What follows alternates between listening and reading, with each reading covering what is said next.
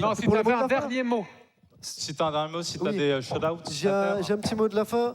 J'aimerais remercier la communauté de l'élite qui réunit tous les runners de GoldenEye et de Perfect Dark depuis 1998. Ça fait 7 ans que j'en fais partie et c'est des gens formidables qui ont changé ma vie. Voilà. Merci à eux. Ensuite, j'aimerais remercier les gens qui rendent Speedone possible chaque année. Voilà, merci à vous, vous êtes extraordinaires, de nous donner l'opportunité de pouvoir montrer ce qu'on sait faire de mieux devant un large public pour la bonne cause en plus. Voilà, merci beaucoup. Et je remercie tous les commentateurs, Airi à GDQ qui s'est porté volontaire pour le commentateur du Restream à GDQ, Antonio qui a fait un formidable commentaire, et Pierre évidemment sans qui je n'aurais même pas participé à Speedone, qui m'a bien poussé et bien encouragé à participer. Voilà, merci beaucoup. Bravo. Bravo. Félicitations. Bravo. Et nous sommes à 197 €. Oui, si mes calculs sont exacts. À partir du moment où j'ai fait ma petite promesse de truc, ça a commencé à engager. Il y a de l'engagement. Ça s'est arrêté en vrai. Hein. Ça s'est arrêté. Ça monte, oui, là, ça remonte un peu. Ça remonte. C'est vrai qu'il y a eu un petit sapin. All right, hello everybody. I am Brian Nato. I hope y'all are enjoying Speedone 2025. I am joined by, I guess you would call it Speedone staff, one of the folks that works on Speedone. This is Gyu. Gyu, how are you doing? Hi, thanks. I'm great. So Gyu, you work primarily on like the game selection and organizing the schedule and everything like that. Is that correct? Yeah, that's right. Cool. And I've been really looking forward to talking to you. One of my primary positions at GDQ is I do the same thing. So I find the entire process of game selection and schedule making to be really interesting and fascinating. And I mean, when I was looking over you've seen me post this, like when I was looking over the Speedone schedule, it's really good. Like it's really, really good. And there are, I think for me, a lot of really kind of like niche or interesting or otherwise kind of like lesser known games that y'all are putting in like very big spots, and which I think is really cool. So I was kind of wondering, like, how do you approach the selection process, or kind of like what's your philosophy behind game selection? Well, the philosophy is to be able to kind of show what the French community can do. Like we have, cool. I think it's pretty much the same for you. We have tons and tons of submissions. Yes. And since the event is only 3.5 days long, we always want to have something impressive to show. And that basically when we review the games, we try to see what can be interesting to see, if it's not too repetitive, if it has a lot of things to show, if it's not too boring also. And then we sort this out, and that's why we have sometimes some really unexpected games at really like prime times. This is something that we love doing in the team, and it's also a lot of good surprises for us. Yeah, I personally, for me, I mean, I love to see like Outer Wilds, Viewfinder, Solar Ash. I mean, I guess Outer Wilds isn't necessarily a lesser known game, but Viewfinder and Solar Ash are two games that I have. It's not. I'd say Outer Wilds is not your typical speedrun. Yeah, that is for sure. I would agree with that wholeheartedly. Now, as far as Speedone goes, I say this quite frequently. A lot of folks, especially in the US, are not aware of y'all's production or just how massive it is. I mean, I believe at your last event you raised over 2 million for Medicine du Monde. Is that right? And over the course of 4 days, 3.5 days is incredible. So I'm kind of wondering what your experience has been with Speedone, or how long you've been working with them. What was kind of like your path to getting there? Well, I've been in the organization of Speedone since the beginning. Awesome. Basically, what happened is that Mr. MV, who is the main host, and he hosts the event on his channel, he was approached by Médecins du Monde, which is the GMO, and he had this idea of doing a speedrunning marathon because he has a lot of speedrunning culture. He came multiple times to GDQs. Correct. Yeah. He's the one who started the Restreams, the French Restreams of GDQs, long time ago. So he was approached by MDM, and he got this idea. And when it came to building a team, especially for the reviews and the games committee, He came to me because I already had a lot of experience in that domain. Because I've been organizing speedrunning marathons for 10 years now. Lots of smaller events, but at the time it was the biggest French event. Right. But it was way smaller than that. Then I decided to join him on this adventure. And I built the team. We started we were 8 at the beginning. We're now 12. And actually, we're 10 working, but there's 2 people which took a break this year. Man, that is very cool to hear. I had no idea you'd been organizing stuff for 10 years. You know, that double the amount of time I've been doing it. So I've been in the speedrunning community for quite a while now. And what y'all have built at Speedone, I think, is really, really special. What would you say is your favorite part about putting all this together? If you had to pick like maybe 1, 2, 3 things. On my side, I would say discovering new games and new runs, because there's always good surprises, like things you really don't expect, and you're like, wow, this run is awesome. I just want to show it to everyone. And it's basically what happens when we do the schedule. So yeah, that's the main point. Then since we start to have quite a big audience on site, this year we will have 3,000 people on site for the audience. That's awesome. In a very big conference room. So yeah, being able to run at this event, I think it's going to be something as well. Yeah. There's going to be some crazy stuff. It's absolutely a bucket list item for me to attend a Speedone in person someday, because it looks amazing. And yeah, you mentioned you have a run in the event. By the time this interview is airing, I think your run will probably be already over. That said, you are running Yellow Taxi Goes Vroom, which is a game we recently had on GDQ, and an incredible 3D platformer. How has your experience been running that game? Well, it's definitely something. It's for sure. No, the game is great. The movement is great. I haven't played. Well, I have played a lot of 3D platformers, but I haven't run a lot of 3D platformers. It's definitely pretty heavy on the inputs, and I love the movement of the game. I love the silliness of the game. There's just a lot of things to love about this game in general. I just played this game, and that's what I usually do for all my speedruns. I just play the game, I watch the run, and if I find the run interesting, I just go for it. That's awesome. And that's what happened. When I watched the run, it was really amazing to see. Like a lot of movements, also a few glitches here and there, just what it needs to keep the interest, and having that kind of alternate gameplay. I like that in my runs. In the past, I've also run Baldur's Gate 3, for instance, which was also awesome, just an awesome run. So amazing and so funny to showcase. But yeah, for Yellow Taxi, right now the main problem that I have is that the physics of the game is a bit random. So when I want to improve my PB, there's always something going wrong, and it's not always my fault. Right. So it's a bit frustrating, but that's part of the game. As somebody that just ran a bunch of Call of Duty 4, I can relate to that very, very deeply. Anyway, I could honestly keep talking to you about game selection stuff and speedrunning like for hours. Unfortunately, I think we could talk about this all day too. We could talk about this all day. I think we're about at our time. I wanted to say thank you so much for taking the time today to be a part of this interview and share a little bit about your process with Speedone. And I wish you the best of luck with your run and with the event. Really looking forward to it. Thank you. Thank you so much. Of course.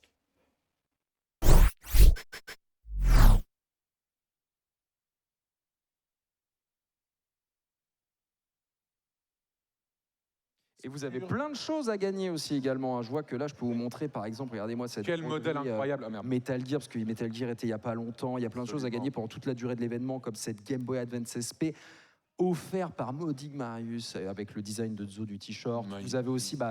cette boule inconnue, cette boule qu'on peut nommer l'innommable boule. L'innommable, ça peut être ça son nom. Hein. L'innommable boule. L'innommable boule. Qui est à gagner évidemment par une personne pendant toute la durée de l'événement. J'imagine tu as gagné l'innommable boule. L'innommable boule de Speedone. Ah oui, ça c'est vraiment incroyable. On a 100 € de la part d'un certain Roscoe. Oh Chichayou, tu arrêtes de faire le clown à Speedon. Vous allez me faire pleurer. Filer des friandises. Mais vous allez me faire pleurer. Il me On manque. veut les clips. Il me manque. Tout le monde vient me voir dans les couloirs en mode ça va Image, ça va Image. Moi je pense à mon chien. Oh là C'est là. terrible. On a la calvitie qui a donné 20 €. La calvoche. C'est où qu'on trouve le bonnet Speedon? Le million. Ah, le bonnet Speedon, c'est sur place. C'est sur place. Il faut venir sur place. Oh là là là là, alors que je vois un don de Zerator de 5000 balles pour donner un coup de pouce au meilleur nom de mascotte. Mais alors, il n'a pas dit lequel. Moi, je Il sais- n'a pas dit. Je sais lequel. Moi, je Ah, sais. je crois savoir. Je sais lequel. Il a donné 5000 € pour Don Homme. Don qui Homme. passe en premier, bien sûr. L'innommable Don Homme. L'innommable boule. Oh Ah non. là là, incroyable. Oh non. Ah, Bravo pour très, ces très bien 5000 joué, balles. Zerator. Zerator, et où on voit Qu'est-ce- tout de suite. Qu'est-ce qu'il est riche, ce mec. Mais il est en road to Mini, T'as tout simplement. remarqué à quel point il est riche, ce gars, quand même. Où sont les autres Zerators? Ah bah écoute, je ne Où sais pas. sont les Zerators? Les autres streamers, là. Où sont eux là votre don tout... Bon, peut-être je le ferai plus tard, bien sûr, mais... Évidemment. Je suis sur scène, je ne peux pas Évidemment, faire je le don. mettrai 5000 sur l'innommable boule. Bien sûr, évidemment, l'innommable boule. Évidemment, évidemment, évidemment. Aïe, aïe, aïe, aïe, aïe. On a du coup d'autres dons, on en a plein, on en Bien a sûr, plein. ça arrive Jean, en direct. 200 € qui a dit, allez speedrunner. Alors ça c'est aussi une proposition hein, pour speedrunner ici, juste ici. On a Tolkpel qui donne 100 balles, on a No Attack qui donne 5 balles en disant Béboule, chacun y va de son petit nom. Beboule, on a Chitou. Beboule. Est-ce que tu m'aimes? Est-ce que tu me gnoques? Je te Gnoni, le gnoni. Béboule. Chitou qui donne 100 €. GG la Chim, go les 3 millions pour Médecins du Monde. Oh là là, quelle ambition, j'aime ça. Ah, ça c'est beau ça. On Ça, voit j'aime. Neil aussi, 10 balles, qui dit je veux le dessin si fou. C'est vrai que vous allez avoir plein de dessins à gagner pendant toute la durée de l'event. Il reste encore beaucoup de dessins. Demain, il y a Zo qui va venir dessiner. On va revoir plein de dessinateurs et dessinatrices qui sont déjà passés. On va Absolument. faire des magnifiques artworks. Et que vous pourrez gagner pendant qu'ils sont en train d'être faits. Exactement. Exactement. On a eu des superbes dessins pendant toute la durée de l'event. Et ce n'est pas fini. Il reste Loin 24 d'être de terminé, Speedon. c'est que, comme dirait Dwagby, Le début. que le début, tout à fait. C'est que le début. La 400. canne de... Oh, vas-y. 427 € de la part de Petit Wapiti. Selon moi, le meilleur Zelda, c'est Illusion of Time ou Illusion of Gaia. J'admets ne pas comprendre pourquoi il n'est pas dans la liste. Ce que je sais en revanche, c'est que l'an dernier, j'ai reçu 2 t-shirts pour le prix d'un seul. Alors, Moi, je pense que c'est le prix d'un pour ne t-shirt pas à mon don. recevoir. Joyeuse nuit et amusez-vous bien. Hashtag chiche chevelon. Non mais ça c'est plus d'actualité. Il faut tourner la page, les cheveux ne sont plus en jeu, ça n'existe plus, j'ai besoin de ma vie de famille. Alors moi par contre je Des nuits vois... sexuelles, peut-être. Oui aussi, je vois un don de la part de la canne de Picsou, 500 balles, je ne suis pas en sucre mais je pogo très haut, je vais vite être HS après cette run et c'est vrai que oui ça arrive fort, hein. La race... DuckTales avec Mr. MV qui va rejoindre. Vous avez donné 100 000 balles pour ça. Les gens se hype sur Picsou, ça arrive très vite. Et s'il y avait une incentive chichauve? Chicho quoi? Chichauve. Chichauve? Une incentive. Non, mais c'est une propale. Une propale chichauve. Attention, ça sais pas. n'engage que les personnes voilà. Qui donneront, évidemment. Voilà. Mais admettons. Je le fais pas pour moins de 3 millions. Ah, ça. Est-ce que si l'événement d'aventure, on ne sait pas. Je sais pas, t'as combien là? Tu veux J'ai combien tu veux sur faire moi, le là coup, ou quoi, là? Oh, j'ai peut-être 3 millions sur moi, là, je sais pas. Non, mais quoi dans la mallette là? Non, mais si l'événement. Non, on va peut-être pas. C'est peut-être un peu. On parlait de ta. Bah, attends, on parle quand même de ma tête chauve, donc au bout d'un moment, je vais pas te dire oui, si on fait pareil que l'année dernière ou un petit peu mieux. Non, Alors, c'est je quoi? parle d'1 million de plus. Au moins. Au moins. Bah oui, on en parlera demain. Des Au Blue moins Sky 3 millions. peut-être n'engageront que moi, mais Peut-être ce soir. Elle est où ma team des 3 millions? Elle est où ma team des 3 après, millions? il y a déjà suffit une que vous Imo soyez qui un dans la n'arrête team. pas. C'est bon Il quoi. suffit que vous soyez un dans la team. Quelques derniers dons parce qu'on me dit qu'ils sont prêts, il me semble. à Ils sont l'arrière. prêts? Enfin, j'ai cru comprendre. Il sauve mes cheveux, incroyable. Voilà, on a 100 € de sans le casque, bourrez les dons. Bonjour aux Mad Kings, bien sûr. Et voilà, quoi, enfin, on en a plein d'autres, mais il me semble que On est parti pour DuckTales. cette run de DuckTales, avec peut-être la fraude ou la légende Mr. MV, ce soir, on ne sait Le pas. record est en jeu. Attention, messieurs, dames, régalez-vous, c'est maintenant. Et bonsoir. Bonsoir. La fraude ou la légende, race incroyable. Comment ça va, Solo? Ça va super, et toi, Twin? Eh bien, fantastiquement excité de cette race. Vous avez été très nombreux à bourrer les dons pour débloquer une incentive improbable. Nous avons du coup une race qui a été proposée par 3 runners proches de mon cœur, que j'aime beaucoup. Vous avez Brother Main. Comment ça va? Ça va super.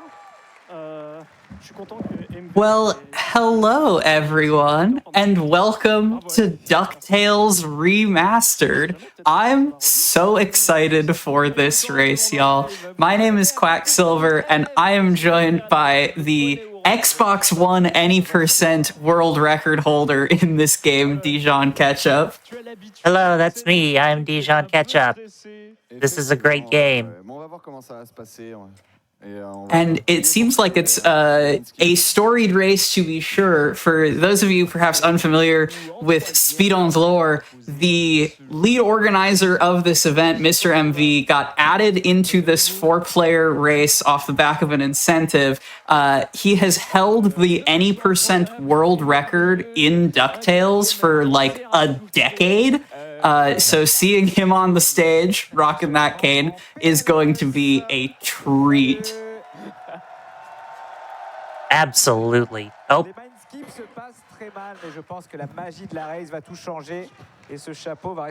So we're gonna have whoever comes in first. It's gonna be a great time. We're all gonna win. Yeah, and Dijon, you've been running this game for a fair amount of time yourself, no? I have. Gosh, when did I start running it? I know. I think the first marathon I ran it in was, gosh, Crossfitals 2020, maybe? A couple of years. Yeah. So basically, DuckTales Remastered, a 2013 remake of a 1989 NES game. It's a level-based platformer. We're going to go into a couple different levels. There's a boss in most of them. We can talk a little bit about the routing of the run as we get into it, but for our convenience as viewers, all of the runners have agreed to run the levels in the same order to make the race condition a little bit easier to follow. Yeah, because of the 5 main levels in the game, you can select them in any order. Oh, and looks like we already got one runner who forgot to set Quick Cinemas. So it looks like we're starting over. But the Quick Cinemas mode skips most of the cutscenes automatically, and the ones that it doesn't, you can pause and like skip, which is, you know, a very standard thing for speedruns to skip cutscenes when possible. Yeah, and Dijon, you want to talk a little bit about the difference between easy and any % extreme, or just any %? Right, so extreme and easy are the 2 holes of difficulty. Extreme kind of takes cues from the original NES game, and basically you get 0 continues, no game saves, and you have to, basically in the NES game, to use the pogo jump, you had to hold down and B while in the air. They simplified it to just holding X in this case on the controllers that they're using. But Extreme forces you to use that old configuration, which makes it a little bit more difficult. So yeah, those are some of the main differences between easy and extreme. And easy is a little bit less popular, not by much, but on account of the fact that the extreme run is about a minute faster overall, but obviously considerably less marathon safe because of the lack of continues. Yeah, definitely. And you see the runners picked up a invincibility pickup, which the invincibility itself, not the main reason you get them in this run. Mainly you get them because they make Scrooge go faster, and fast equals good. And we're on to our first boss fight, which is against Big Time Beagle. And it basically teaches you, you know, the basics of fighting some of the bosses. You're basically getting these objects thrown at you, which you will then use the cane to golf swing and knock up into the ceiling to knock down the safe, to knock the helmet off of Big Time's head. And all of our runners have defeated Big Time. Yeah, that was a pretty photo finish. It's just the tutorial level. To be expected. Which, the tutorial level was made specifically for the remake. It does not exist in the NES game.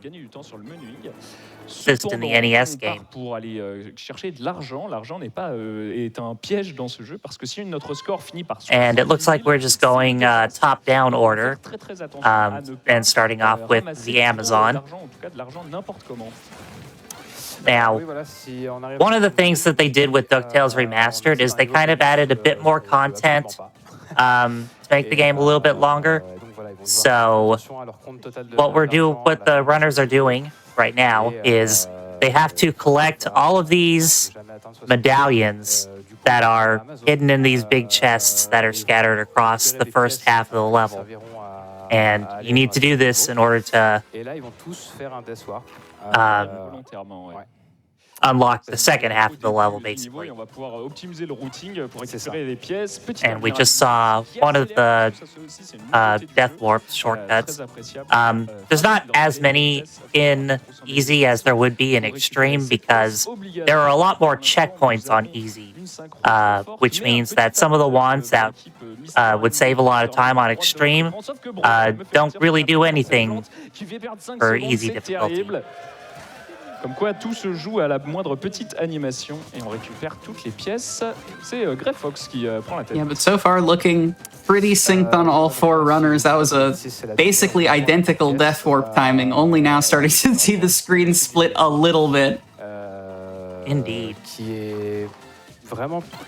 So this should be the last medallion, and we're gonna get a little cutscene that we're gonna skip. And this is what I like to call the game's built-in water break, because you see all of this stuff coming at you on this auto-scroller. But if you just climb all the way up the rope that Launchpad has hanging from his helicopter, none of it can touch you. So, it's a good time for a water break. Each of the runners doing a little wiggle on the rope, except for Mr. MV, who is just locked in on the auto-scroller. I love it. So now we're on to the second half of the stage. If you remember, the NES game has a little shortcut warp if you climb up that rope. They took that out in Remastered. But we can get a little bit of a speed up thanks to the invincibility power-up, which invincibility power-ups only exist on the lower difficulties. They do not exist in Extreme, and I don't remember if they still exist in Medium, because I haven't played Medium or Hard in who knows how long. Yeah, because of the speed differences, it's basically you either go easy for safety and convenience of the run, or extreme because maximum fast. Indeed. Fait attraper par une plante ça le met en dernière position, le record du monde qui est en difficulté. Attention. So this is one of the more dangerous hallways in the game. It's even more dangerous if you're playing Extreme because you'll notice your health goes down by half a heart each hit. That's not the case in any other difficulty. Every other difficulty in the game, you lose an entire heart. So you get more damage boosts on easy than you do on hard, or extreme, rather. Well, hard as well. Yep. And this boss, multi-phase in the same way as the tutorial boss we saw. You want to avoid the full ground shockwave of its head slam attack, and then after doing enough damage to it with pogo jumps, the walls will start to close in on you and try to squish you in these repeating sort of tiling patterns. And you just dodge until the boss becomes vulnerable again. Yep. Mais c'est pas le stage qui peut sur lequel il y aura le plus de variance. Donc rinse and repeat like that. Bosses are a bit slower on easy than they are on extreme. Le problème de ce jeu par rapport à la version originale, c'est que les boss sont des sacs à PV et they take up a bit more time. Donc ça fait Yeah, we're not seeing a huge amount of variance in the runs so far right now. I do love the way across multiple screens the like wall slams will tessellate with each other. It's very cool. Yeah. Et voilà, donc on attend, on évite. This is one of the longer bosses in the game, just from all the wall shenanigans. It looks like we're closing in on the end of the boss here. And got stage clear on all 4. Grey Fox with a very slight lead, but still very much anyone's game. On continue les prières pour so that's 1 out of 5 main stages down. Puisque ça va continuer à s'exciter. Encore une fois, on fait les niveaux. Assuming they'll go straight into, yes, Transylvania. Transylvanie, niveau lui aussi assez tranquille, niveau dans lequel il y a une mini-quête pour aller sauver les neveux Riri, Fifi. So we are going in just strict level order, but I know that for PB attempts, oftentimes we'll actually see some of these stages closer to the end of the run. It is, I think, exciting for a marathon condition that some of the most difficult tricks and also the heaviest RNG in the run we're saving for later, for the maximum content. Indeed. And when we get to those stages, we'll sort of point out why. Right now, attention to detail in this game. If you'll notice in the background, you see all of those tracks. That's a minecart section that you visit later. It's in the background there. So, like, they really put in that attention to detail in making this game. That's one of the reasons I love this game so much. It's a love letter to the series, basically. Yeah, I mean, I cannot think of that many games from the 80s that got remastered 2 decades later with as much love and care.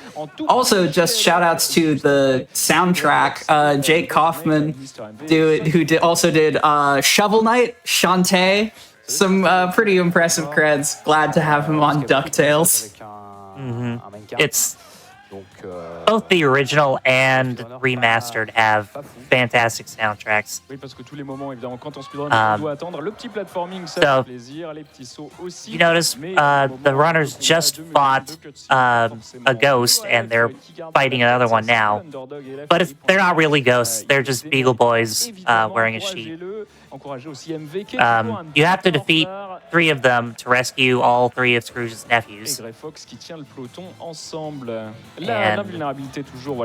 we're down to, we've got 2 of them down, so there's 1 more to go. Each one of the nephews has to be rescued, and then you can move on to the boss. Almost exact sync there from Brotherman and LF heading into the minecart section. Yeah, there's so little variance between like the 4 runners. It's pretty great. Sur le fameux passage du petit chariot, si vous avez joué à peu près n'importe quel classique. This is one of our auto-scroller sections. Everybody loves minecart sections in games, especially for speedrunning, right? Famously popular. At least we get DuckTales music. Indeed. And yeah, somewhat surprisingly, Mr. MV trailing just slightly. Still plenty of time left in the run to come up. to come from behind, but anything can happen. So after this third ghost is a point where you would take a death warp on extreme because it would take you back into the castle. You can't do that on easy because there's a checkpoint right before the mini boss. C'est ça qu'on veut dans une race, c'est vraiment que pour l'instant c'est impossible de savoir. But that's one of the time saves that makes extreme just a bit faster. On commence par les deux niveaux quand même finalement les moins excités en termes d'accidents et d'aléatoires potentiels. C'est bien pour les mettre en confiance. You would be skipping this whole minecart section right here. Le niveau juste après, j'ai pas envie de dire de bêtises, il me semble que c'est les mines.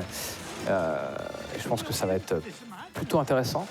Ça va être le pivot, le moment terrible de la run qui arrive juste après.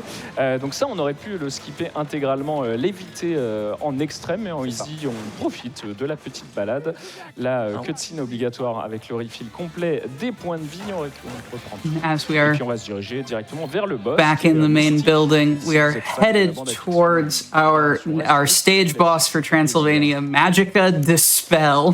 Ouais, effectivement, donc c'était le dernier rap. Yep, Magica Dispel, one of Scrooge's rogues gallery of villains in the series.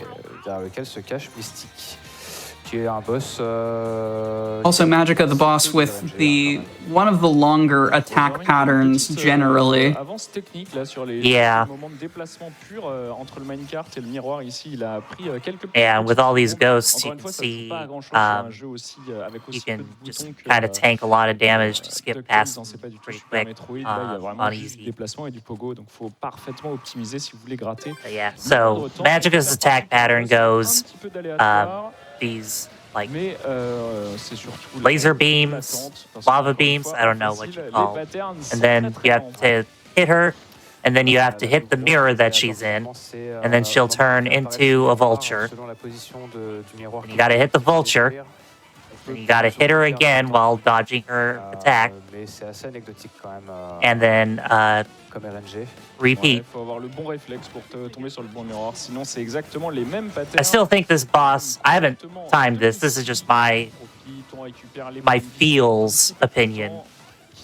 This boss feels not as long as the Amazon boss, even though there's so many phases to it.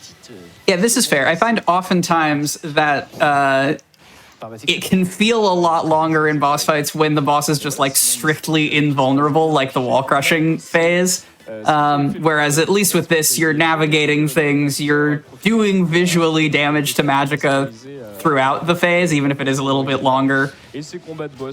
Naively. Tu le disais tout à l'heure, les combats de boss sur NES, c'était très anecdotique. On rebondissait 6 fois sur la tête des boss et c'était tout.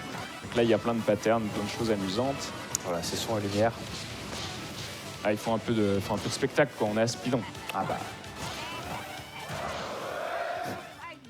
Et par contre, c'est long, c'est dingue. Mais c'est LF qui finit en premier, malgré l'avance technique de Brothermain sur le platforming. Le boss s'est mieux passé. Ensuite, c'est Greyfox en 3e et MV. Voilà, petit retard. Ça va être difficile de rester dans la course.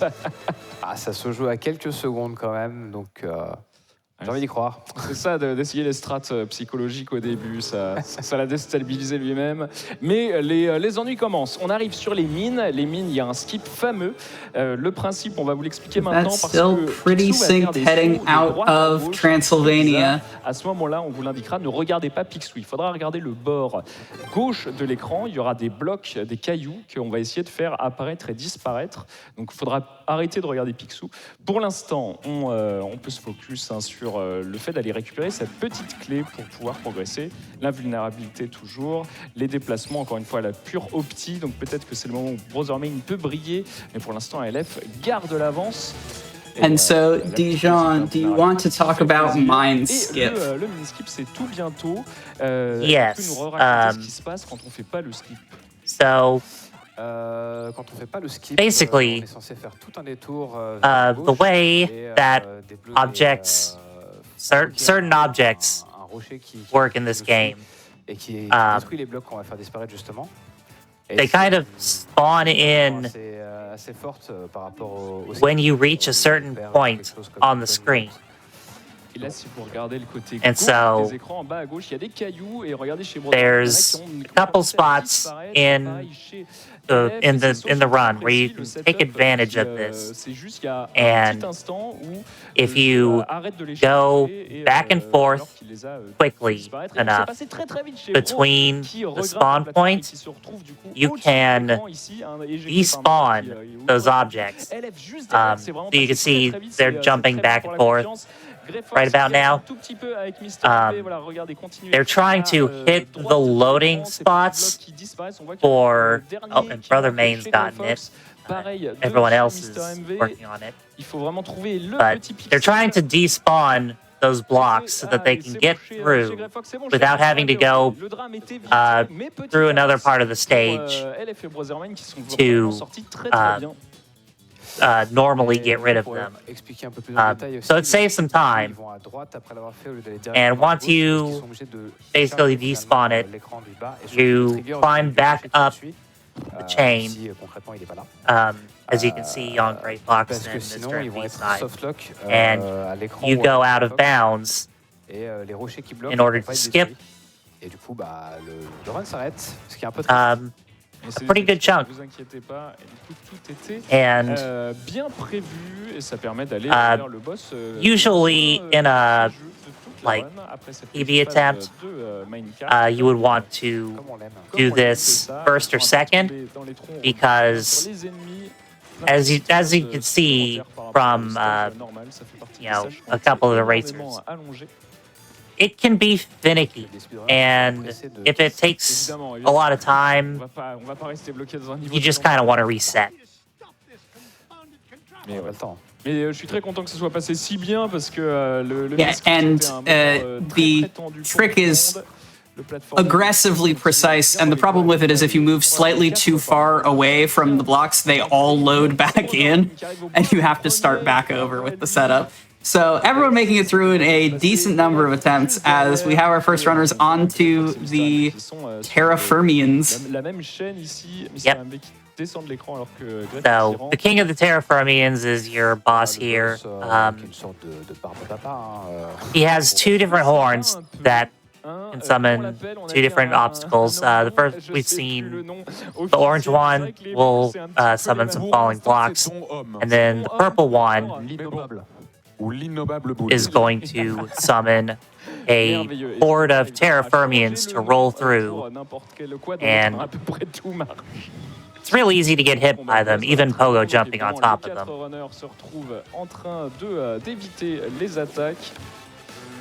Something else that we've seen on easy difficulty is the ice cream drops in the middle of boss fights for the health pickup. Yeah, those don't drop on higher difficulties. So it can help make up for some of the damage boosts that you take. C'est assez simple à esquiver, donc le boss n'est pas hyper dangereux et pas hyper décisif en termes de temps. Et c'est vrai que on a bien le temps d'en profiter, de choisir son nom. We've got our first runner through the boss fight.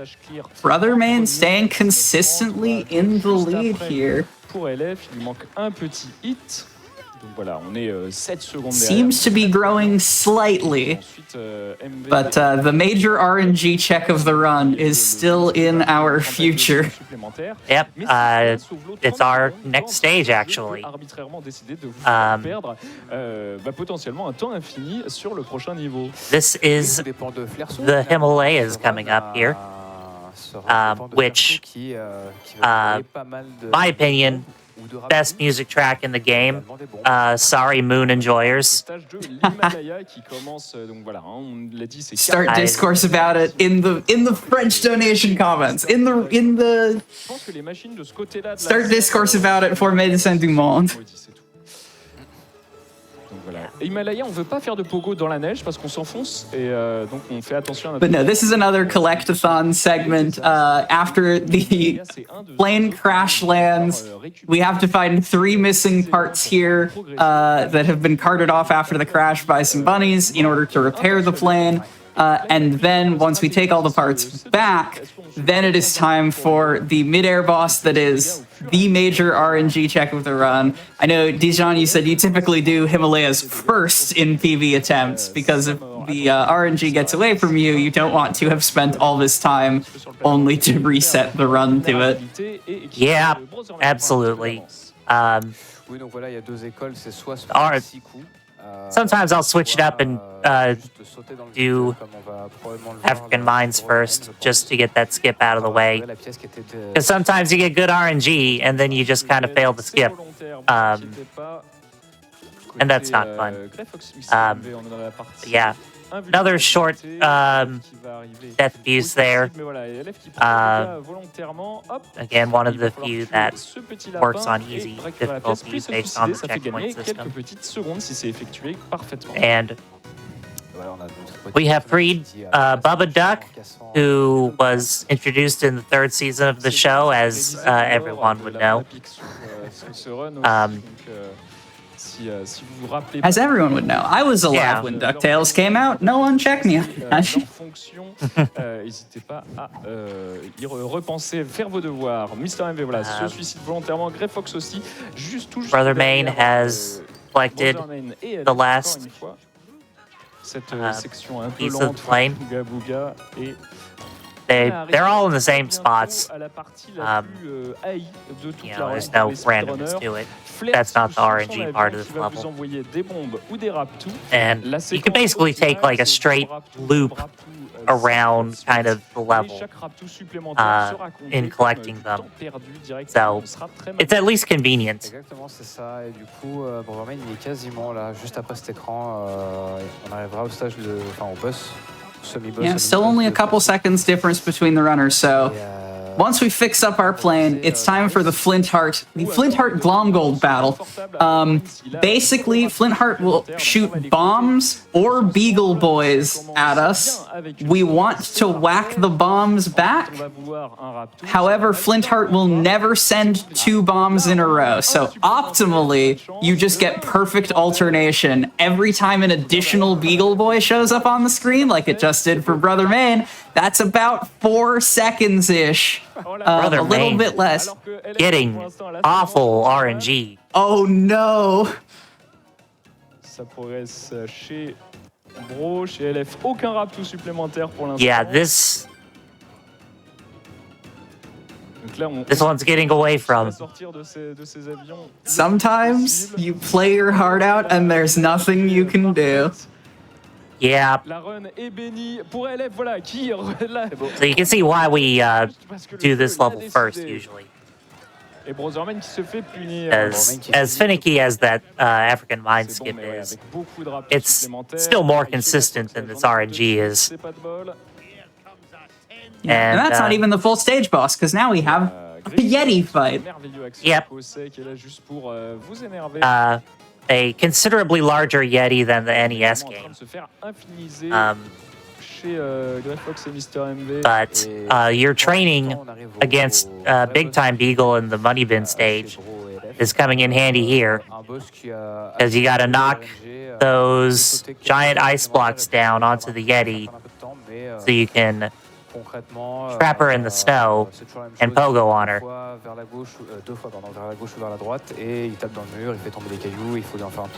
Alright, it looks like even with that unfortunate Beagle Boy RNG in the Flintheart fight, Brotherman's still looking okay in 2nd place. LF has pulled into the lead slightly, but still synced at the Yeti fight after the Flintheart fight, which is not bad, and credit to all 4 of these runners. Yeah, absolutely. Je pense qu'on peut lire quelques dons en attendant que ce Yeti se fasse sauter dessus. Tout à fait, avec grand plaisir. Nous venons d'avoir 150 € de la part de Ivory qui nous dit GG à toute l'orgueil au vieux monsieur. Le meilleur Zelda, c'est sans conteste Wind Waker. On a également The Serial Vince qui donne 200 balles. Donne pendant 2 What's the worst Beagle Boy RNG you've ever had in a run in the Flintheart fight? Oh gosh, I don't even know. I've had runs that have gone about as bad on the RNG as that segment that Brother Main had. Sometimes the Beagle Boys just don't stop. And I don't think there's any kind of fail-safe on if you get this many Beagle Boys, you have to get a bomb. It's just bomb or Beagle Boy. We love pure 50-50s. Alright, so LF ahead, but only by a couple of seconds. Mr. MV and Grey Fox still trailing a little bit as we round the corner to the moon.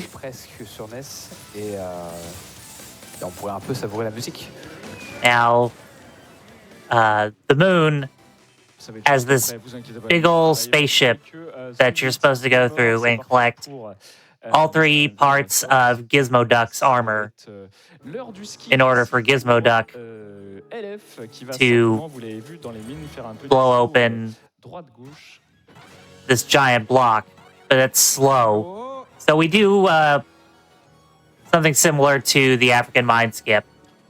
And even though the block itself doesn't disappear, the collision does. So, but what's funny is that you can skip that exact same block in the original NES game with a damage boost. So, oh, I didn't know that. That's really cool. Yep. Yeah, so you can skip Gizmo Duck in both versions. Yeah, and unlike the African Mind Skip, the Moon Clip is much kinder because it's just one collision entity that you have to deload in order to get through the block. So none of the runners experiencing any trouble with that one. As we head into the moon rat boss fight. Yeah, everyone knows about giant rats on the moon. I mean, if it's made of cheese, it's only logical. Exactly. And so this is my favorite form of like boss invuln phase or similar design in boss fights where like rats just got the zoomies. Yep. And you can pretty safely stand on that one ledge on the left and only have to dodge if you see it spawning above you.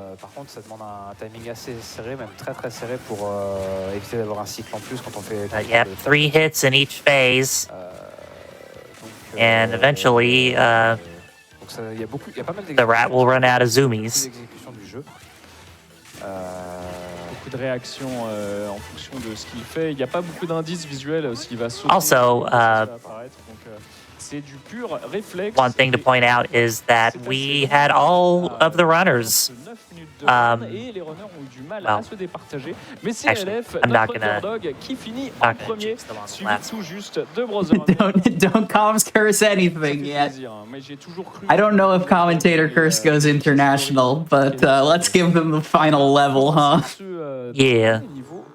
So Mount Vesuvius, which is the final level, is actually a new level for the remastered version of the game. In the original game, you just went back to Transylvania for the ending. Yeah, it's great that they created an entire, like, actual final level instead of just, oh yeah, go back here and there's another boss fight. That feels like very old school game design to be like, yeah, same area, different boss, it's fine. They did it in DuckTales 2 for the NES as well. Le petit dégât volontaire ici pour marcher sur les pics. Oh, Bro qui s'est fait peur, qui a failli tomber dans le trou, mais c'est bon, c'est bien rattrapé. We almost have all our runners in Mount Vesuvius. And okay, now I can safely say all of the runners managed to go through the game without getting the gyro bonus level, which is a completely random thing that can happen on your way to any of the levels, where you'll know that it happened if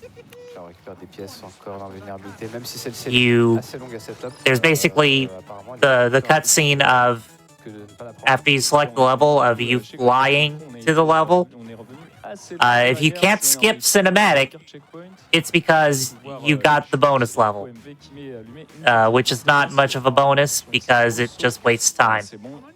And it sometimes, if you're doing like attempts and resetting, it can persist weirdly between resets, and if you had it on the first one, it will keep giving it to you on the first one until you like finish a run. But sometimes it doesn't do that. It's weird. That's so brutal. And yeah, from Brother Maid says it's about 30 seconds time loss to get the bonus stage. Would be a little devastating in a race this tight. Yeah. Et voilà, là on fait plus attention à l'argent, donc on peut jouer souvent à tout récupérer, qu'importe les conséquences de nos folies. Attention à pas tomber dans les trous, les bons chez LF, chez Minecarts again. On se baisse bien pour éviter évidemment les obstacles quand on est sur Yeah, I mean, at this point, if anything's going to change the relative position of the racers, I know we've got like the final escape sequence, but it's looking pretty good for LF here. Le désastre. Le rocher qui one-shot, comme on disait. No. Don't count out the final boss, because there is some RNG to that. Oh, that is true. We still have Magicka RNG. So maybe Brother Main gets something today if his Magicka goes a little bit more cleanly than the Flint Heartbite did. About synced for LF and Brother Main here. Yeah, LF took like one additional hit to just some terrain there, and we're nice and even. So Magicka has 3 different potions that can constitute her attacks. The green potion is the dragon. The orange one causes Dracula Duck to become giant and attempt to slam you. And the red potion makes you play this little Space Invader minigame with all of these bats. That is the slow attack, so seeing it on both of our leading runners' screens is unfortunate. Yep. And it's not like the Terrafermian's Horn, where it's guaranteed to do both of them twice. Yeah, so if you do like LF and get on top of Dracula Duck's giant beak, the game gets kind of confused, and after a couple of attacks, decides it's done. Because you're not supposed to get up there.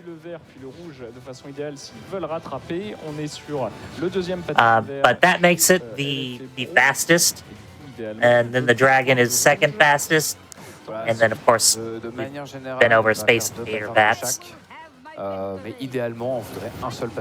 Yeah, looking like pretty comparable RNG here for LF and Brother Main, as Mr. MV gets his first Space Invader bats. Ouais, non, on en a vu qu'une seule, mais ça peut être le dernier, peut être le retour de la chauve-souris, évidemment. So you're not guaranteed to get 2 of each. You get 6 potions, assuming you don't miss Dracula Duck at all. Wow, the runners in lockstep, both getting the bad RNG.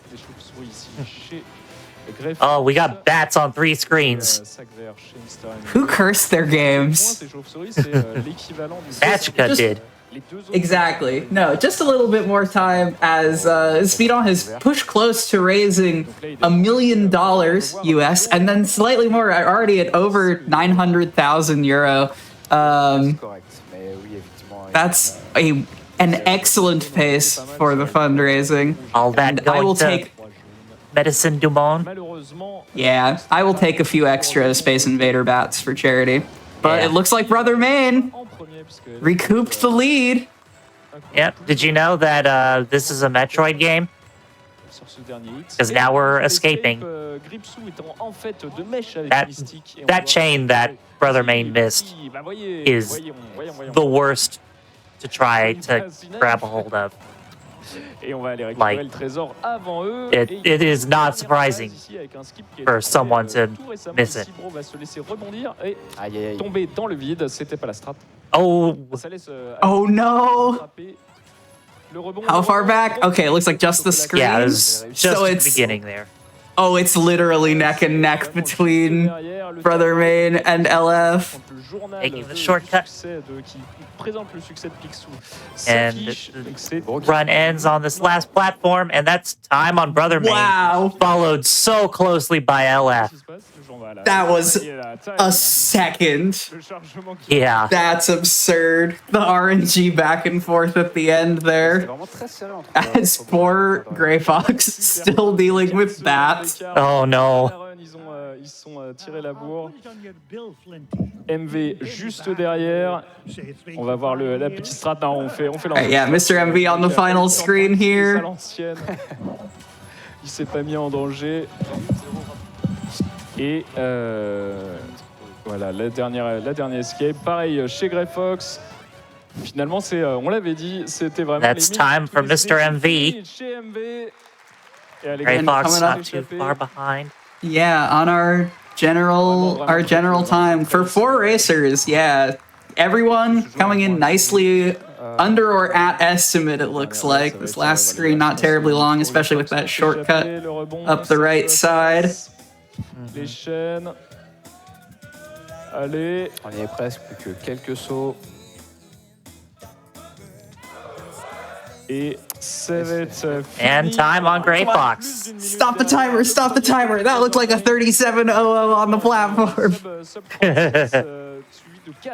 GG to all 4 runners. What a spectacular race. And I'm so glad that the French speedrunning community was able to raise the money to get Mr. MV on the stage. As, like we said at the start of the run, that is the face of Speedone, the lead organizer, and a forever world record holder in this game. So truly a treat. Bizarre. Life was truly like a hurricane here in Duckburg. Ooh. Did I do good? Did I get it? There it is. Ouais, vraiment intéressant comme RNG, quoi. Ça, c'est le mot. Yeah, I've been your DuckTales lore mistress, Bijan Ketchup. Ça va mieux maintenant. And I have been the duck with the appropriate username Quacksilver. Thanks so much to GDQ for having us on and Speedone for putting on an amazing event. Absolutely. Stay tuned for more runs. Donate to Medicine du Monde. C'est les Raptous qui t'auraient fait gagner à la race. Zéro Raptou, vraiment une luck indescriptible, ça fait tellement plaisir. Ah, c'est cool, je suis content. Très bien, et en 3e, on a eu Mister MV. Ouais, c'était compliqué. Hein. Et puis nous, on se voyait avec Grey qu'on faisait, on était dans la sauce, mais ouais, j'ai perdu, je crois, 30 secondes sur le 3e log du Mindskip, c'était pathétique.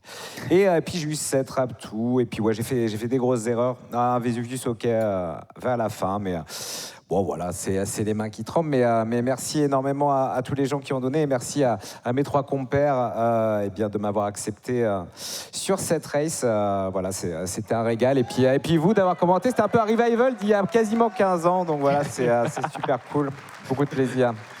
Et en 4e, Grey Fox, t'étais vraiment avec la même run que MV jusqu'au Mont Vésuve, où t'as glissé une petite peau de banane, tombé dans un trou. Comment ça va ? Un peu déçu de la performance quand même, on va pas se mentir.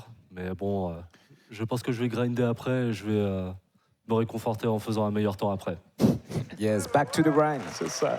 C'est un jeu qui manque de runners, de runneuses, donc c'est assez accessible. N'hésitez pas à le faire chez vous, parce qu'en fait, c'est un jeu fascinant. Quand vous êtes fort, il faut derrière juste lancer les dés et avoir de la chance sur le boss de fin, les Raptous. C'était trop cool comme race, parce que vous étiez vraiment très très close tout le temps, avec les deux duos qui se sont scindés. Je me suis dit que le Minskip était maudit de votre côté de la scène, et c'était terrible.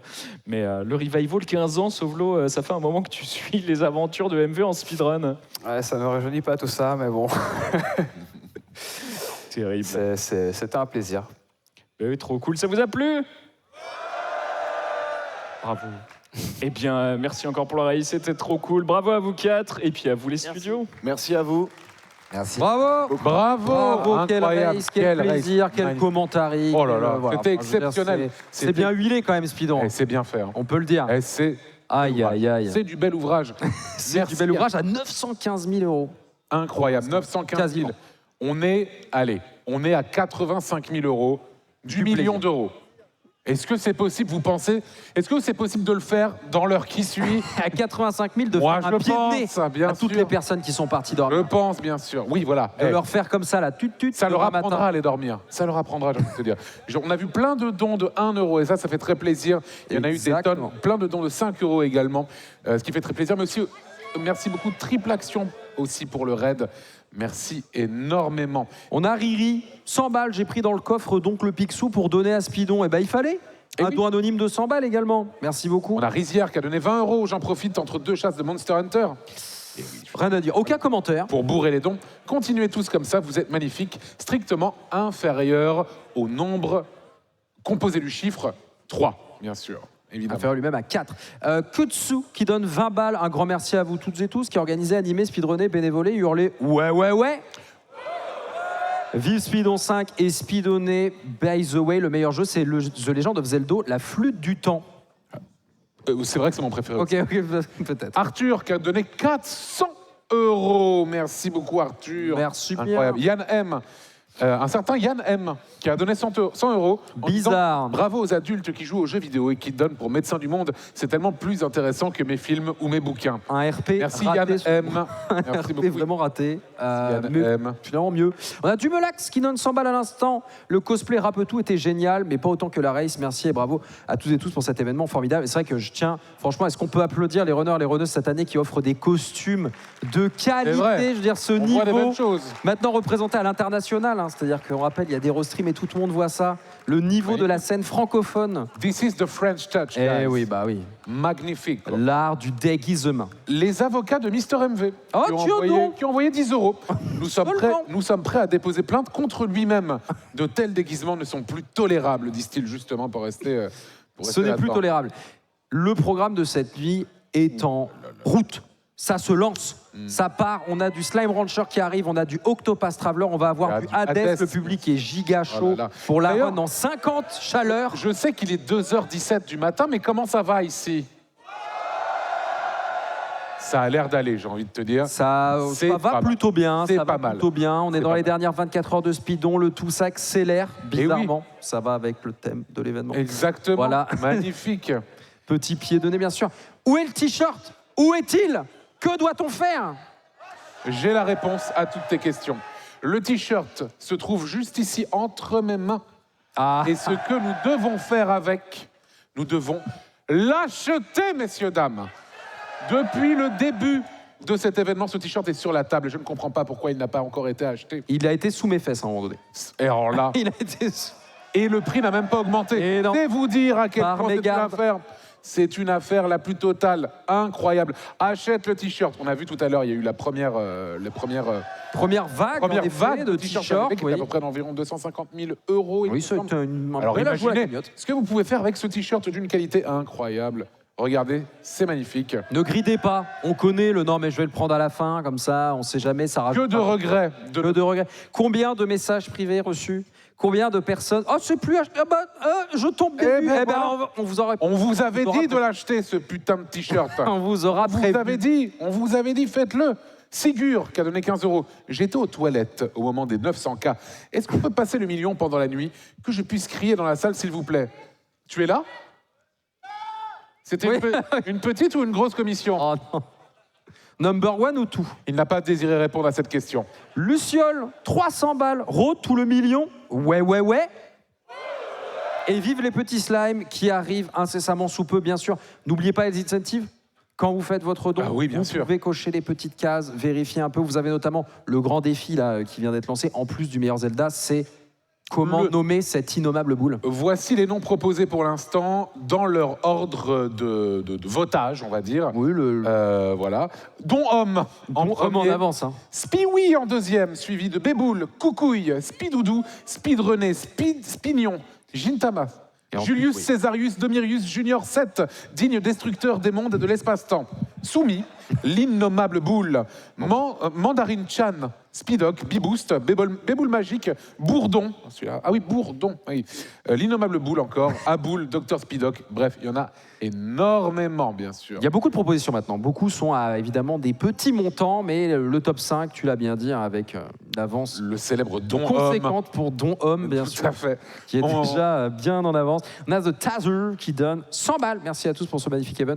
Achète et donne. Un peu plus de conviction dans ce achète. Achète, bien sûr. Achète. Bien sûr. Ravencross, merci pour le raid, merci beaucoup. Antom qui a donné 100 €, le meilleur Zelda. Et sur un Zelda avec Monsieur Glaquette, je suis bien d'accord avec toi. La bouteille d'eau d'Antoine Daniel, qui n'est pas présente sur la table, qui donne 10 €. Bois et achète et donne aussi. Bisous à la communauté des tuiles dans la salle. Vous êtes où les tuiles? Où sont les tuiles? Ah, les tuiles sont présentes. Les tuiles, c'est toi, tout à fait. On a les tonnes. Ce don me rappelle une énigme qui donne 5 balles. Est-ce que ça te rappelle quelque chose? Ce don me rappelle une énigme, bien sûr. Absolument. Je ne l'ai pas. Graminou qui a donné 10 €. Le Mili. Et évidemment, on s'en approche dangereusement.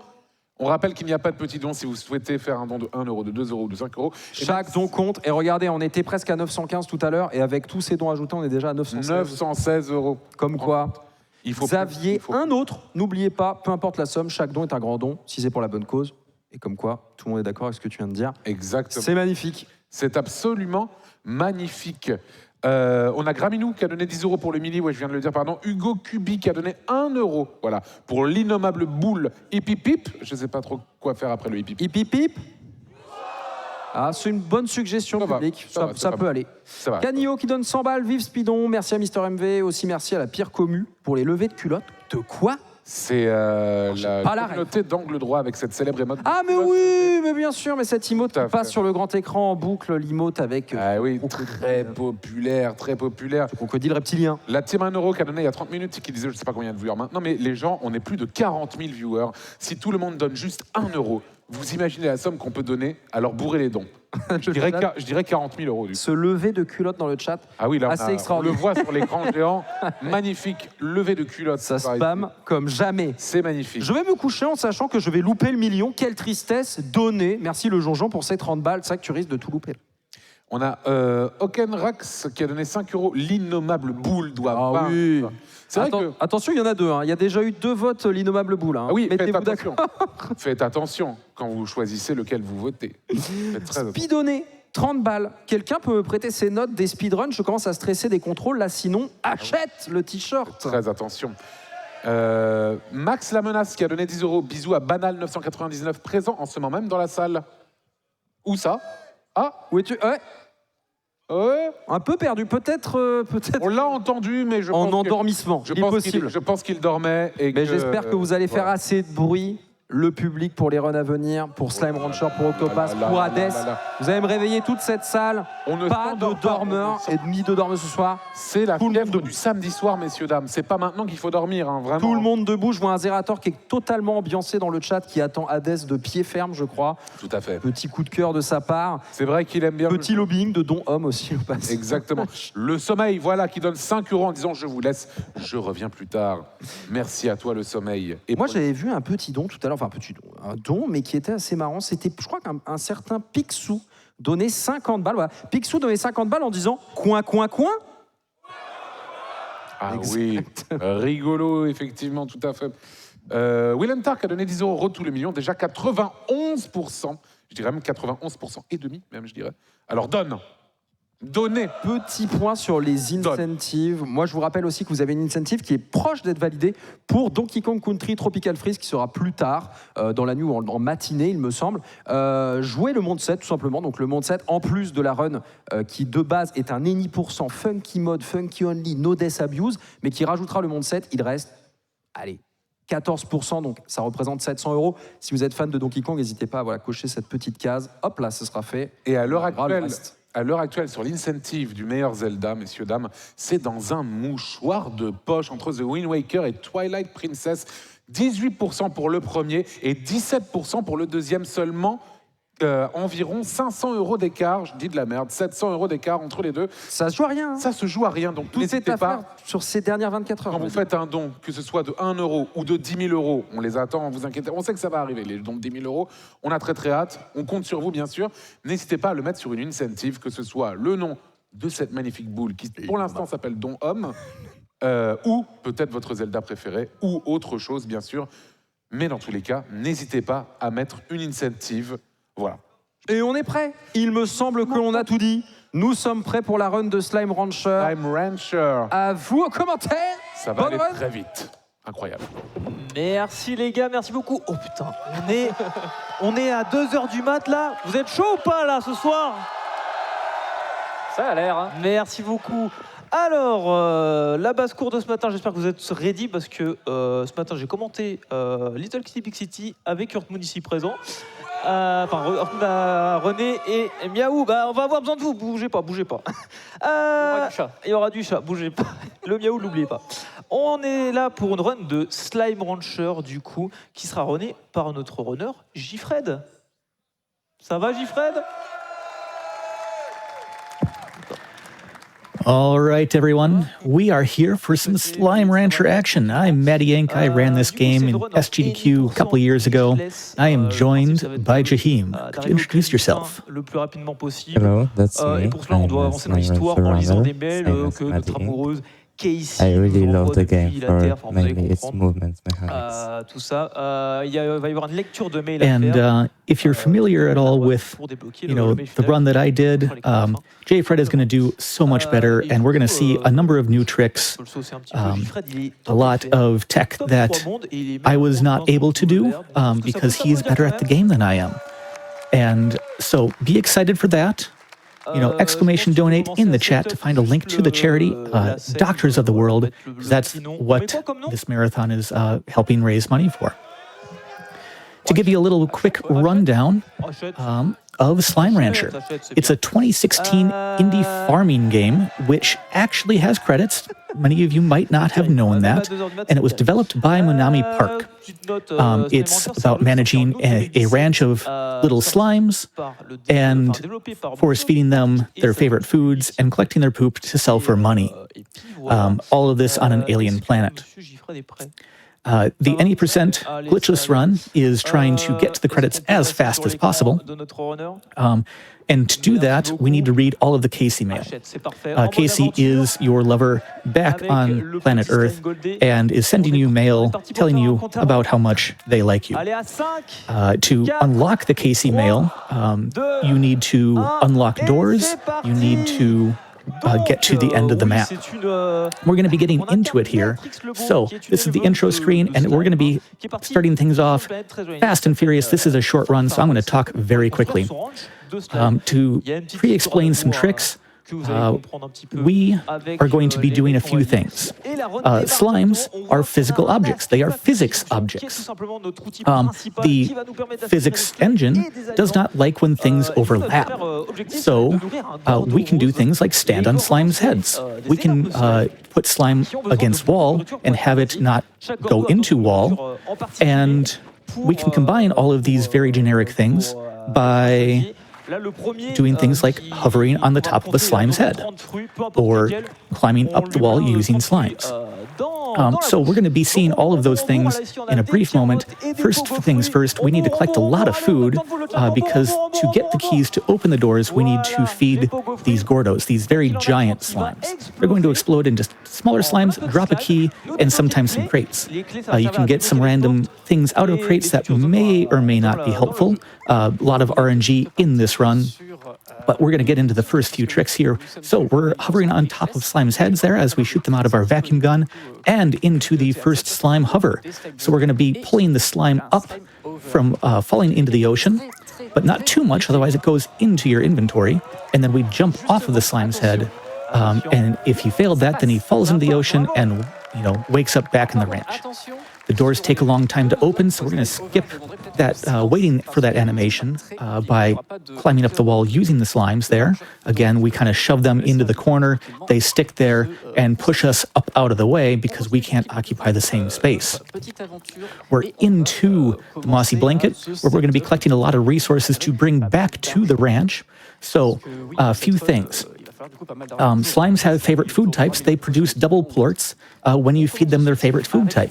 If you have a slime that eats another slime's plort, it becomes a dual slime type and it becomes a large. It's a largo. So we want to have 4 honey plorts to then feed to 4 boom slimes to make them into giant honey boom largos that then we're going to feed. and get a lot of money from selling off the plorts that they generate back in the ranch. We have a few fruit, and then I'm going to turn it over to Shahim to explain the ranching. Yes, so this is basically the money making portion of the run.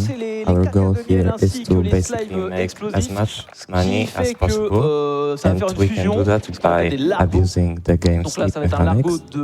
Sleeping in this game does two things. First, it gives us mail to read, which we need to beat the game, and second, it speeds up slime. Et on espère qu'elle va être très très bonne pour nous. J'ai pas vu les prix, mais j'espère qu'elle est bonne. On ramasse tout. Voilà. Merci les petits lardons. On va là en setup 1, juste ici, qui va nous servir. The money will be needed to expand our inventory space c'est pas terrible. Hein. Give us more stamina and give us the ability to fly via the jetpack. We are gonna be needing to throw all the slimes out, except for one. We will be needing it for later. Et tout à l'heure en training, il a eu 85. Hein. Donc c'était extrêmement rare. On récupère encore les petits cacas, voilà. I think he has one behind the market and then one further down just in case. Hop, là il faut qu'il augmente son argent à un peu plus de 2400. C'est parfait. Voilà, ça passe, c'est parfait. On replante quelques arbres de Q-Berry. Ça nous servira énormément après d'avoir beaucoup de types de fruits sur nous. Et on dort. Pour faire avancer les jours, débloquer les mails, faire en sorte que les fruits puissent pousser. Now we're gonna have to collect all of the et du coup, oui, on débloque des items qui nous permettent d'augmenter notre stock. Achète, oui c'est vrai, pardon, j'ai oublié. Des items qui nous permettent d'augmenter notre stock de fruits qu'on a dans notre inventaire, ainsi que l'endurance qui va être améliorée, le jetpack. Seems that we are pretty short on mint mangoes. We need 25 because normally we need 50, but as Maddy said before, we need twice as on lui rapporte pas son fruit préféré, c'est forcément 50 fruits. We feed the slime its favorite food. Mais sinon, dès que c'est son fruit préféré, c'est 25 fruits. Yes, so our goal here, we're gonna grab a couple of carrots. Donc 25 suffiront. And we will need to find a rock slime. The reason why we need a rock slime is because we will need to grab one of each slime's plorts to access an area. Voilà. Et du coup, on va directement rejoindre to access that area, we also will be needing a lot of keys. So we jump into that cave over there. Hop là, on bourre,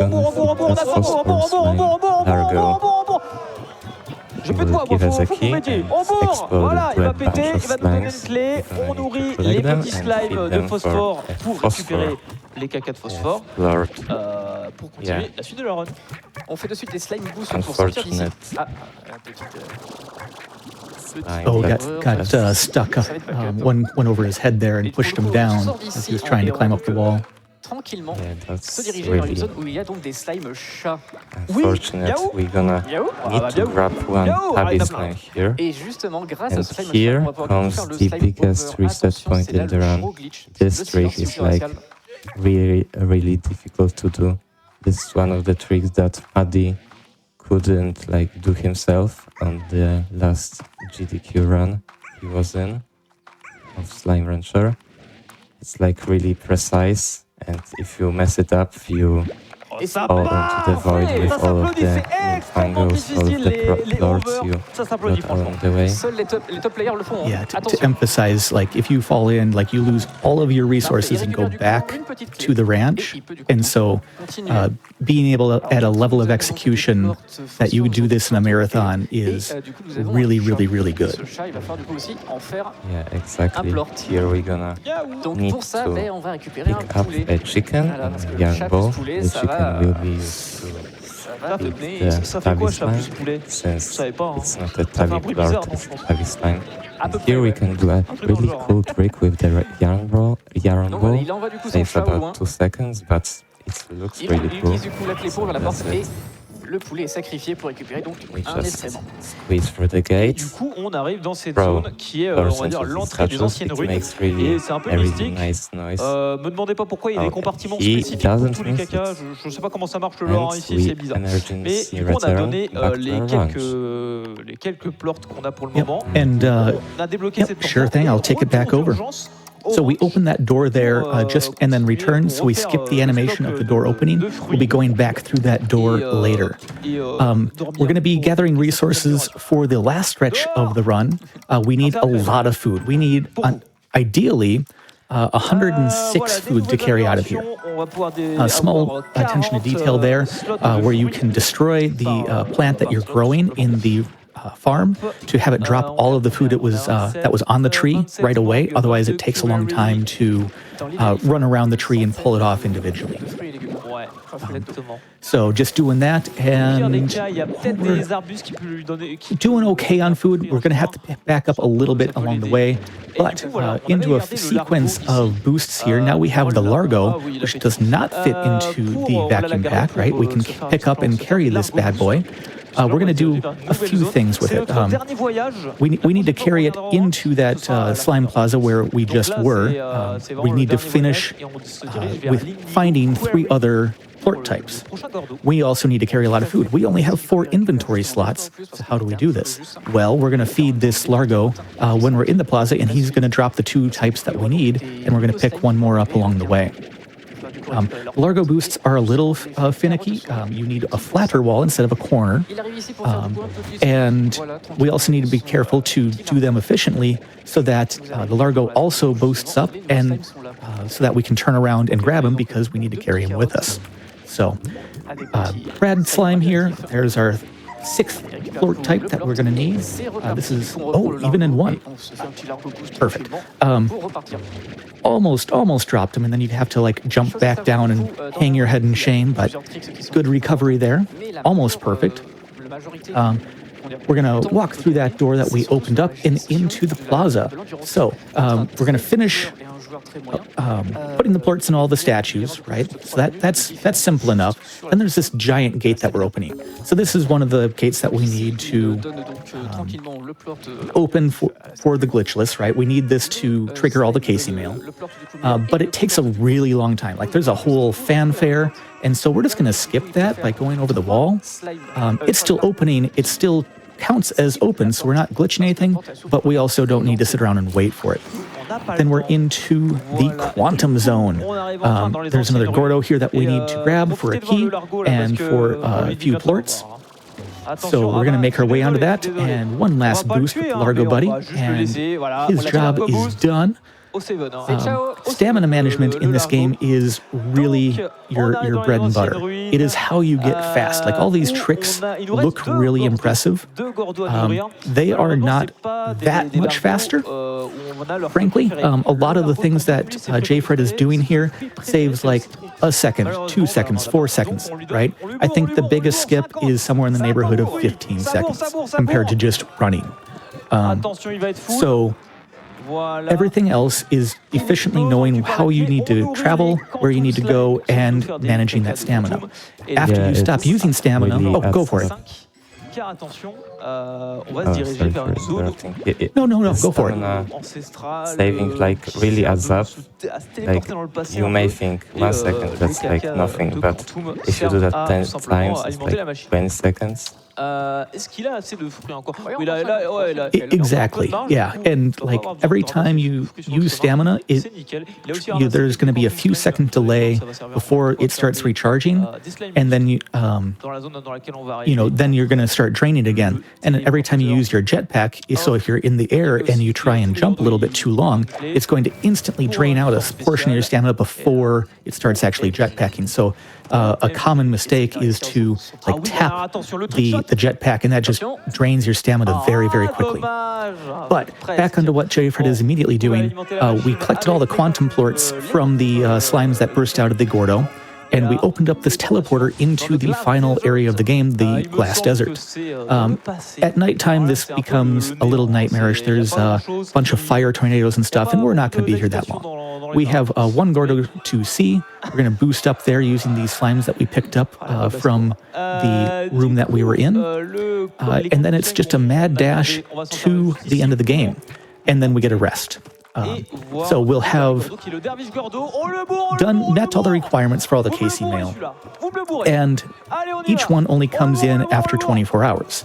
Obviously, we haven't spent that many days in the game, and the developers were nice enough to, include a nice long story.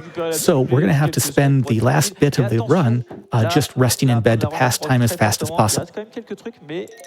We do have one really, really cool trick coming up here.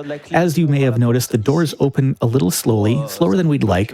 So we're just going to not wait for them and boost up to the top here, very, very carefully. I'm sure the marathon nerves are, the pressure is immense, but it's going to be combining a lot of things. Oh no, jetpack save? Okay, good, good. This is really difficult, if you couldn't tell. Most of the tricks in Slime Rancher are pretty difficult and they only save a couple of seconds, but Slime Rancher is about getting all of these tricks, saving those couple of seconds. They really add up at the end.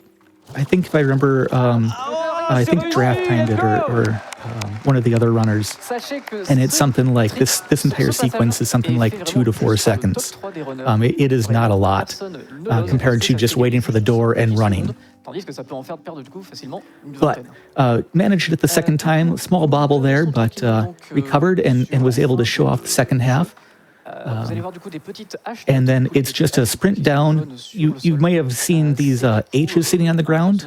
We've been obviously just sprinting past them, but they are left by the previous person who was on the ranch, Hobson, who has been telling about his life. It's kind of like a scattered diary sort of deal. And we just need to read the last one to trigger the final KC mail. And now all the requirements have been met. We turn around and go to sleep for like 6 days. There is a little bit of RNG as to exactly the last day that will happen, but the final star mail will come in only 6 hours after. So it'll drop at midnight rather than waiting a full 24, so you know exactly when it's going to pop. And there's a couple emails there that are not from Casey. We don't need to read those, so don't worry about the notifications. Let's see here. A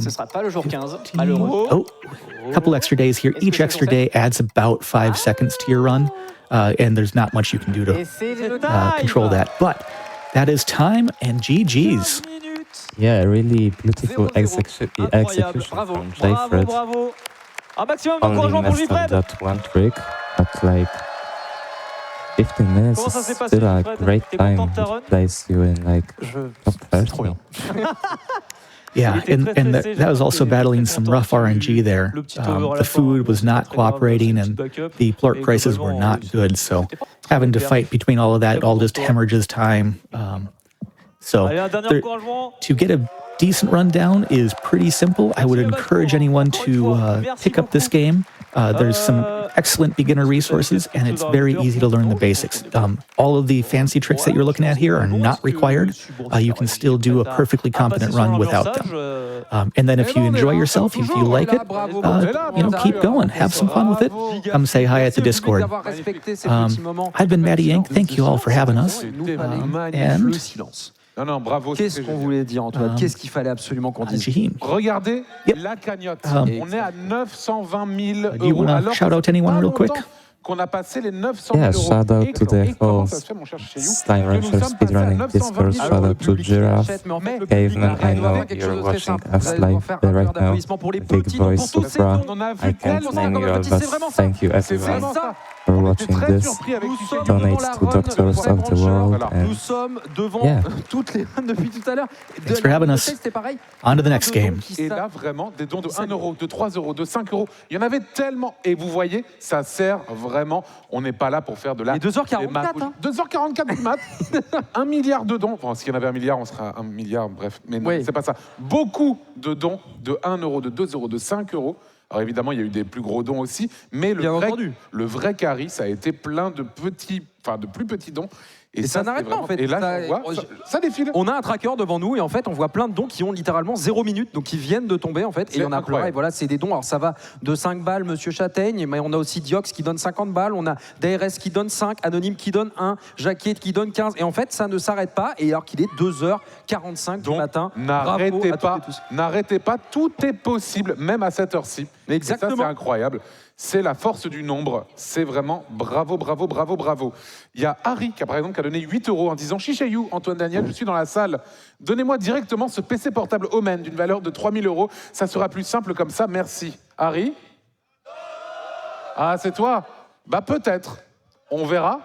On verra. Donc ce PC pour 5 € en don minimum, vous pouvez participer à ce tirage au sort. Tout simplement, ce sera fait à la fin de l'événement. Comme pour cette innommable boule, qui pour l'instant s'appelle Don Homme. Don Homme, absolument, pour l'instant. On rappelle, bien sûr. Je ne milite pas. Alors, je suis apolitique sur le nom de cette boule, je tiens à le dire. En deuxième, c'est Béboule. Béboule.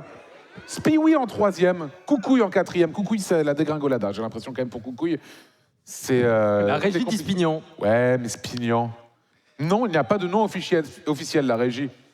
Je suis en train de te répondre la régie alors que personne ne t'entend. La régie qui ne veut littéralement pas que Speedon fasse des dons. En fait. Voilà, c'est un problème. C'est un problème. C'est un problème, je suis bien d'accord avec cette innommable boule. C'est insupportable. C'est insupportable. Écoutez-moi bien, la régie, c'est insupportable ce qu'on est en train de voir à l'heure actuelle. C'est un RP très apolitique, si tu veux mon avis. Très apolitique alors. Et ça continue devant moi. On a du don anonyme, on a du don qui donne 2 €. On a un autre don anonyme de 2 €. On a anonyme 10 €. Beaucoup de dons anonymes en fait dans les petits dons, alors qu'il n'y a pas à se cacher, j'ai envie de dire. Aucun petit don n'est un petit don. Chacun fait ce qu'il veut. Absolument. Et on a eu 2 raids de qualité de J-Rock. Merci beaucoup. Et DJ Bouddhiste, merci pour le raid. Merci beaucoup à vous deux. Mais on a aussi, évidemment, il y a eu plein de dons de 5 €, de 8 €, de 10 €, mais aussi évidemment du 200 € de la part de Xalor qui dit force depuis la salle à ma compagne enseignante qui est restée préparer ses cours pour ses élèves chéris alors qu'elle était dans le public avec nous l'année dernière, strictement supérieure à 3. Ah oui, ça marche aussi. Voilà, ça marche aussi, effectivement, tout à fait. Bob Eagle, bien sûr, toujours une main sur son holster, mais l'autre sur la CB pour faire un don. Des bisous, j'ai la ref. Merci Bob pour ses 100 balles. Et on a Sol qui a donné 3,60 €. Radio Skyrock. 3 ans et 6 mois, ma chérie. Et ça ne fait que commencer. Reste réveillé pour Hades. Tu vois, il y a des petites dédicaces, tu sais, comme à l'époque. N'hésitez pas à le faire, d'ailleurs. Bien sûr. N'hésitez pas, on les lira. On lira vos petites dédicaces pour vos amoureux, vos amoureuses, vos amis, etc. Vos déclarations. Pour vos déclarations, que ce soit d'impôts ou d'amour.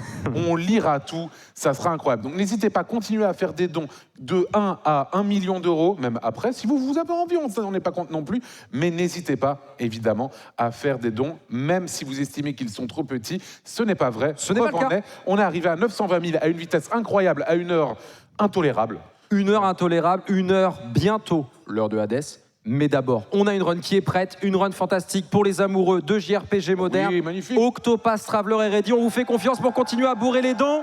C'est parti, on vous laisse avec Octopath. Allez, on s'arrête pas. Eh bien le bonsoir Speedon. Let's go. Alors, il est temps de passer à mon petit péché mignon, puisque certes, expert des Souls, mais j'aime beaucoup les JRPG, fut un temps, j'ai grandi avec. Écoutez, comme l'a dit Chichayou, donc, c'est du JRPG, on va passer sur du Octopath Traveler, jeu sorti en 2018 qui a rendu ultra populaire le genre graphique 2,5D.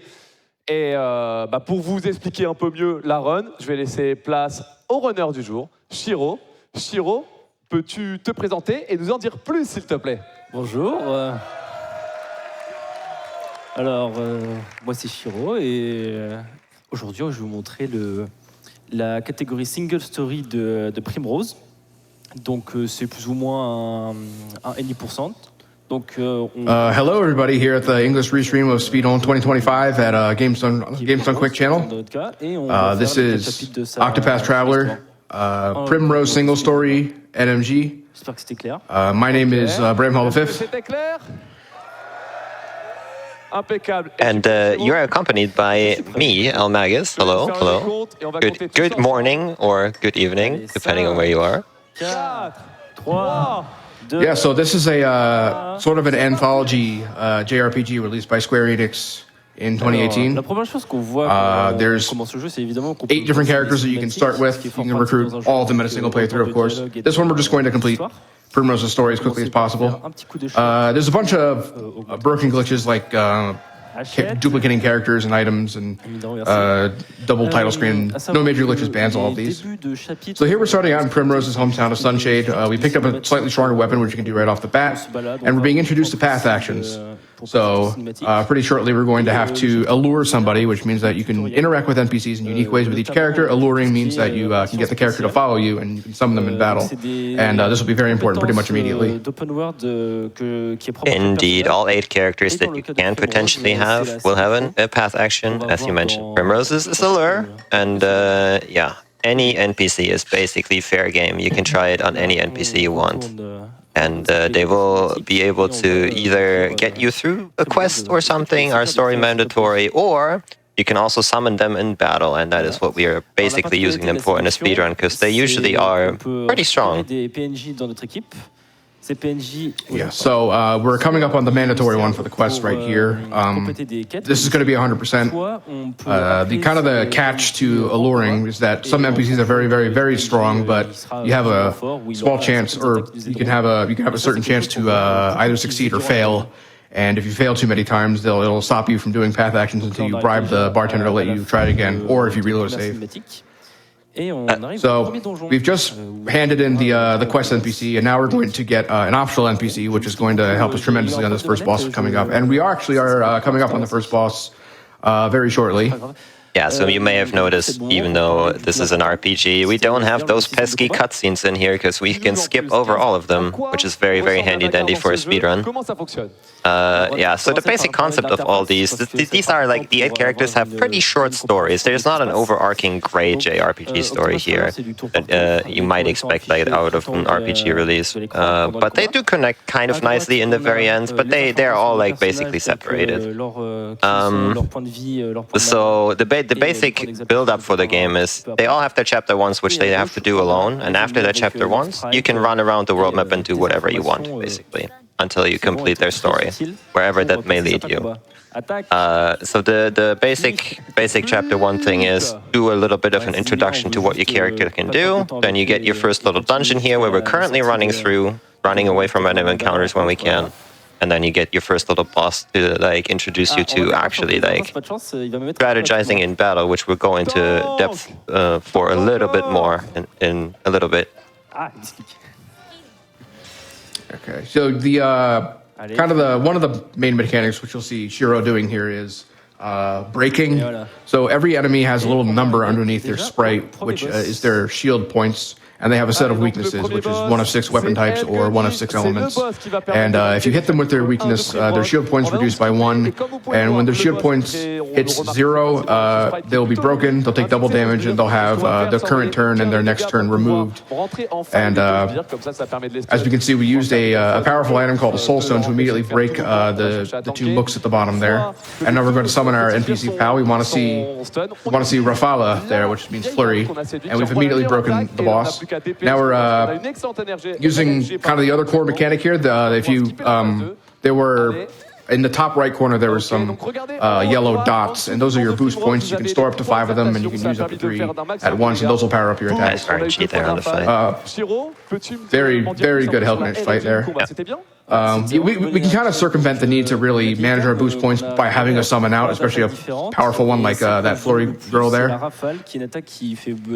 But elsewhere, we're gonna need to take care of our boost points because summons aren't always going to be able to carry for us. That is correct. Very nice chapter 1 time, very, very solid. The Flurry Girl, as you called her, if she doesn't cooperate, the fight can get a little bit dicey. You might have to heal a little bit, but we got through it just fine. And what I mentioned earlier, we're now able to traverse the world map to our heart's content, which means, unfortunately, also that we have to deal with these random encounters and getting back attacked.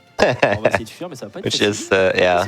Yeah, Primrose dying on the way to her next destination, which is a few towns away, is very realistic because she doesn't have very much HP. Something else that you saw Shiro doing earlier was breaking enemies and then running away. When an enemy is broken, you can run away for free and not have to deal with fleeing RNG, and that just when you're really trying to push your early games down, it's more advisable to try to run away on turn one, but breaking and fleeing is a 100% chance to flee. But pretty soon we're going to come across some monsters that we can't break with what we have available to us, and that's where Primrose can get into a little bit of trouble. They should be taking pot shots left and right. Yeah, so the areas where you start in, like we started in Sunshade in the desert, there's only enemies. Primrose can basically break them all because, you know, it's like catered to her specifically. But as we travel further in the other areas, there will be enemies that we can't just break with a dagger or a shadow, which is what we have access to. Yeah, the game expects us to be picking up every character along the way. Exactly. But we're actually going to go to Cyrus first. So Cyrus is a native scholar class, which means he has access to the all the skills and the support abilities of the scholar. The first one is kind of our NCAF ability, the evasive maneuvers, and it's important to try to unlock the ability to lower encounter rate as quickly as possible. Et le problème, c'est que quand on essaie de fuir et qu'on rate, on se retrouve à... the birds are among the worst. Okay, là, c'est bon. Actually, no, the fish are worse, but the birds can come in twos. I would heal now. Please heal. Please heal. Donc ouais, c'est une chose à Oh noter. dear. Plus vous essayez de fuir et plus vous avez de chances de réussir la fuite. Cependant, quand vous avez fait 4 fuites, you ideally would want to heal if you're low enough, but it's also important to note that healing items are kind of in short supply at this point, especially with how many screens you have to go through and how many times you might need one. So here we're entering the town of Ripple Tide. We're not going to do anything here, but entering and leaving a town... Oh, there's the heal. Entering and leaving a town will mark that on the map for fast travel later, and we do want to go to Ripple Tide later to pick up our third character, dressed as a merchant. Yeah, that's one really nice thing about the game. If you enter a town, you can always just teleport to it. You don't have to use an item, just go to the map, you can just teleport to it. So fast travel is something that is very, very nice. And what we also didn't mention yet, what makes the speedrun even safer, every screen transition, basically, you get an autosave. That's not necessarily true. There's like some little screen transitions here and there that might not give you that autosave, but generally speaking, there is one. Yeah, there are a couple story-related screens where if you get like cutscenes into the screen, it won't autosave. But I don't think there's anything like that in this category in Rosa's story. Can't remember either if there is one. If there is one, it doesn't matter. There's a particularly bad one at the end of Hanet's story, where it's just cutscenes straight from chapter 3 to chapter 4, and you don't get an autosave anywhere. Correct. So as you can see, Shiro is just trying to first turn flee every encounter because there's just no hope for breaking any of these fights. There are a couple where you can try to summon the lady, but that's kind of a waste of time. Yeah, so the lady has a bow, which is like another weapon type in this game, and some of the enemies here might be weak to it, but then not a guarantee that she will use it enough times on any given enemy that it will actually work out. So now that we're coming up on Atlas Dam, I believe that... Okay. No, not the ants. Come on, right outside the town, we're going to get ants. Surprised. Yeah, ants are kind of the strongest chapter 1 encounter you can find. They are pretty mean. Alright, so right before we enter the town, we're going to drop off the Flurry Lady because we don't want her anymore. And we're going to pick up a different guy. We've mentioned that the Allure path action has a % chance to fail. This next guy that we want is highly powerful and will destroy the next boss that we need to fight in order to recruit Cyrus. However, it's only a 10% chance to get him. So if we see that jagged speech bubble, that means we failed. And we have 5 tries, and if we can't get it in the 5 tries, we'll just load the autosave. Yeah, so this is the fun about Octopath speedruns. Almost all categories have something like this. Not quite this fashion, but where if you don't first try this, you might as well just reset the run and try again. For a PB attempt. For a marathon, I mean, you can try as often as you want with the autosave, right? But like, yeah. Right, and it's pretty... The actual time sink of this is pretty forgiving, all things considered, but you do get to a point when you've run this enough times and your PB is good enough that it's not advisable to take anything past 5 tries. Le dernier. Ah non. Ok, on doit refaire un reload du coup, c'est vraiment ce blocage. So there's also what some people used to do, as Bram mentioned earlier, so five fails for this path action, and you can't actually use those path actions in any given city anymore. You can bribe the bartender here. He only 2,500, I think it is, 2,500 leaves to actually restore your path actions for this one. There used to be like some extra pickups you could do in order to guarantee that you can just run back and forth and really quickly do it, instead of like actually reloading the game, but ultimately a waste of time. Yeah, I would say that. Oh, okay, nice. So I think that was 15th try. You got it. Yeah, that's what's reasonable. Try and do a lure Cyrus. He needs it. Et du coup, on récupère Cyrus. Eh oui, deuxième personnage. All right, so yeah, Cyrus is. Cyrus's purpose is mainly just to learn the ability to have the encounters. And other than that, he's kind of a body that we put a job on later.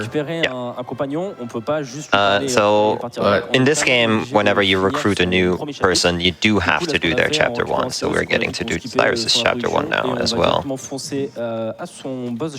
Yes, you have to do the chapter 1. You don't have to do all of it. So we basically got to the point where we are ready to go into the dungeon and confront the boss. But there was more stuff before this. Cyrus similarly has a scrutinized tutorial. That's his path action that we don't have to do here. And here we're taking out a couple mobs, just working towards that 130 JP to learn 2 scholar skills on Cyrus. Yeah, as Bram has mentioned, you do not only get experience in this game, you also have jobs, and you do get separate job points for those, and you need 30 and then 100 to learn the first 2 abilities, so 130 in total. You need a little bit of a boost for, like, you do need to kill at least 1 random encounter here, and then get a decent enough grind in the place we're going to after this.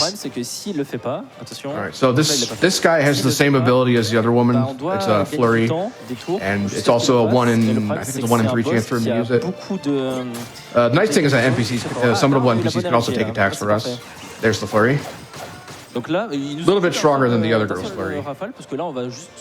Yeah, flurry tends to be pretty good, especially against enemies that are weak to bow. It hits everything on the screen multiple times, from randomly between 2 and 4. And he was weak enough that Primrose was just able to finish him off because he had taken like thousands of damage off that flurry. I've seen worse. If the guy doesn't cooperate, this fight can take forever. So Cyrus's thing is that he has to go find a stolen book, but we don't really care. We're gonna ignore his story pretty much. D'abord, on fait une première partie où on va chercher à construire notre équipe et ensuite on s'attaque au chapitre de Primrose. As you mentioned, it costs 130 JP to learn evasive maneuvers. The random monsters around this area are really bad for JP, so what we're going to do is we're going to duck into a slightly higher level area than here. We're going to pick up a medium soulstone. We saw a little bit of the small one earlier, and that did 200 damage. This one does 1100. Yeah, the soulstones are fixed damage, which is amazing, and getting a medium one this early is very, very nice. Buying an item to cure silence, because that's a bad status that we might have to deal with later. We will have to deal with later. Definitely will. Les 15-16 premières minutes sont les plus dures. Il y a beaucoup de runs qui and the grind begins. Yeah, so the enemies in these chapter 1 areas, like Bram said, are pretty easy, but also don't give a lot of XP and JP. What we're going to do is we're going to go to a place called Whistlewood, which basically almost all stories, if you want to have a quote-unquote stable route, will do their grind there. It's a chapter 2 adjacent area, but not quite so bad that you can't kill it with not just 1 medium soulstone, which is what we just got in Atlasdam there. So I think it's, what, 50% of the formations will give us enough job points? Something around that margin. Yeah. If we can find this encounter right here is also pretty good for job points compared to some of the others in the area, so it does give us a little bit of a buffer. And if we can pick up enough job points just outside the forest, we can take a lot of We can take a larger number of JRPG, on s'est pas trompé là-dessus. Je we reconnais. can take a larger number of the random fights that we see inside. Cyrus, du coup, on lui a pris juste une petite attaque qui peut servir dans un cas précis de lui. Ah bah là, c'est bien ça. Alors, en vrai, This is the best one that you can get. de 3. Oh yeah. On va peut-être pouvoir. He did learn Lightning Blast. Nice. That's good. Yeah, that basically guarantees that he can take any encounter in Whistlewood now and be fine on drop points. So that's a very nice marathon strategy right there. Yeah, I think he was checking how many extra charges he had of the flurry guy, and he has plenty at this point. The flurry guy, we have to pick up 2 more characters, and the flurry guy is still pretty useful. The chapter 1 bosses do power up depending on the size of your party, so not all of them are gonna, kind of fall like the first 2 ones did. Ce qu'on veut, c'est surtout des groupes avec des insectes. Bah là, typiquement, c'est un groupe qu'on veut pas. Good thing we got. I think this is the worst one. This is the worst encounter possible. Parce que plus on voit de grenouilles. And we did get the back attack. Yeah, so since these enemies are kind of high level, it's relatively likely that you get back attack, but we're gonna be fine. Interesting. Yeah, the bandana frogs will always just do nothing on turn 1, and you just pretty much just have to tank the one from the guy in the front. Yeah, I mean, you don't always get your turn on the second turn, though.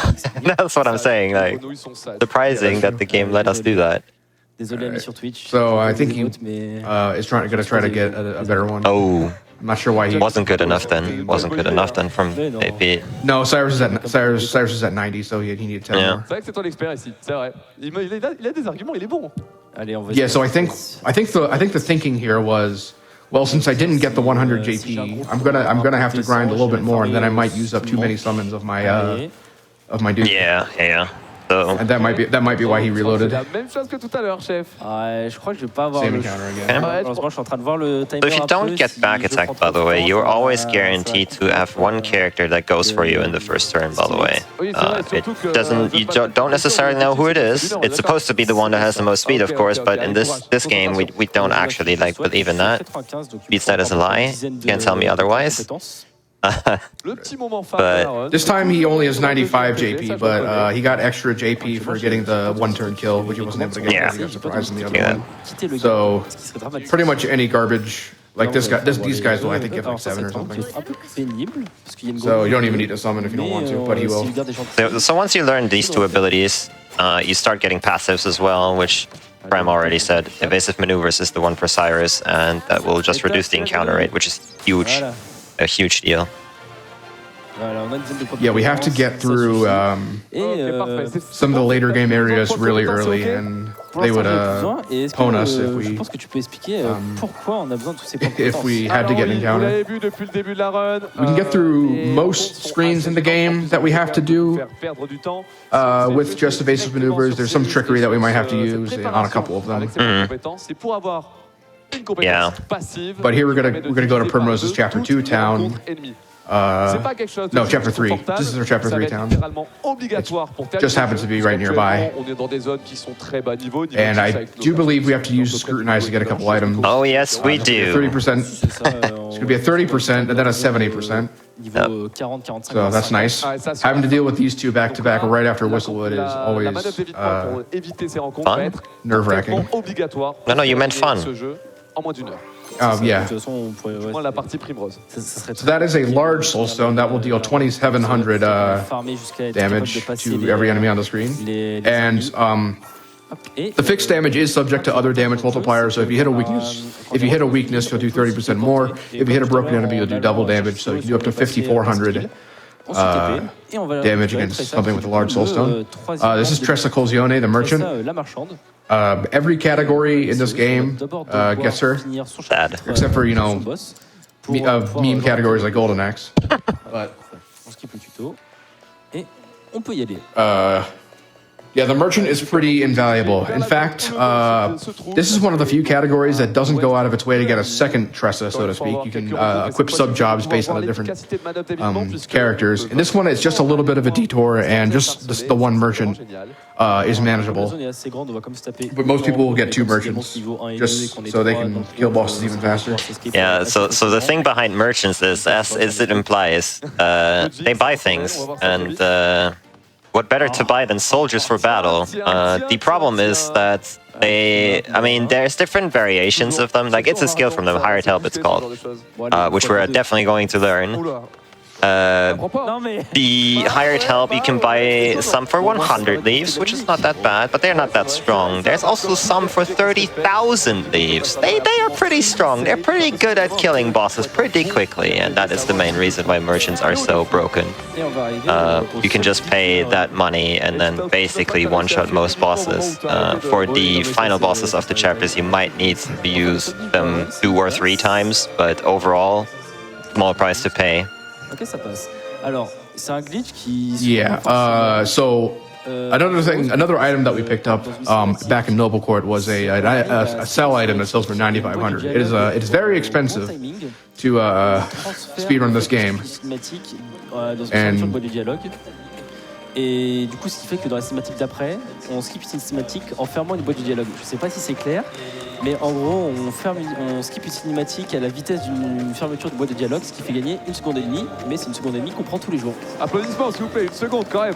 Alright, as we did before, we need to finish out the chapter 1 for Tressa here. That's what we did with Cyrus and Prim. Yep. So we're going to do a little bit. The large soul stone does not quite kill the guy on the left, so we're going to summon our companion here, and that will do the rest of the chip damage that we need. Very nice. Yeah, so for a 3-character Chapter 1 boss fight, these guys actually have less health than some of the others because it's 2 of them. Yeah. Pas tout à fait, en fait. On va Getting the flurry there, though, is huge. Huge time save. Activer des points de téléportation et récupérer pas mal d'équipements. Et aussi, on va récupérer... And yeah, every Octopath runner is like very familiar with this entire chapter. It's one of the things that everybody has to do. Yeah, as you said, like, Merchant is so good at every story does it. Like, everybody gets Tressa. She also has a very handy, like, path action. She can just buy stuff off NPCs, and some NPCs have some pretty ridiculous stuff at very low prices, actually, comparatively. Or unique, even, as well. So. Another thing that Tressa can do, and only Tressa, not anyone with a merchant job, is just get money for free. So look at the top right, or top left. I misremembered where it was. 112 leaves for just for existing, I guess. It's based on the danger level of the area you're in, so it's only in hostile areas and how many steps you take. And it does cap off eventually. Yeah.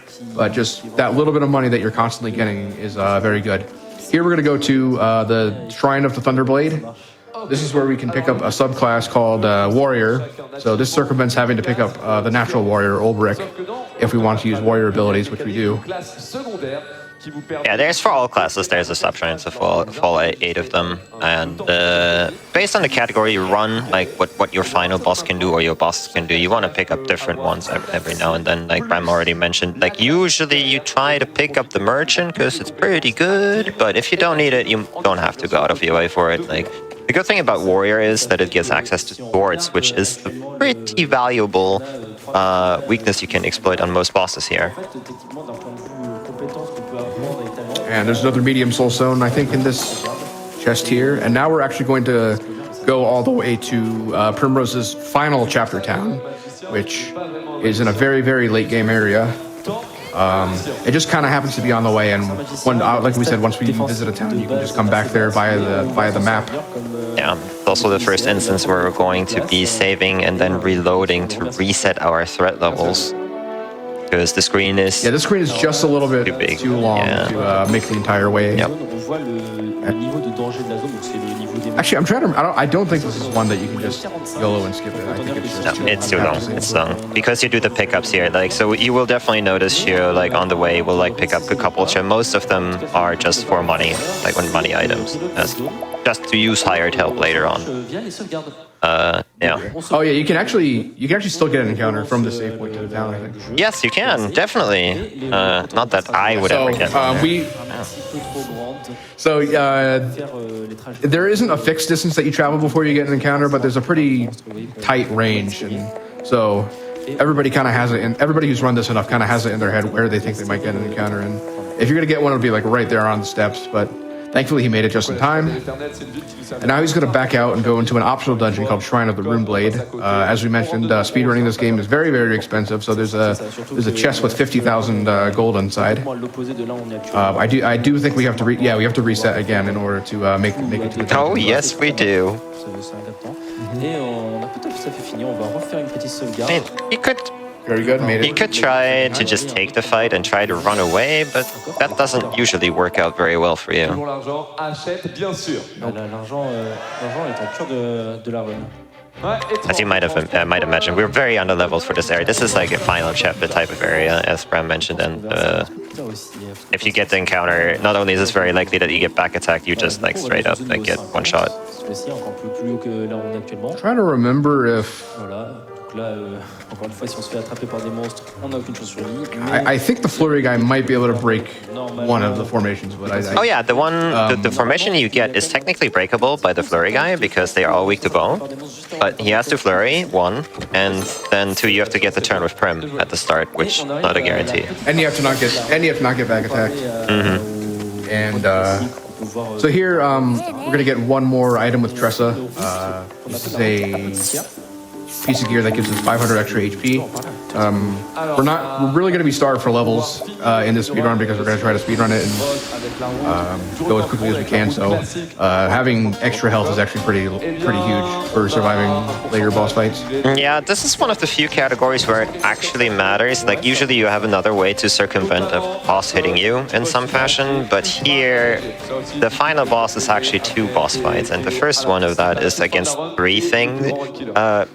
So, and you're going to get hit no matter what. So you do want to have like at least a certain amount of HP. So right now Shiro is picking up another sub job. This is the apothecary job. We were just talking about HP, and similar to Cyrus's evasive maneuvers, the apothecary has the second passive ability. Will give you 500 extra HP. Normally, this isn't done, but for a marathon, it's a good idea. Yeah. And it isn't that much of a detour. Yeah. Unfortunately, the cost for the second support skill is pretty steep. It's 650 JP, but we'll get that by the time we get to the end when it's particularly necessary or particularly helpful. And back to Sunshade we go, and we are actually going to be picking up our 4th character. Primrose is one of the few single story categories that hasn't managed to downsize the party to only 3. A couple people have looked into it, nothing really has come of it, so we just get 4, and it's still pretty fast. Yeah, as you can imagine, like you want to pick up as few characters as possible if you can handle it, because doing their chapter 1s alone takes about 3 minutes on average. Like some have faster chapter 1s, others have slower ones, you know. So most of the categories by now have the 3 characters only, which already makes for very funny strategies, to be quite honest. Like when we started out doing this game in 2018, 2019, then we had, of course, 4 characters in all stories, but eventually we started cutting down here and there wherever we could. Yeah, and generally the character that gets skipped is Cyrus, and you actually go to the Scholar Shrine, and generally if you want that to work, you want to farm for a very rare encounter that gives a lot of JP. So yeah, this game got really fun to run really quickly. Yeah. It's a Cyrus big thing, like, well, he does have access. He is the Scholar and has access to evasive maneuvers, which is great. His passive ability, he does not only like scrutinize people like with his path action, he also in every encounter you get will reveal an enemy weakness, which costs about 2 seconds. So you definitely do not want to have Cyrus if you're speedrunning. You get an average of like what, 15, 20 encounters per run, roughly, with Cyrus in it. Almost made all 3 of those screens.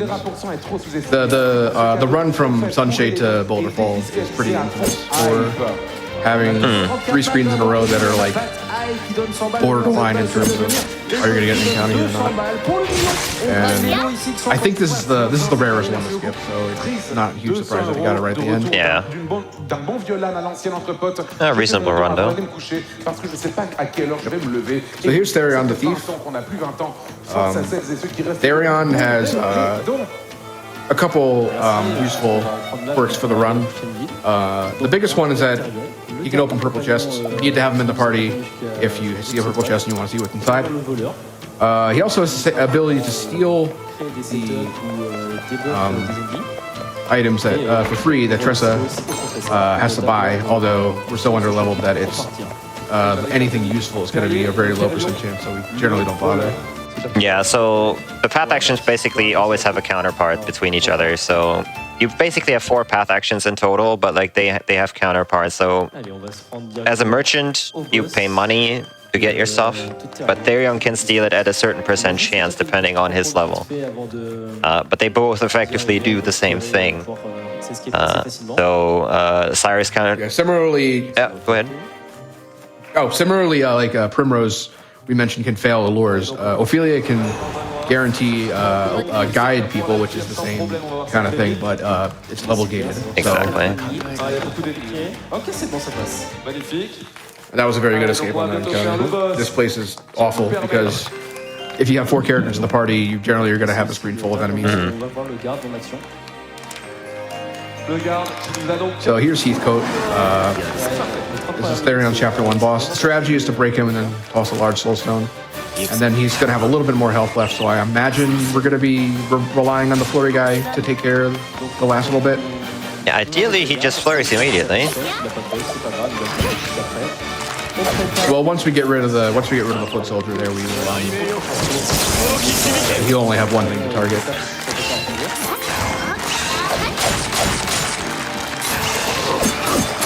I think the soulstone we have is a light. Yep, we do have a light soulstone here. And then whatever he does is probably just going to kill him. Easy. So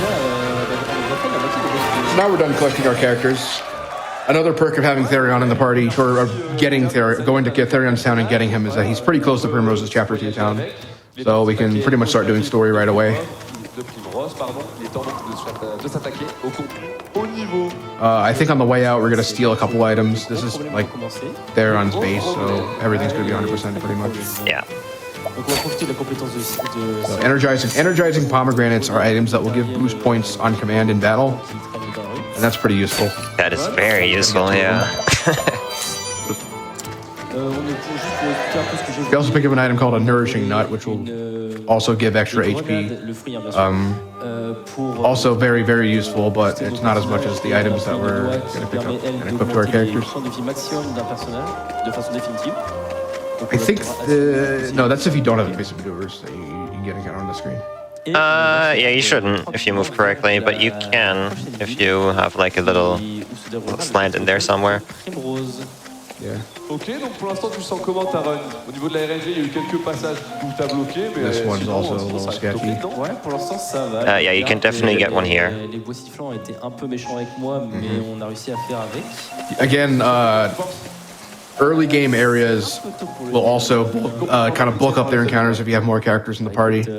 And getting to a large formation with 4 characters can be a nightmare to try to run from, because if you fail, you got to sit through all their attacks before you can try again, because failing to escape will disable everybody's action until the turn is over. Here we're going to enter and exit this dungeon just to reset our steps. Otherwise, you can get jumped at the end of the screen. Yeah, so almost every screen transition also resets your threat level. Which... Yeah, there's some exceptions, and there are a few of them in this category, actually. Yep. But à peu près 6-7. La zone, elle est 35. Ouais, voilà, c'est ça. Primrose is Chapter 2. The first thing we're going to do is we're going to scrutinize an NPC for the ability to get extra items in the shop. Can't remember what percent this is. I think it's 30, 40. And this is so... This could so be me. Like, I also accidentally allure. Yeah.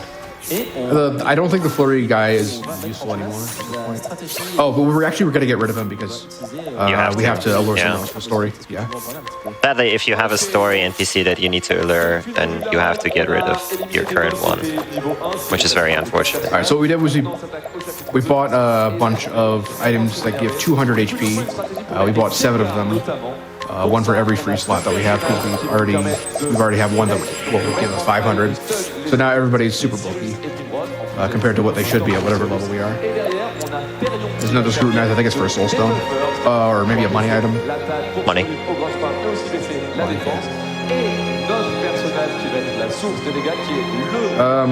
Give a little bit of rundown of what Primrose is doing. When she was a little girl, 3 anonymous men killed her father. So now she's trying to get revenge. Trying to find all of them and basically kill them back. Kill them back, yeah.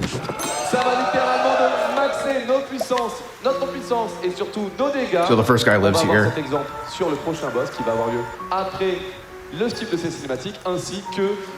And here's where we have to get let go of our flurry guy. We have to go and lure the bartender. Donc là, on va dire au revoir au gars pour remplacer par un tavernier que de toute façon qui va partir. Oh, taverner is tavern keeper in French. So that is the bartender. All right. Yes. En général, dans les chapitres de chaque personnage, on revient toujours sur cette mécanique. Goodbye, flurry guy. We'll miss you. Donc là, on skip les cinématiques tranquillement. And thankfully, this horse carriage is going to take us across the next screen. So that's one less screen we have to go through. Alors qu'on voit un jardinier. Yeah, there's very generous cutscene triggers here that will also reset your threat. It's very nice. Otherwise, you would definitely get an encounter in the next part. Yeah, there's one right in the middle of the dungeon. Probablement pas important, tranquille.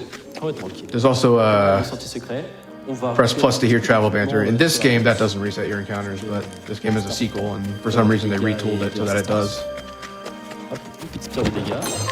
Sachant que les pierres de dégâts sont classées par taille en fonction de leur I think that was an M stone that you picked up, or yeah, okay. Qui fait 2100 de dégâts aux ennemis qui sont étourdis. Curious, since he already takes precautions, he might just skip the armor here, but he might still take it. Yeah, okay. Still picks up the armor. I think it's a hat. I think it's a headgear. Sounds right. Yeah. I think if you didn't get that, you could probably make this whole dungeon without the cutscene trigger, but we'll never know because the cutscene trigger is there. Yeah, so the armor is basically for later, so that you don't get one shot. He's already taking the precaution of like getting the passives, but this is our second boss here, Rufus. He's mean. So now we're using the $150 hired help, which does very low damage, but it also raises our defense for 2 turns. So that's pretty nice because we're still underleveled for this chapter. Here, Primrose is going to use a warrior skill called Spearhead. This hits him once with a spear and moves you to the front of the turn, although she was at the front of the turn already. Cyrus just defended, which also moves you to the front of the turn, although defending cannot go in front of Spearhead. He didn't go to the very front. And here, Therion, he already did. He used the Armor Corrosive, which multiplies all physical damage by 50%. And here's Hired Help Veteran Soldier. And 69, 69, 71, 70. Very good. I think we need one more soul stone. Oh, no, never mind. You need a little bit sometimes, yeah. Yeah, it's depending on damage. If you get too many 6900s, you're gonna miss the kill. Yeah, you can see that hired help is pretty good. So normally we do about like, maybe we could like with a full boost normal attack right now, we could maybe do 600 damage, but they did like 6900 damage like 4 times, so 4 times. Yeah, it's pretty good. And then we picked up another NPC, and no surprises here. She also flurries. The boss coming up that we have to do is also weak to bow, so it's useful for a little bit of shield damage. Because we don't have great weakness coverage, I don't think, for the next guy. And we're just gonna dip into an optional dungeon here and do some more looting. Yeah. We're gonna have to make up that 30 grand that we just spent. It just so happens to be a chest with that same amount of money right in here. Almost like they planned it. As well as another chest, a purple chest, incidentally, which has a piece of headgear that we're just gonna sell.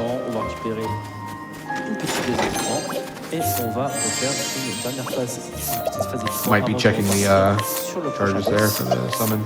Here we're going to switch Cyrus over to Warrior because it works out a little bit better that way.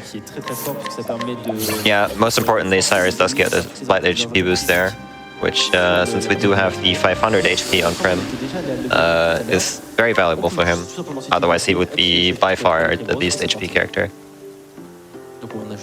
Yeah, and we taught Therion Shacklefo, which just like armor corrosive, which lowers defense, this one lowers physical attack. And in conjunction with hired help mercenaries, that's going to lower the damage we take by quite a lot, which is crucial because we're going into these fights at such a low level. Even the 400 extra HP that we have isn't quite enough to not get one shot without that protection. C'est vrai, c'est vrai, c'est vrai. Jouez à Octopath Traveler. Ceci est un ordre. This is Noble Court, which is where Primrose grew up. Je vous donne la manette, allez-y. We found out that one of I think we find out just a little bit later that one of her father's close friends is one of the people that stabbed him in the back. Qui est du coup une zone That's niveau him right there. 35, donc encore une fois, si on He's se gonna be our fait next par boss. des ennemis, autant dire qu'on n'a aucune chance de survivre. Et on va récupérer un peu d'équipement. Here we're gonna come across one of those loading zones that doesn't reset our encounter rate, and we're going to take advantage of the autosave that we get when we go through the door and reload the game to reset for us. There's also a funny thing that can happen here, like you can despawn the chest that we just picked up on the way if you move just correctly, which can incidentally sometimes kill your run because you don't have enough money to actually use hired help then. Yeah, I think most people will back that up by collecting the first phase of the last boss. Yep. Tressa can get money from enemies in fights. She doesn't really have to turn economy to do it because there's only one merchant here. So having to rely on doing that is not always going to work out. This guy usually is fine, but we're going to take a safety save anyway because he can troll. We're all still relying on summon NPC RNG as well. So we got two people who can possibly be working against us. Yeah, if he snipes the wrong character, which can happen with crits, then it can get dicey. Their round first is very good. That means we have a little bit of damage reduction. Yeah, that's the important thing. Cyrus is one skill that we taught him with the warrior ability is called Insight, and that will just make him the only person that gets targeted. So he's kind of there to just add a little bit of consistency. So now we know that he's going to take the next hit, and he's at full health, so that's good. And there, even with Shacklefo and Mercenaries up, he almost got killed. But yeah, he's got 8 shields, which is a lot. And so having the flurry there to take out multiple shields for us is quite useful. Very nice. This flurry girl is not quite as good as the other guy, but all we really care about is the weakness coverage. Being that we only have one merchant, we're going to be relying a lot on soulstones for our extra damage. Yeah, Tressa basically Tressa has to do all the hired help by herself, which in other categories you would have another person that could do it in the same turn. So you want to set it up in a way where you break the guy and then get 2 turns to do the hired help. This is also a damage roll, if I'm not mistaken, so we hope that we go high. He's a little bit tankier than the other guy. As you can see, he's doing 60. Or was not. It didn't boost as much, so it does more per hit, but less damage overall. But we cleared chapter 3 with little issue. Very clean so far. And we found out that the main guy that killed our father is this dork who likes theater and poetry instead of a tough gangster like the other guys. So that was a pretty big surprise. Here we're going to pick up some more items. We got another soul stone up here. And we're going to go into the highest level area in the game and pick up 3 chests. It's just enough distance that you can maybe get jumped at the very end. So we hope it doesn't happen, because we are toast if it does. That's true, I wouldn't even know how to break and counter there. Level 58. Light Soulstone L. And Forbidden Dagger is in the next chest. Need Therion for that one. That sells for a cool 15 grand, I believe. And 20 right here. Got to do one more skill menu here. We've gotten our 630 job points that we need for Hale and Hardy on everybody. I think Therion is just a little bit short. if I'm not mistaken. Although there's no reason why it would be, I guess. Barely made it on Cyrus. Yeah, Therion's short, but we're just gonna instead of I think he's the one who has the bracelet, so he has an extra 300 on everybody else, and then we're gonna give him the apothecary job, which also gives him a passive boost to his HP. Yeah.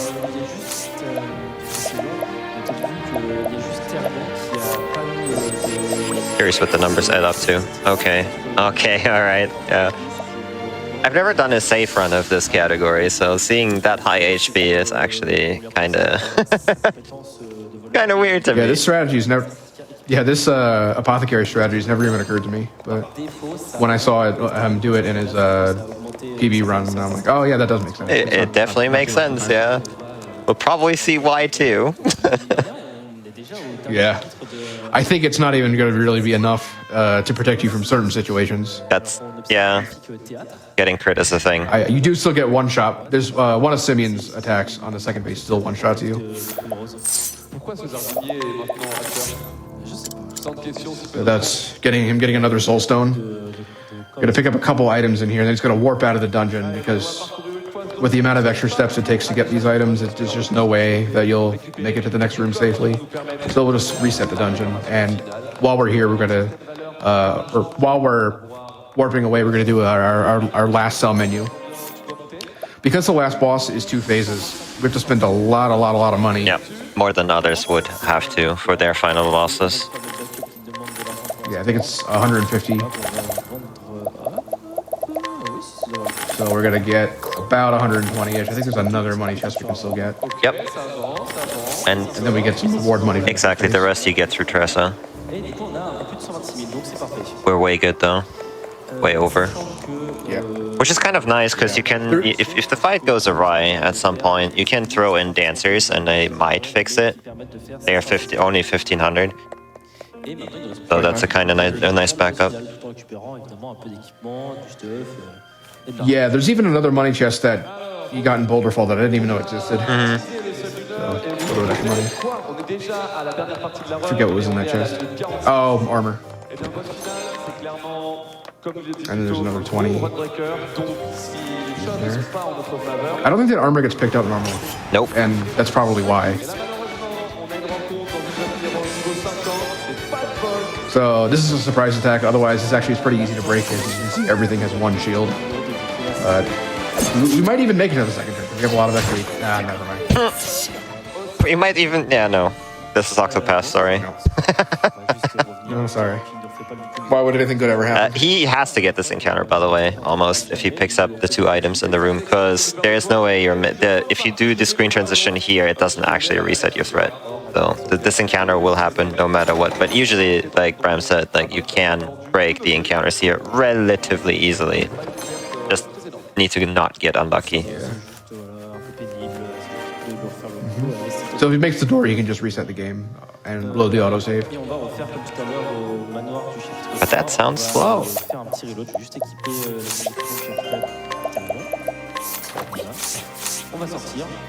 I know it used to get picked up in the full game. And then I think it got cut eventually. On reload. On bourrine le bouton A évidemment pour aller le plus vite possible. And yeah, so every now and again in this dungeon, you'll get to a seating area in the theater, and that won't have any encounters. Reset le nombre de pas aussi. Donc on est sûr de pas se taper des problèmes en sortie cinématique. I think there's 2 more chests that get picked up in here. More soul stones. Large Oh yeah, there's 1 more soul stone here. I think there's a large pomegranate. Yep, and a revitalizing gem. Which gives... Yep. Large pomegranate gets 4 BP. Revitalizing gem full heals your HP and SP. And most importantly, gets 5 BP.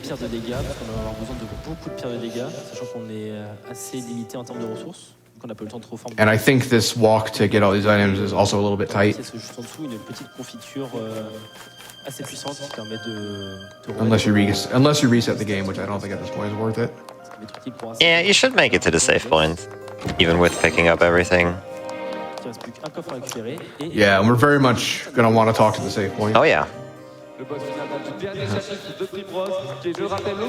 So, as we mentioned, this last boss is 2 phases. They're both pretty tricky, but the first one is more tricky in terms of just get lucky or die. The second one can offer you a number of situations that can be fixed just by thinking properly and has a pretty high win rate.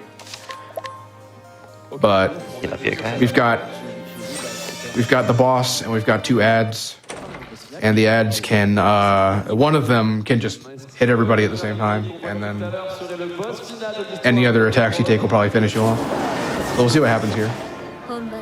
Therion first is very good. Even if we get swept, we will take less damage from it. Yeah, this is all about turn order that you get and what they do. With the extra HP, we should be okay. Yeah, that first turn is really where all the variance is going to come into play. So I think we're pretty much... We are in the clear. Easy money. Yeah, just get it first try. Yeah, that would have worked out even without all the safeties, actually. How boring. Yeah, Cyrus would have 24 HP here, but it would have worked. Yeah. Once you get them broken, you can just like easily erase them. Yep. Simeon also just so happens to have another Shadow Soulstone large on him, so we're going to be stealing that off him during this fight as well. Oh, I love the sound of Hired Help.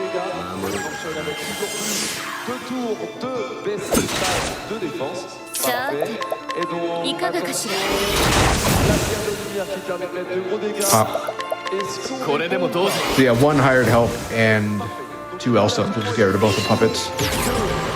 And then he just kind of sits there for the rest of the fight. Yeah, he doesn't actually do something until turn 3 or 4. He's just like kind of chilling, getting more stuff. Literally says that he sits back and enjoys the show. Yeah.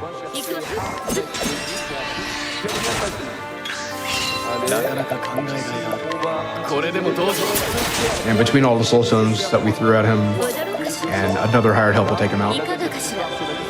But the fight isn't over yet. What fun would that be? No.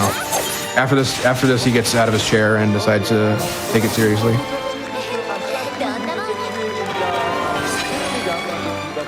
And what most bosses will drop the same item that they have for steal, so we get another Soulstone out of that. Yeah, this is all calculated into the routing and definitely very important. All right, here we go. So, yeah, Chapter 4 bosses are some of the few enemies that can outturn you at the very beginning. Cyrus is beyond dead at this point. Yeah. He's gonna get hit on the next turn. The other move he uses on this turn is Magic, and Magic ignores Insight. And it's just gonna kill someone no matter what. I don't think anybody can survive that even with all the extra HP, did 2,000 damage. Tressa getting killed is a little bit dodgy because now she's behind on boost points. And spend an extra 2,500 there to take out another shield. The tricky part about this fight is that he's only weak to knife at the start.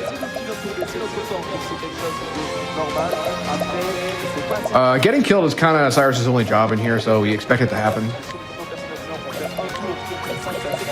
This is a bit tricky. He basically needs to set up for like the 3 turns after that too. He needs to have enough DP in order to be able to do enough damage. Because once you break Simeon, when he comes out of the break, he will change his weaknesses. And you don't want to get to the 3rd set. Like you want to finish it before his 2nd break is over. So you need to exactly plan that the breaks are going right. Otherwise, Simeon will kill him. He did get lucky with the turn order here. Therion going before Tressa is kind of necessary at this point.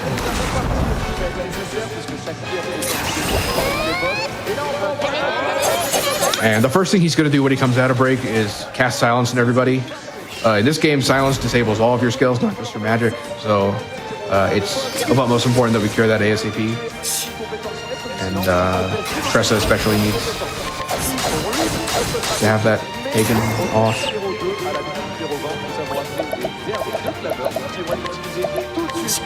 Yeah, silence actually silences. Like in any other RPG, you would not be able to use magic, but silence here means you can't do anything basically. You can attack and use items. Yeah.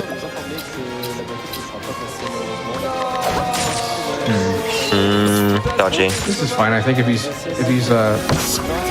oh, Cyrus didn't have BP. Nope. Yeah. Okay. I didn't notice that. All right. Back to the start. All right. Yeah. Unfortunately, if you die on that, you have to do the first phase again.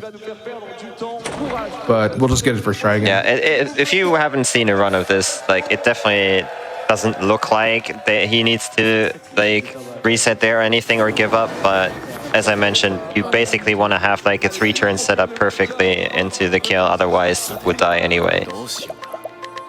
So it's kind of a convoluted setup, one of the most convoluted ones in the single story speedruns. Cyrus going before, or Therion going before the dad puppet is still good. See what happens. Oh, dude, really? I think that's GG. Yeah. You need Tressa here because she's the only one that has access to Axe via hired help, and Axe is the only thing that can actually like reasonably break the puppets here. Therion does have access to Axe, but he can't hit both. Yeah, that's the problem, right? I bet with the Apothecary and the Axe though, like you mentioned, you could probably do like some janky setup where like Cyrus firestorms again or something, but at that point, it gets pretty bad eventually. Like if you have to do like, the more actions you have to take, the worse it gets for you.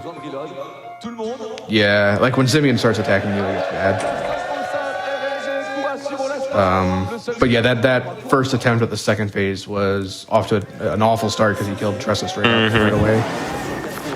That's usually kind of hard to recover from. Yeah, Tressa is the main damage dealer, so whenever you see her die, it's not nice. He has a decent enough turn order here, and let's hope Tressa doesn't die though.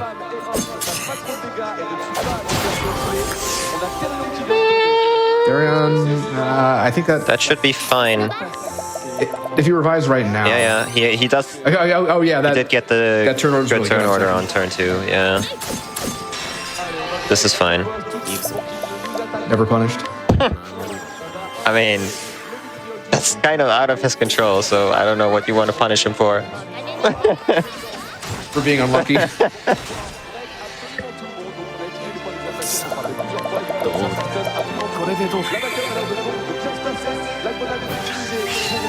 Yeah, so anyway, the rest of the fight is exactly what we saw before earlier. Yeah. This should go very smoothly from this point onward. For phase 1, that is.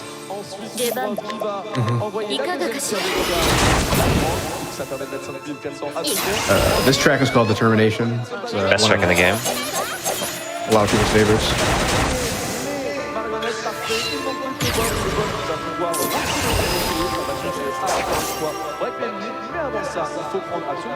Shadow L again.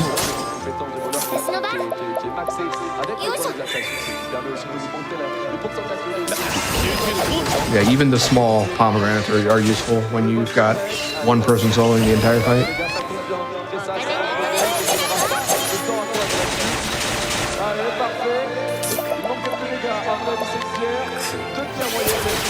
And just has a little bit of HP left. 2 mediums will take him out.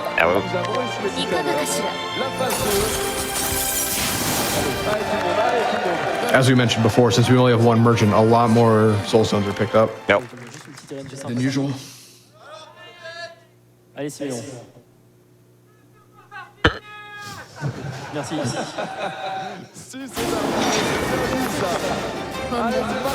Right, be kind this time. Okay. That doesn't help. Yeah, not for this turn anyway. Tressa goes again. Not like this. Not like this.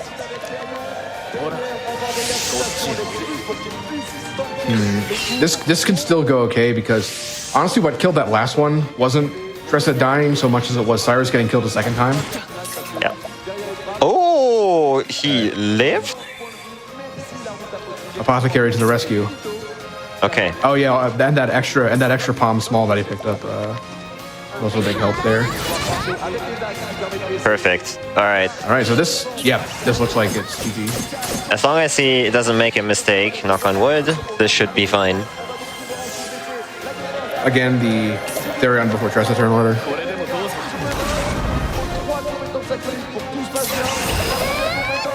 Gonna toss both of our Shadow Soul Stones that we just got from the last fight at him. Use the Revitalizing Jam to fill her BP back up to 5. That way we can cast 4 veterans on this turn, and then by the time we need her to do it again, she'll have built back up to 3 boost points again, and we can do 4. Most Chapter 4 bosses are going to cost 4 vets, but we just don't have the turn economy for that, so we're going to use it 3 times and make up the rest of the damage with Hellstones. They have around 100,000 HP, roughly, plus minus, like, whatever boss you're fighting. Like, Simeon actually has less, but yeah, that's about the number you're looking for in total. Yeah, 96, 97, something. I remember in the first Octopath, pretty much all of the bosses just had, like, keyboard smash numbers of it. And yeah, sword weakness, very useful to us here.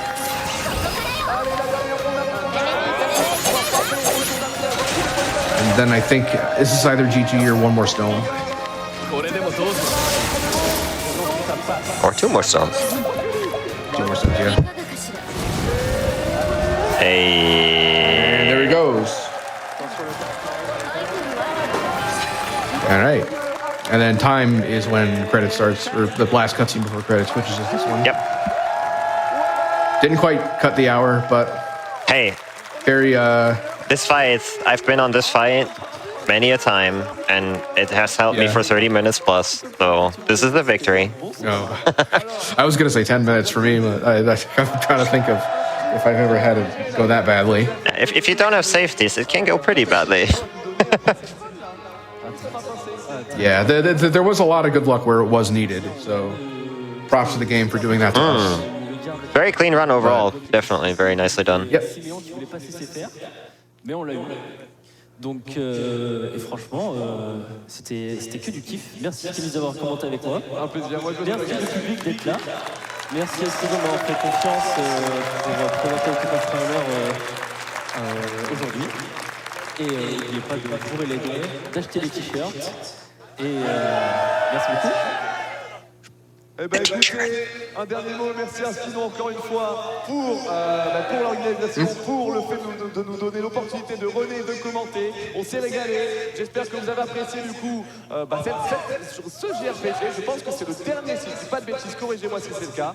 Écoutez, il est temps de donner la main aux ambianceurs, puisque il y a Des qui s'est préparé là-bas et je crois qu'il va nous cook quelque chose de très chaud. Et je pense que c'est chaud à environ 50. À vous les studios. Okay. Yeah, so this has been Octopath Traveler with Shiro on SpeeDone 2025. I've been Bram Hall V, helping out with English commentary. And I have been Magus. Thank you very much for hanging out. Hope you have a nice rest of the event, and keep on supporting. Cheers. Tellement incroyable.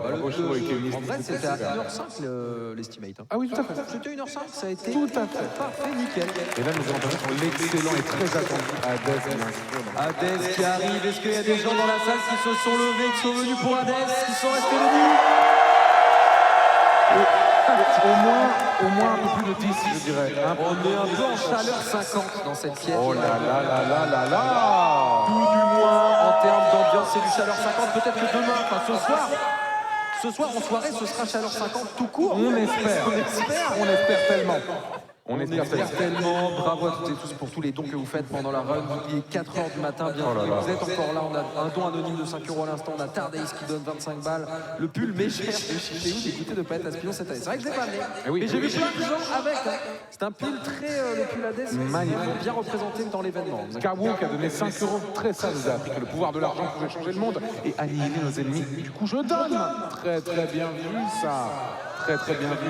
On a une personne anonyme qui nous a donné 100 € en disant merci médecins du monde pour votre engagement. Merci MV, tous les participants et bénévoles. Vous êtes de belles personnes. Et bien sûr, toi aussi, Antoine B. Bon, écoutez. Je remercie quand même. C'est toi qui as fait le don. Je n'ai pas fait le don. Mais si, c'est un don anonyme.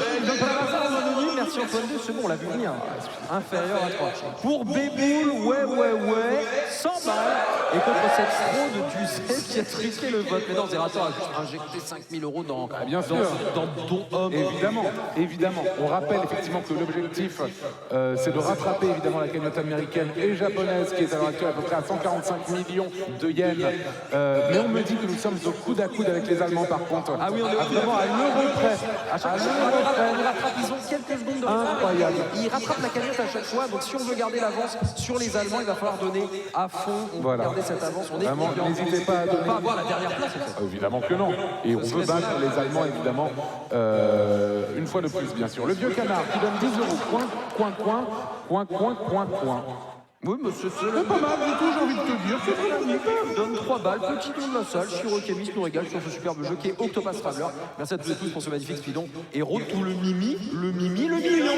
Nicolas D qui a donné 7 €. J'ai le reçu fiscal, il ne reste plus qu'à payer des impôts, bien sûr. On avait City Hunter Nicky qui donnait 300 balles. Je dois me lever demain matin. Du coup, je verrai les masterclass en replay. Bonne run. Speedon 5. On a eu un don de 200 €. S'il voulait continuer à nommer des trucs avec des jeux de mots médiocres, il n'avait qu'à continuer la Trackmania Cup, strictement inférieur à 3. Oh là, il a donné 200 balles pour dire ça. On est quasiment sur une distrack. On se croirait dans le clash Kendrick et Drake, là, c'est vraiment merveilleux. Kendrick qui donne 100 balles, merci à tous pour ce superbe speedon et surtout au public incroyable à Twitter. C'est vrai qu'à Twitter, il y a du monde, c'est incroyable. C'est merveilleux. Et en forme, ils sont très chauds. Ils sont très chauds. Aucun sens. Petit rappel sur les incentives, vous le savez, on parle beaucoup de cette boule à lunettes, cette boule qui représente Speedon cette année. Mais il n'y a pas que ça. Vous pouvez, dans vos dons, balancer tout simplement un vote pour le meilleur Zelda. Actuellement, c'est au coude à coude entre Wind Waker et Twilight Princess. Toujours 400 € d'écart. Exactement, ça se joue à rien du tout. Il y a seulement 20 € à valider pour le monde 7 de Donkey Kong Country Tropical Freeze. Donc autant vous dire que c'est comme si c'était fait. Mais c'est quand même. Le beurre la tartine est terminé. Et à l'heure actuelle, le nom des mascottes à l'heure actuelle toujours en tête, dont Homme bien sûr, suivi de Béboul et de Spiwi, puis Coucouille et Spidoudou bien sûr. À l'heure actuelle. Et on m'annonce. Et oui. Alors attends, ils sont prêts pour Hades bien sûr. Hades ça va partir, mais il faut qu'on vous dise au revoir. Il faut qu'on vous dise au revoir, c'est vrai. Et oui, Gomar va reprendre le lead avec Yamato. Gomar Yamato qui arrive. Par contre, pour que Hades se lance, je veux que le public soit Et attends, excusez-moi, juste un petit message personnel. Je vous dis au revoir tout court puisque je ne recasterai pas de Speedon cette année, évidemment. Et oui, on a essayé de me boycotter, de me censurer, bien sûr. Mais c'est voilà, c'est terminé. Mais en tout cas, c'était un plaisir de caster dans Speedon. Faites un peu d'applaudissements pour Antoine et du coup pour Hades qui arrive. Merci Antoine. Bravo. Merci tous et vous. Merci à toutes et à tous. Et c'est parti pour Hades. Enjoy, messieurs, dames. Nous y est.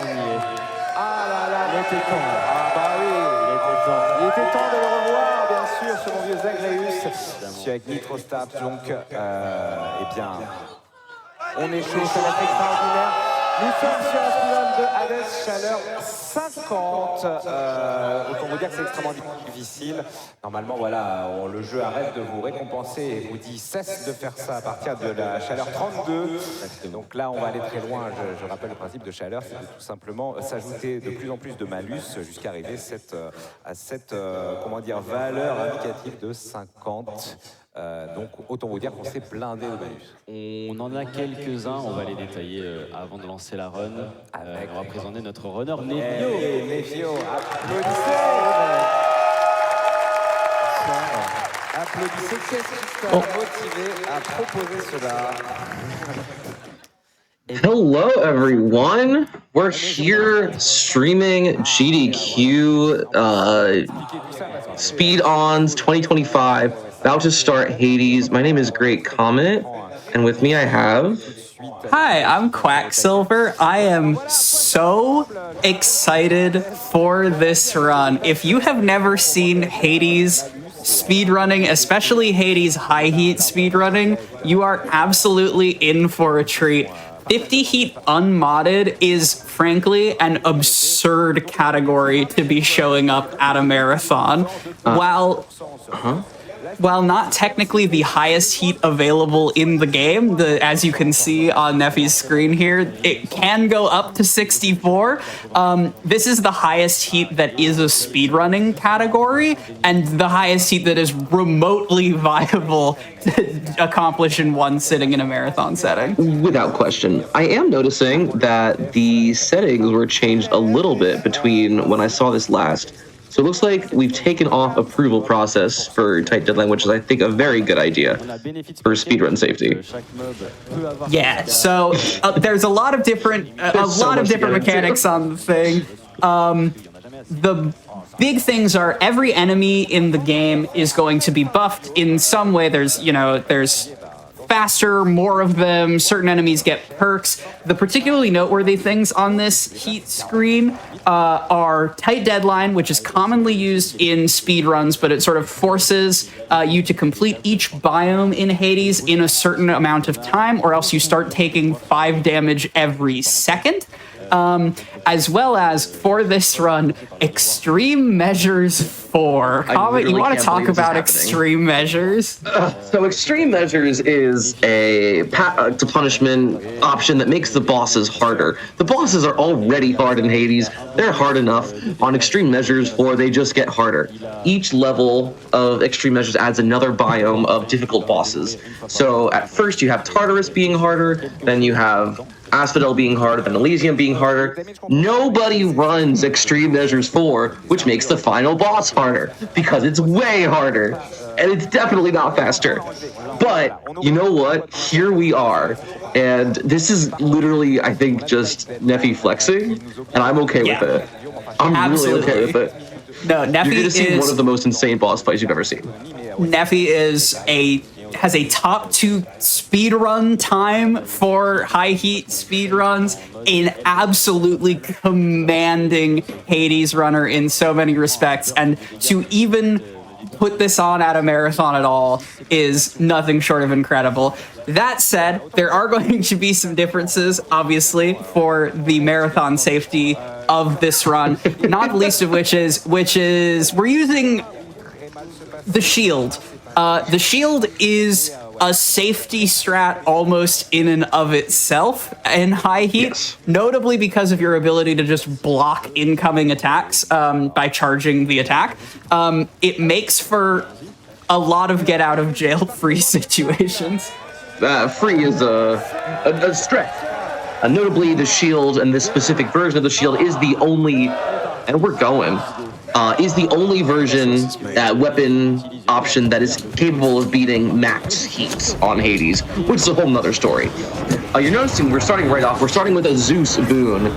There, of course, we've chosen a Zeus keepsake. If you know the keepsake system, you can use different keepsakes to vary your run, give you different advantages. The first one we're starting off with is the Zeus keepsake, which causes your first boon to be from Zeus. Now, Zeus's boon synergizes quite well with Zeus's weapon, which is what we're using, the Zeus aspect shield. Normally, what the shield does on the special is you throw it once and it comes back. The Zeus special, as you'll see all the time, is you throw it out and it just kind of keeps spinning out there for a while. It just kind of keeps going and going and going. And because of the way Zeus special procs, every time that hits an enemy, it strikes them again and again and again and again and again with the lightning damage that comes from Zeus. This is the reason that this is the only possible weapon capable of beating high heat, because you get so much damage from this single boon, which we just got at the beginning. Yeah, and something else to note, this is an unmodded speedrun. Hades does have a very active modding community. There's a speedrun mod pack that adds a number of quality of life things to the speedrun. Notably, for the American Hades speedrunning community, there is a very famous setting in the mod pack called Don't Get Voreemed, because it is technically possible to even with a keepsake, miss a major boon for your attack special and cast in the first thing. Luckily, we didn't see it here, but the mod pack makes that an impossibility, and so I was holding my breath at that first boon choice because we could have been looking at a vastly different run if Neffy got Vareem here. I do wonder if they would have reset if they had been Vareemed. I kind of hope that they wouldn't have and just played that out, but we're not in that situation, for better or for worse.